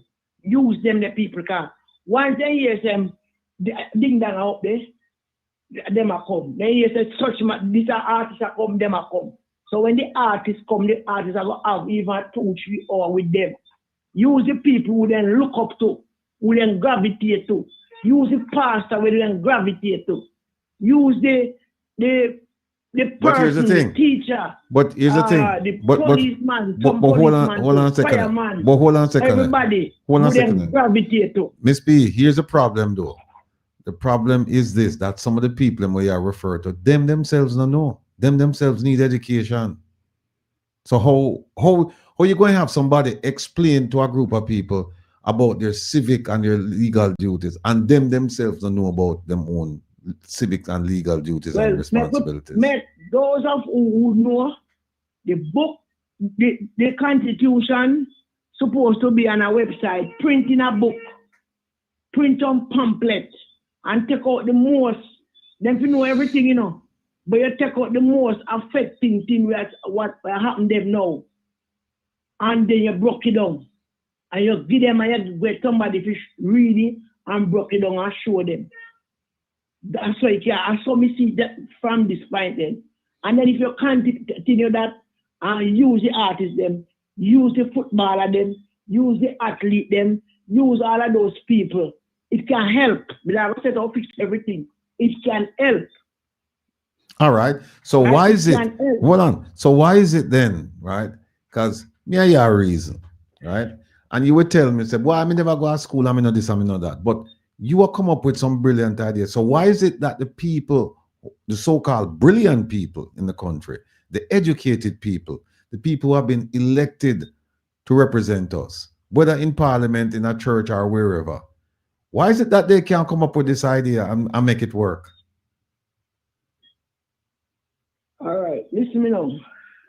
My opinion. The people in a parliament, especially upon the left side, is not know them don't know. They would know. Them know. But because them choose a dictator, is either my way or the highway. Them know. Enough of them in the Jamaica Labour Party are suffering in silence. Them know. It's not that they don't know. So with everything happen, I hold them. Del Right Chuck is a seasoned politician. The one we are Minister of Education, then Bartlett, he know he's a man who did a long time, they know. But because what you do, me do too. You are secret for me are secret for you. So we become a clique. And you can't bust for me and me can't bust for you because we are thieves together. So we are secret for one another. So anything we say, that it has to go off. It's not that them don't know.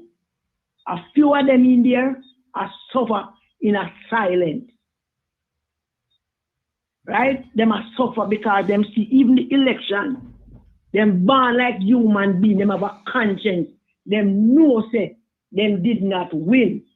It's like that them don't know, them know they're ashamed of themselves. But because of the of the group when they join and become a part of it, they cannot come out, come speak, they have to come.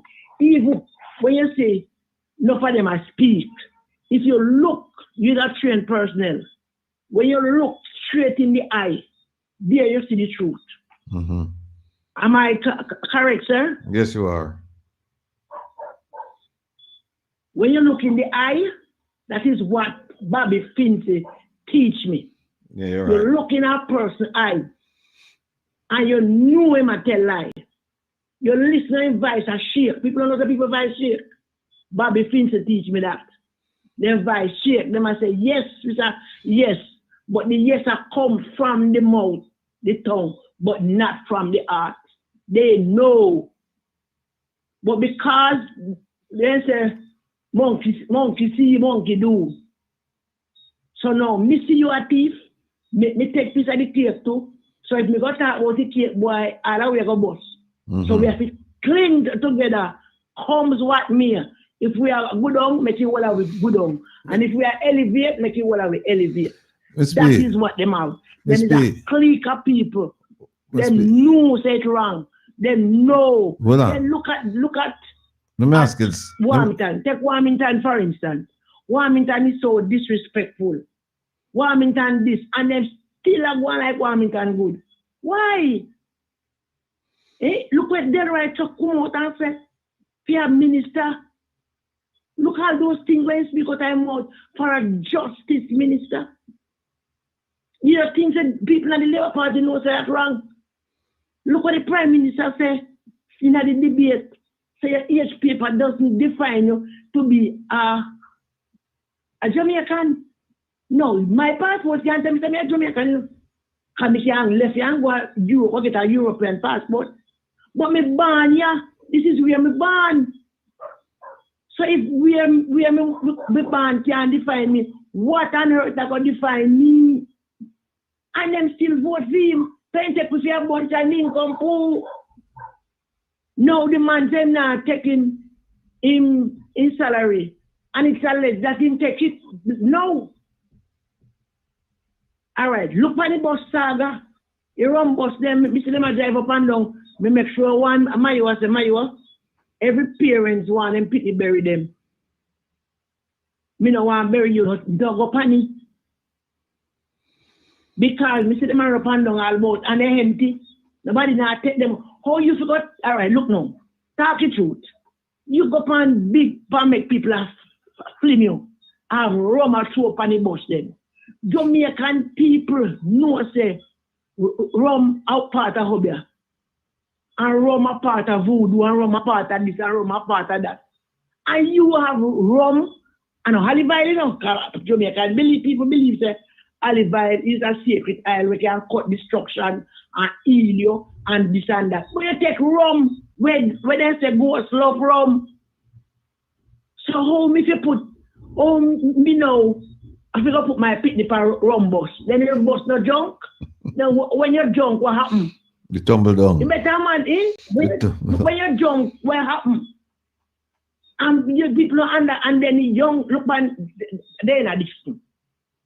Young, beautiful, she's not ugly, bright, brilliant young lady with a lot of future in her. And look what she does to herself.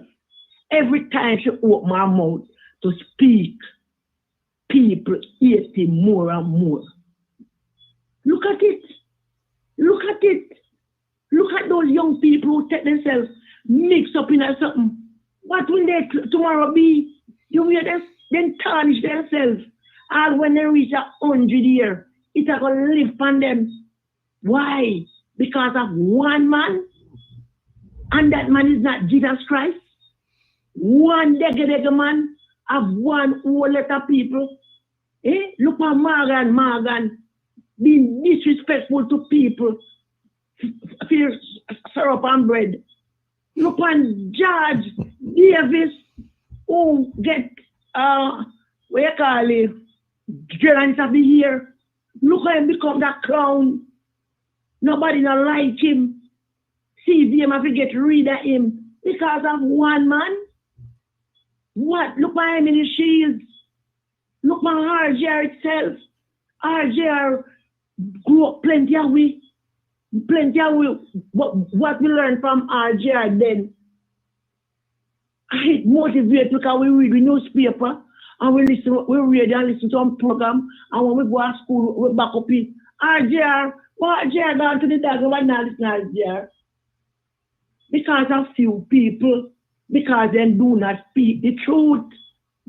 So for the balance with Jamaica, the media, look at IRA FM. Amber was there working good. Amber had good girl work, and because Amber speak the truth, where is Amber now? Where is Amber now? Here is, let me make an argument to you. Let me make an argument to you.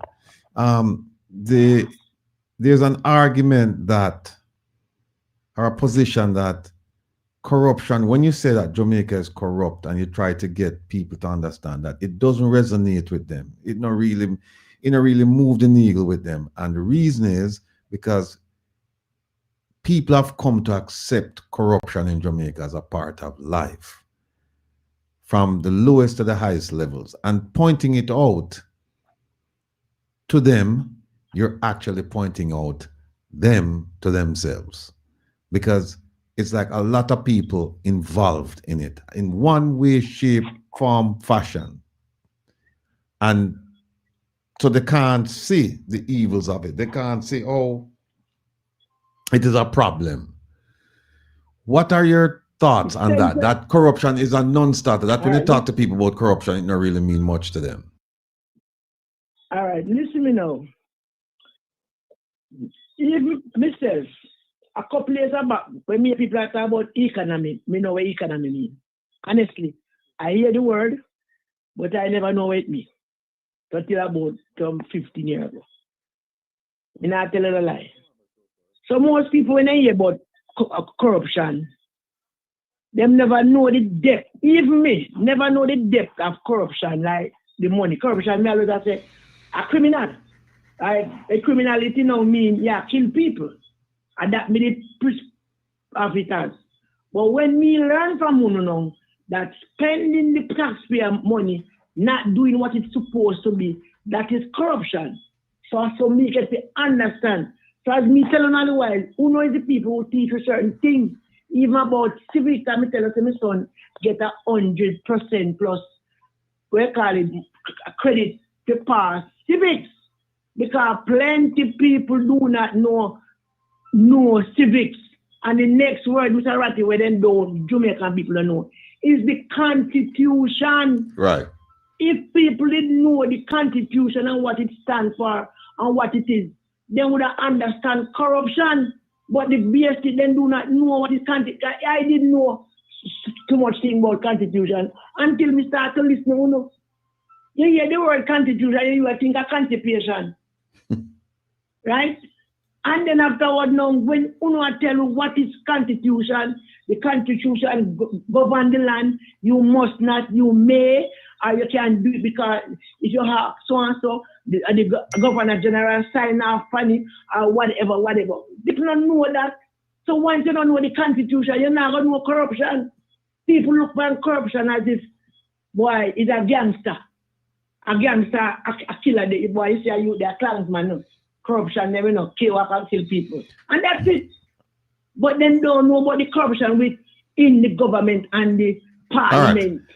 All right. They don't know it. So guess what? They don't know the Constitution. So you have to start to teach them the Constitution and talk to them in a layman term. All right. No, so the Speaker of the House must not, can do, and then you break it down. All right. Miss P, let me do a little role playing with you, right? Because I want, and tell me if you think this will work in terms of illustrating to people how corruption affects the nation. Because when you talk to people about corruption, and you say, well, corruption it happened over, the such and such minister over such and such ministry over this place. Them don't see it as affecting them because they're saying that, me still there at work for minimum wage and still I try to put food on my table and take care of my family. So the corruption seems, depending on who's involved and where it was committed, it seems distant from them. But let me just put up something on the screen and ask your opinion. I just want to prove something to the people. Before I put it up, it's an example that I will forever use. What happened is there was an advisory body to the Minister of Education on tertiary education, university education. They have this committee that is supposed to advise the minister on university education. The chairman of that group at a certain point registered the advisory body, and people in the ministry then start sending money to a private entity. Remember, it wasn't a private entity, it was a consultative body. And them register it as a private entity and them start move money through it. They provided to this private entity now, and remember now, them I get paid separately, them send them 124 million that they shouldn't have gotten. 124 million. And the Auditor General did a special audit, came up with findings, published the findings. I'm going to show you the recommendations now, right? Because I just didn't want to go through the whole story. I'm going to show you the recommendations now, and I'm going to ask you a series of questions. Can you see the screen? Yes, I'm watching Okay. it, yes. All right, here we go. I'll read the one because Kevin Nadia, some know for big it up, and I don't know if OT know for big it up for me because it's done on my side. Which one of them? The one in the middle. Given that no account has been given for the 124 million transfer to JCTE between March 2018 and June 2020. The Financial Secretary, in keeping with the section 20 of the SAA Act, should institute surcharge action against the two senior officers of the MOEYI who enable the transfer of 124 million to JCT. The Minister of Education should refer this matter to the JCF or an anti-corruption agency for further investigation of its questionable activities. Okay. That means, let me take out now.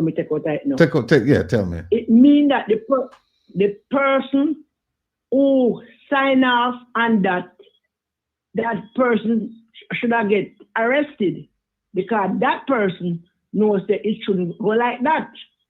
So when it hit the Minister of Education now, she or he should refer it to the JCF or MOC or anyone anti-corruption to get a good lowdown or a body which can do good investigation to surcharge them.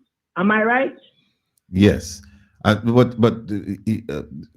let me correct you on the last part. It wouldn't be the JCF or the anti-corruption agency issuing the surcharge action. It would be the financial secretary in the Ministry of Education, Youth and Information who would institute the surcharge action. And there are two actions mentioned there. One of them is a criminal action. When it's the JCF or anti-corruption agency, that they're talking about putting people in prison. The one above it for the surcharge, that is to recover the funds from those people, to say, file the action against these people and make them pay back the money. So there are two actions here. One, pay back the money, and two, investigate, and if necessary, send them to prison. All right. Now, let me ask you something. And by the way, you're an excellent reader. Let me say this. That $124 million that you just saw, you just read about, that money is not Yeah. that money is not coming back, because the time within which they should have sued to get the surcharge action, that time has passed, and we don't believe that it was referred for a criminal investigation. So that money is gone. Nobody's going to prison. It's gone.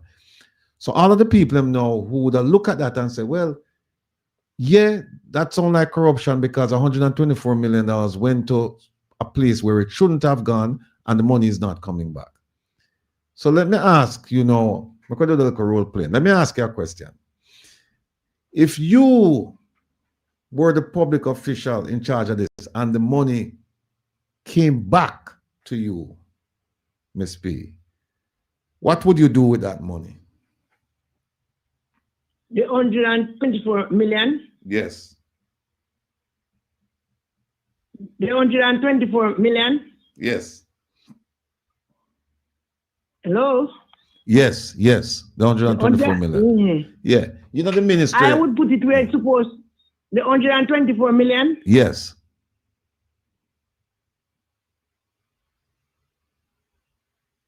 I hear you. You can't hear me? Yeah, I hear you now. Talk. We say for the 124 million. Yes, the 124 million. You are the minister now. The money come back to you. What do you do with it? Yeah, and I recover that. Yeah. I would put it back where it would go. All right.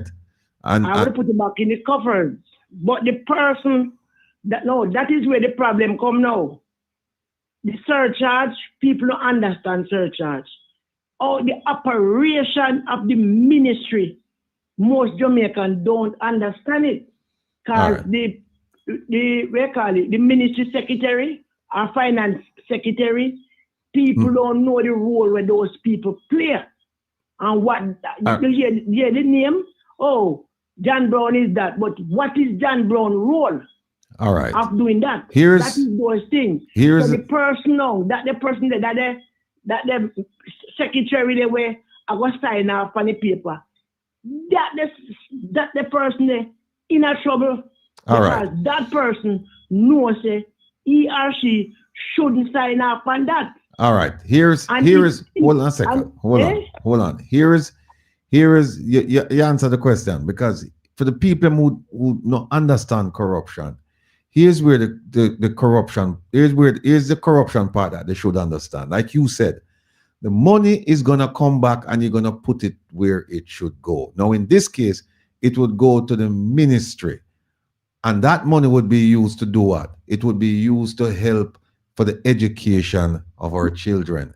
That money is not there. That money is not there. That is the effect of corruption. So if your child should have gotten certain things from the ministry in terms of education, they're not going to get it because that money is not there. That money went somewhere else. That is the effect of corruption. You may not see it when you look at it like that, but you certainly, when people explain it to you, you will feel it. Because if the school's supposed to have books or audiovisual or whatever they're supposed to have, and this 124 million is gone and them don't have it, then your child is not going to benefit. That is the effect of corruption. The 3 trillion, when them say unaccounted for me, some of it, yes, you can explain. But I suspect that a lot of it you can't explain. That money, the money, they're gone. Money gone. And so you only have to ask them, Miss P, when you get in a conversation with people like this, remember this example. You just ask them, if this money come back and you could have get the money back from them people, how would you spend it? And I'm guarantee you, 9 out of 10 of them will tell you, say, it's supposed to spend the way it's supposed to spend. So if it's the Ministry of Health, they might tell you, say, it's supposed to spend, I fix up the hospital, I pay the workers, I buy supplies reasonably, and all the other things. And then you say to them, but that money is not there. So how we are going to buy them things there? So if you go to the hospital and you don't get the kind of care where you want, or you should have get, it's because this money that should be there gone in somebody's pocket. So they need to realize that the absence of something, especially in a case like this, means that there was corrupt activity involved. That's all it means. There's corrupt activity. The money should be spent in a certain way. It wasn't spent, and you don't get the benefit of it. And you pay your taxes. You pay your taxes, and you are eligible, and you should be receiving these benefits. You and your family, and you know, don't receive them. So what that means is that there's corruption at play here, and you are a victim of it. Most Jamaicans don't see it, because if you tell them about this 124 million, it gone over them head, because them think say, well, a big people think this, and so we don't have nothing to do with it. Yeah. Not realizing, say, I feed them money. The money with them pay, you know, for vote. I fool the money them turn around and I give you know. Them are going a minuscule fraction of the money was supposed to come to the community and develop the community.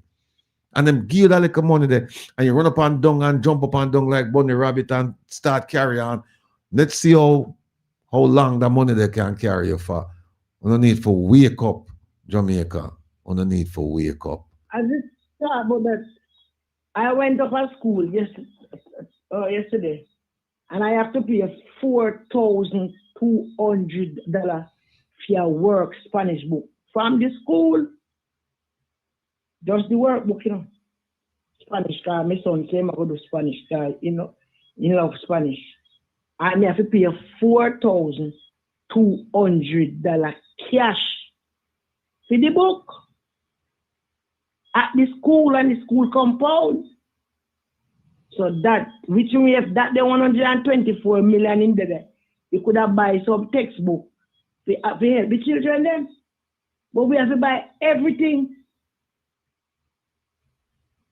So, I don't know what this country, but me want to ask.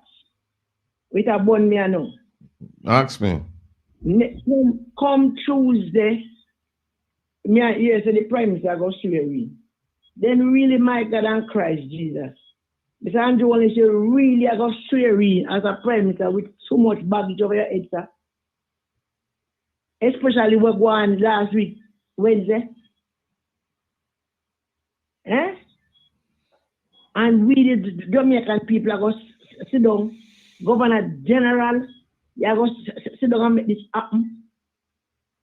This swearing need to put off and wait till everything. Now the election, the seat, they have about 7 seats they have. We should have run over.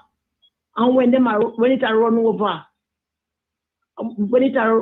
no EOJ don't have nothing to do. You're calling some people from overseas.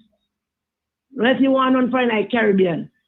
So overseas people just gonna run the election and they now count it through no electronic media. Make a big old camera there when them are counted, them nobody are no friend. When they just count. And though you don't use no blue ink. Don't use no blue, no purple ink or whatever ink. Use a different, then come in with freedom ink from over so. And run over the constituency, then we have problem. Right. And make the chips lie where it falls. Right. That is my thought. Right. I'm aware of Right? several constituencies where there were irregularities, and most of them that I've examined, there should be a rerun. And if they have a rerun, then we'll see what happens. But that's why the Prime Minister is so nervous, and you don't see him come out and attack a whole heap, because he knows he's in trouble. He's in trouble on several fronts. And one of them is this, because there's a possibility that he could end up losing his seat. And what's going to be interesting is to watch him do his speech, right, when he's sworn in, and hear him talk about corruption, and then just look at him and see how conflicted this man is, to see how evil this man is. Because for him to get up there and talk about corruption, it's laughable. It's laughable. And Mr. Rattigan, I'm going to ask you one question, and probably not people that like you understand. No, this thing with the Governor General England and the Governor General, the boss, and Jamaica is a sovereign country. what sense it make if the governor general no have no talk in our country, where the governor general can't see right from wrong? So how him be the boss under the king? Okay. Because just thinking as an ordinary person, if you as the governor general who represent the king, and you hear the cry of the nation, and me know you're not blind. And if you see those videos, hearing the people and the observer tell us that 21% of the people was disenfranchised from vote, and you hear all of this and you see everything. You tell me, say, you don't have no talk, you say, right? Is it that the election, those seats when a problem, no and vice to call it back? Well, to hold it back? Well, here's the thing. Under the law, there's a body. Whenever you call an election, there's a body called the Constituted Authority that is formed. And it is formed to address complaints regarding the election.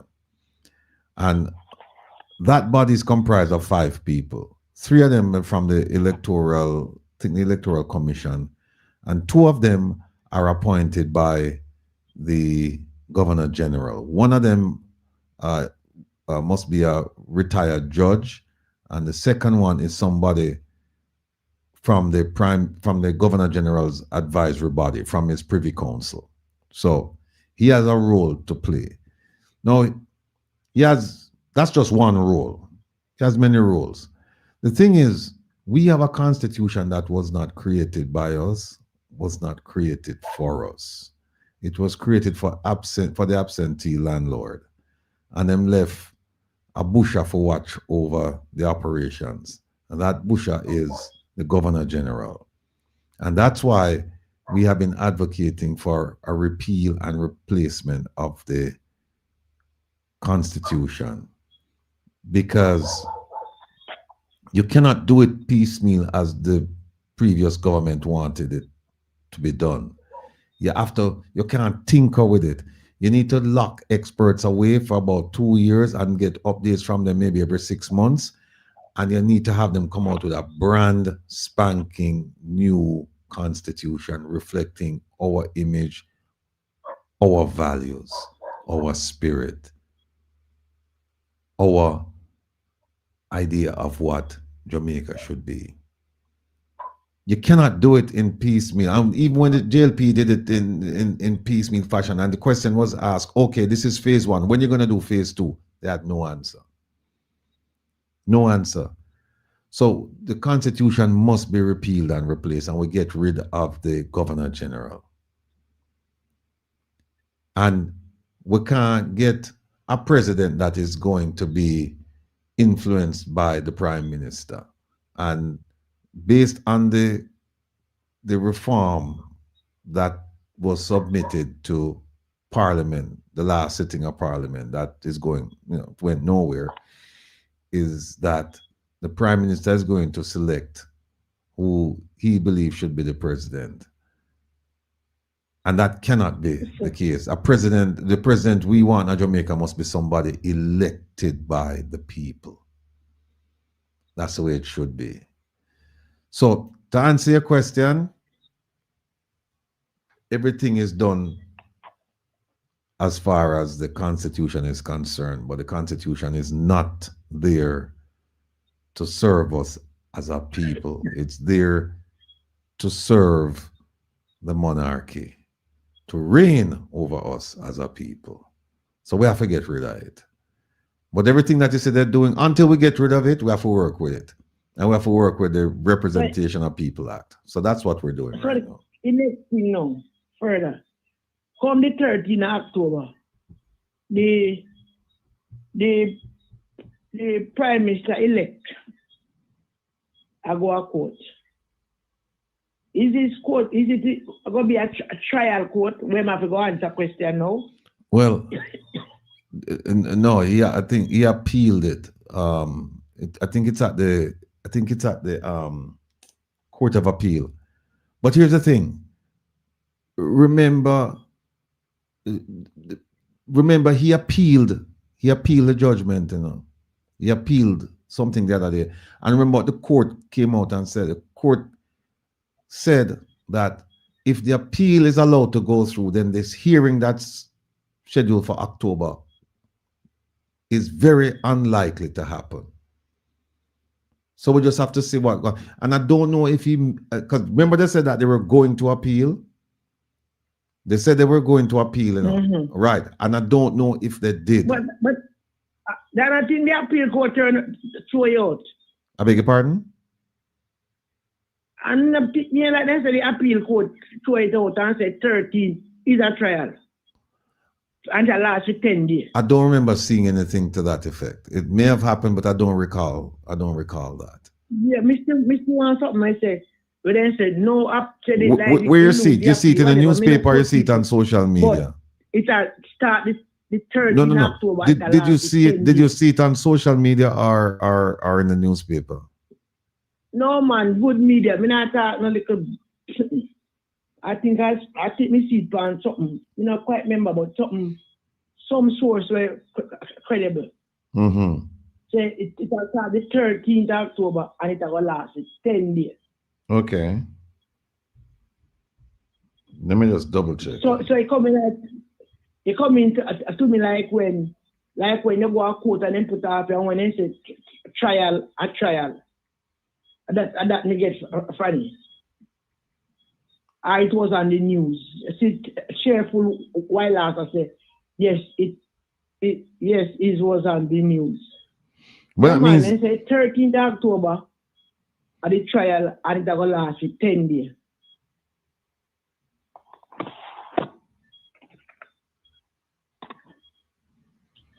all right, because what I'm reading here, it says here that due to an appeal, the judicial review hearing scheduled for Prime Minister Andrew Holness for October 13 has been stayed and will not proceed as planned because of appeal. So if there's something that says he appealed, how date that? This is, I'm looking for the date here. Let's see. This was August. There's one August 1st and August 24th. I don't see anything inside here for in September.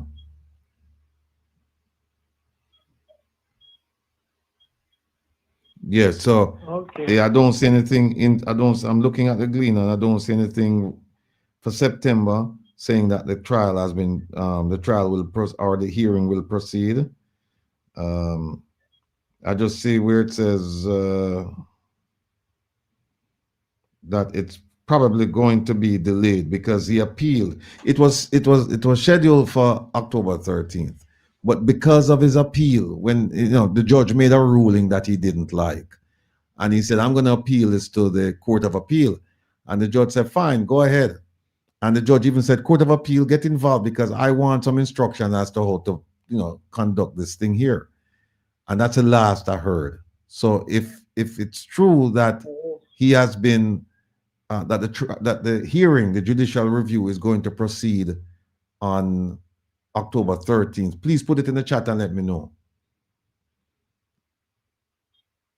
Cheerful Wilder said, yes, it was on the news, but what was on the news? Yeah, if you have that clip, just send it to me, or just tell me where I can find the newspaper reference to it. Because the only thing I can see here is August 1st and the 24th or the 25th, and they're saying that this thing is not likely to happen because he's going to if he appeals. And remember, his attorneys indicated to the judge that they were going to appeal. So if they appeal, they have to listen to the appeal first before they can deal with the judicial review. They have to appeal what the judge said, the judge's ruling. So okay, yeah, so that's where we are right now. So I'm not saying it's not going to happen. I'm just saying I don't see it. And something like that should be, should something like that should be recorded. At least the Gleaner, the Observer, somebody would have carried that news, but I haven't seen it. So, all right. So, Miss P, anything else before we go? Well, I have to say, if this continue like this, Jamaica head down a slippery slope, and we the people are going to suffer. We are going to suffer. We are suffer already. We are going to suffer more because it's alleged that no money no left in the country. Right. You know. Right. And a whole heap of bangarang. Yeah. Whole heap of bangarang. That's what I'm hearing too. I'm hearing that they emptied the coffers, the ministries and departments and agencies, that they use up a lot of funding, and some of the funding went to the support the election, and that they were hoping that some ministers would come back, but they weren't hoping for the government to be constituted of the JLP because there's nothing there. And all of the promises that they make, and people, I'm asking you, especially the ones who collected the money and jump up and down, go back and look at the manifesto and hold them to the manifesto now. Don't wait another 4 or 5 years for then ask if they did what they did, right? You want them to perform now, because remember what he said? He said, this election is about performance, and we have performed. That's what I'm saying. I remember them put out the list of achievements. So hold them to the promises in the manifesto. Hold them to the promises. Don't make them get away. Hold them to the promise. I certainly will hold them to the promise. But you know, my diaspora people, as I tell you, I won't be have a job come next month, and I come up with a little plan. So if anyone know can assist me, you can check Mr. Rattigan. What we are gonna do? May I beg you to help? Yeah, what we are gonna do? Business for my own, because I have been through a lot of atrocity under this government, and I'm not working for another person in Jamaica under these atrocities. I rather dead and yonder jealous won't live another day of slavery. Right. Slavery in Jamaica is not the shackle by your foot, but you trouble your mental capacity. You work hard, you get disrespect, you get less pay, and all of what come back to the Constitution again. There is no ministry of labor to protect workers like me and others. Please. So anyone who want to assist me, I want to do a little business where me find that do to myself, that me I go do. I am not working back there. It was everything tax. What we all do when you is wake up in the morning. Go ahead. When you wake up early in the morning. Yeah. And after go to people at work, you come back. You say I'm tired of your house as you want. You have to just buy a gun, some go get a little seat pick up again. And when you get the pay, your heartstring gets shorter and thinner. Disrespect, work violation rules, labor law rules, cut out, you are not protected. Is it a their way or the highway? And unbearable and tenable. I cannot, you can't manage it. All right. Cannot manage it. They are putting square peg in a round hole, and it don't work. All right, Miss P. Anyone I know will assist me. We're gonna talk about that. When we come back, we'll talk about that. Yeah, because remember some things we have to do. So we'll talk about that when we come back, and we're gonna have you on. All right? Yeah. So we'll talk soon. Let me wrap up here now. Yeah, man. So let us pray for the country, and tomorrow, Mr. Golden put out a press conference. May we listen if any hope in life for we, and may I beg you, rally around Mr. Golden rally round Market G, and anyone on the PMP ever put up on the head but to not go run for president or whatever. Nothing around. Mark Golding take from 14 to 28 and more. Teeth and teeth rest. So let us continue rally around Mark Golding. No competition for be no other opposition. Make Mark Golding stay there all the way rally around him. Pray for him. May God bless him and his family and thank him for what he do. And for uno labor right we go vote, uno go feel it. And for uno the diaspora, may God continue to bless you, keep you and the family, thank you, word care express, and appreciate what one of the for Jamaica. Please keep the fire burning. Let us pull together as a family and have hope that God is going to come in. God is going to put himself in the middle and turn around this country, Jamaica land we love. All please, right, please. All right. And Mr. Ratty, as you go off for a couple days or week, and while you take your rest, or you spend your time with your family, do your personal work, and take all the rest you can, and continue to be the person you be. We love you. We deeply appreciate you for what you do. We couldn't pay you. We couldn't pay nobody for uplift with. Every night we look forward to your show when you come on, whether upon yes or upon Mystic. But you have a life to live, you have a family to take care of. And we thank you very much. I mean, I beg you, please take some rest. All right, thanks. All the way I do, take some rest. Okay. Please, sir. All right. Take some rest. All right. And I go back to class. All right, thanks. All right, much appreciated. Yeah. All right, folks, let me turn off the phone. Let me just say a couple of things before we... One of the things I'd like to say is this. A lot of people jump up and down when the Prime Minister said he's going to double the minimum wage from 16,000 to 32,000. Think about it. He didn't put it in the manifesto, right? Didn't put it in the manifesto. Didn't talk about it on the debate stage. That's something that if you had thought it through, you would have made the announcement. He mentioned it. He didn't mention it on any of the mass rallies. Mentioned it on the very last one. Think about it. Why wasn't it in the manifesto? That's a place you'd put something like that in, and you'd highlight it. You'd highlight it in the manifesto. You would highlight it at the mass meetings.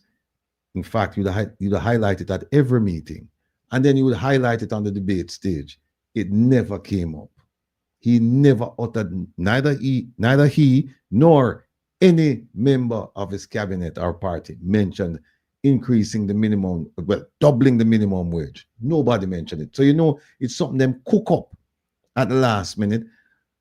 And because a lot of us we're not thinking. We heard it and we jump up and down. Keep this in mind.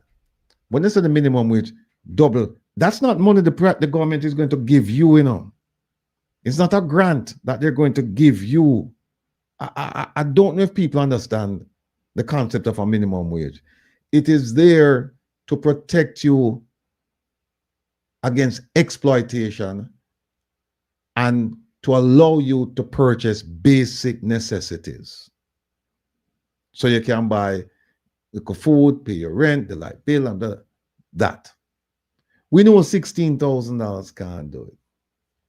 So the Prime Minister said 32. And I don't know if some of you heard him carefully. It was a carefully worded statement. Right? Here it is.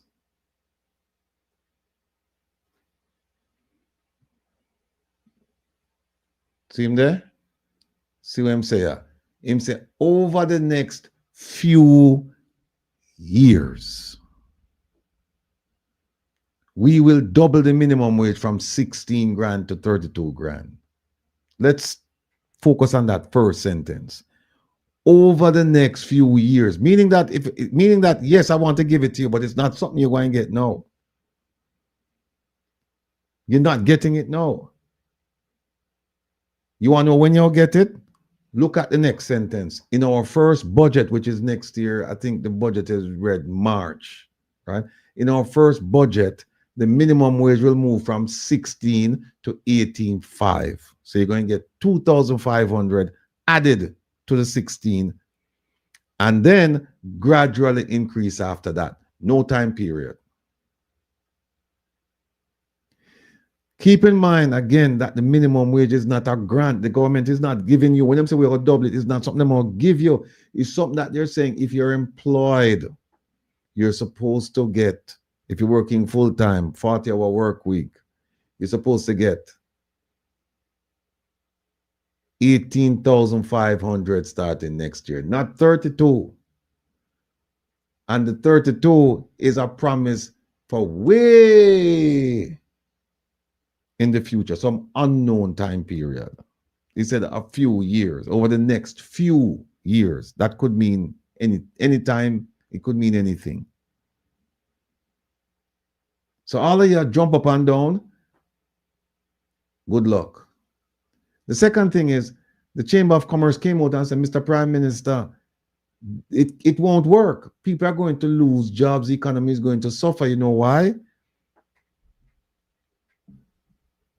You getting, the government is telling people that if you're making 16,000 right now as minimum wage, they're telling employers, put another 2,500. Where do you think that 2,500 going to come from? Who going to pay for it? You think your boss going to just pay you 2,500 and don't have some way of getting that money back? So what that means is that products, the price of products will be increased to cover for that 2,500 that you're going to get in the budget next year. And then keep in mind that some people getting 0%, and then have you know as a minimum wage employer, and you getting 2,500 a week. Them getting 0. If it's a middle class family and they have a helper and a gardener, come next year is 5,000 a week. Them have to spend on both of you. You think they more keep both of you? You really think that? And think about, Meko said, just by some miracle that in another year, what was it, 2025, 2026, let's say 2027, the Prime Minister said, all right, we double it to 32. You think somebody who have a helper and a gardener are going to be able to afford both of them? What they do, they might take one, they might get rid of one and have one. And the one that they have, they'll say, okay, you need to work 4 days a week. We'll pay you 18.5. We can't pay the rest, you know, this big increase, 18.5, and you do 5 days work in 4 days. That is exploitation. That is what the whole thing was about, you know, saying we don't want that to happen. We don't want workers to be exploited, but that's exactly what is going to happen, people. That's the second to last point I'm going to leave you with. The last point I'm going to leave you with is this. Until I come back, I want all of you to do some research for me and find out the exact population of Jamaica. When I say exact, meaning census-wise, I want you to find out for me and tell me. And you know why? Because nobody knows. Nobody knows how many people living in Jamaica. Nobody knows. No matter what them tell you, tell them Srvc Rattigan say, them not know. The last time a census was done in Jamaica was 2011, and the population was 2.69 million people, round it off to 2.7. Why is that so important? Because your total population, that forms the basis for almost all the statistical analysis you will do. Almost all of it, including employment and unemployment. So when they tell you that it's 3.2, whatever, and it's the lowest unemployment rate, ask them this question. Based on what population figure?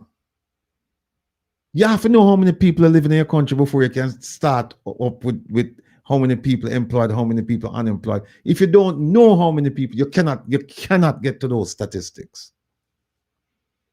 So what they've been doing is they've been using the 2011 statistics I was told that they did like a 2019 estimate. But if you think about it, why would you want to do an estimate when a census is supposed to be done every 10 years? Because if the last one was done in 2011, the next one was supposed to be done in 2021. So why would you do an estimate 2 years before you do the real thing? That not compute well with me. So they're using 2011 figures. And that's why they come up with all of this foolish, this mumbo jumbo nonsense. If your base number is off, everything else you do is going to be off. You need to start out with determining how many people living in your country. If you don't know that, then the other things you won't know. And when they tell you about, listen to this foolishness, 2.2 million people registered to vote. Now, if you go back to the 2011 statistics, it's only 2.69 million people living in the country. And you're telling me it's a 2.2 of the 2.6 or the 2.7 are registered? Impossible. Impossible. 2.2 million people out of 2.7 not registered. That number is way, way off. Because they haven't looked at the number of people dead, the number of people who have left the country permanently, and the number of people who are under the age of 18. Them can't vote. They haven't looked at all of those. So when they come and they tell you that it's 30-something% who voted, you must ask them 37% of what? And when they say of the eligible voters, you say, how many people are eligible to vote? And when they say 2.2 million, they say, how is that possible when we only have 2.7 million people in the country? Make them answer that question there. And they must say to you, it's not 2.7. And you say, then if it's not 2.7, how many people? And then would say, and when them say 2.93, you said, where are the statistics evidencing that? Show me where you come up with 2.9 and 3 million people living in Jamaica. Show me. Show me. Because the census has not been done. And the census is a basis upon which you assess these categories.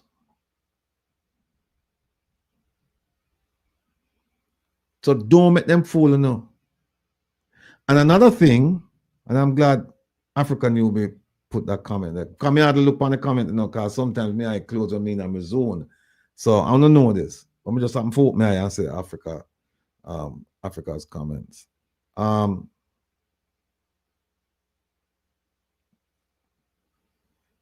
on.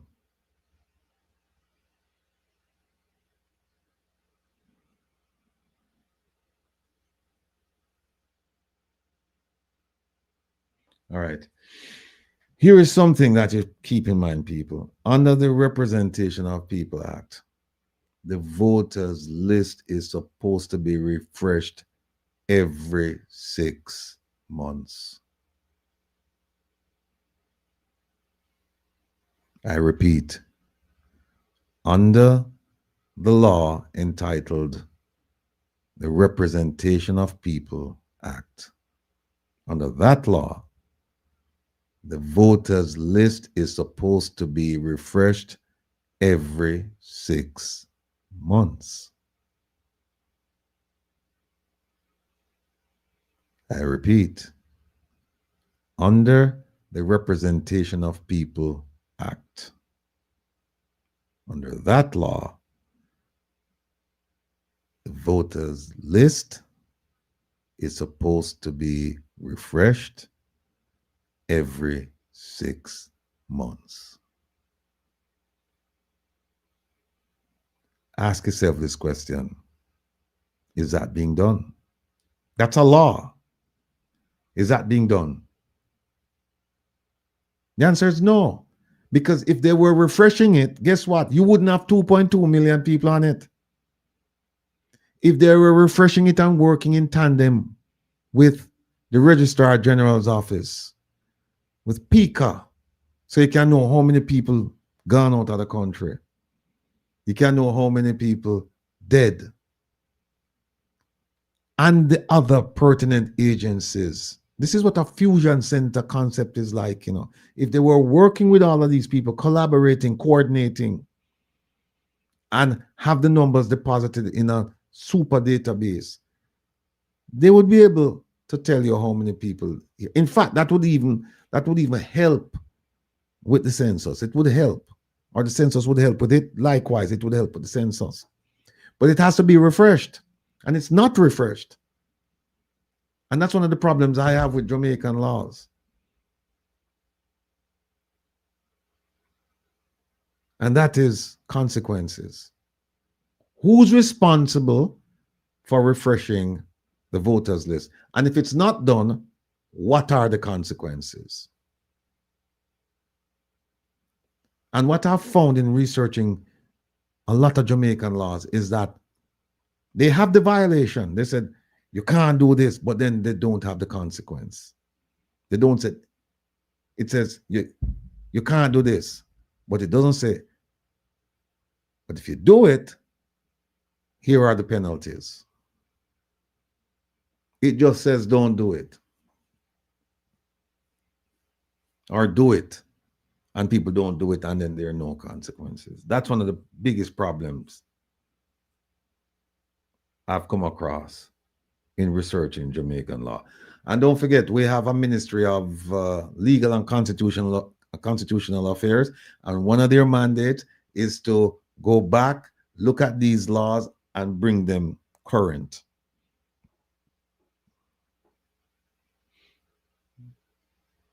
Claudette, so what is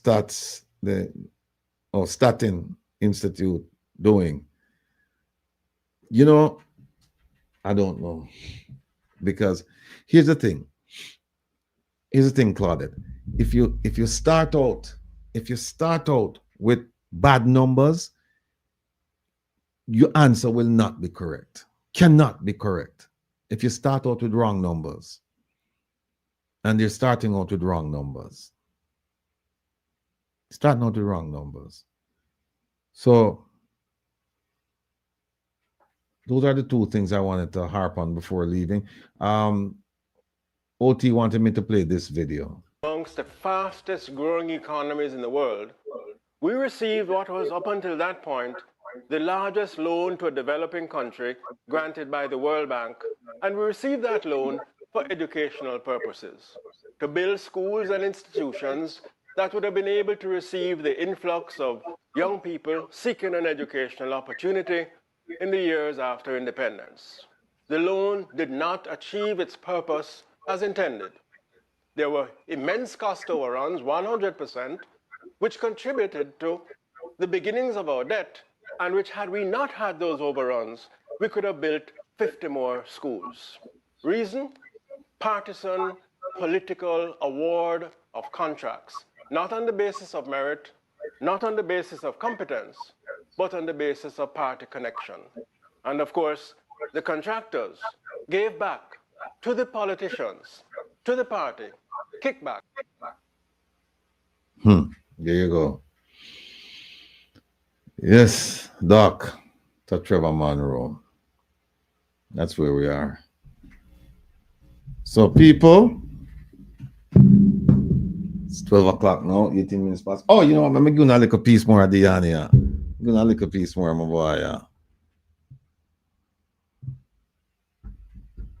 All I want to do is live a little, breathe a little, and go and enjoy life. Cause every more to make a mickle, no matter what you trickle, cause things so alright. All I wanna do is live a little, breathe a little, and go and enjoy life. Cause every more to make a mickle, no matter what you trickle, cause things so alright. Yes, my people, go and live a little. things soon all right. Every muckle make a mickle. Right? So you'll see me soon. In the meantime, I'll be watching. I'll be taking notes. When I come back, we're going to come back harder than before. So until then, I'm going to take care of yourself. Be well. Take care of each other.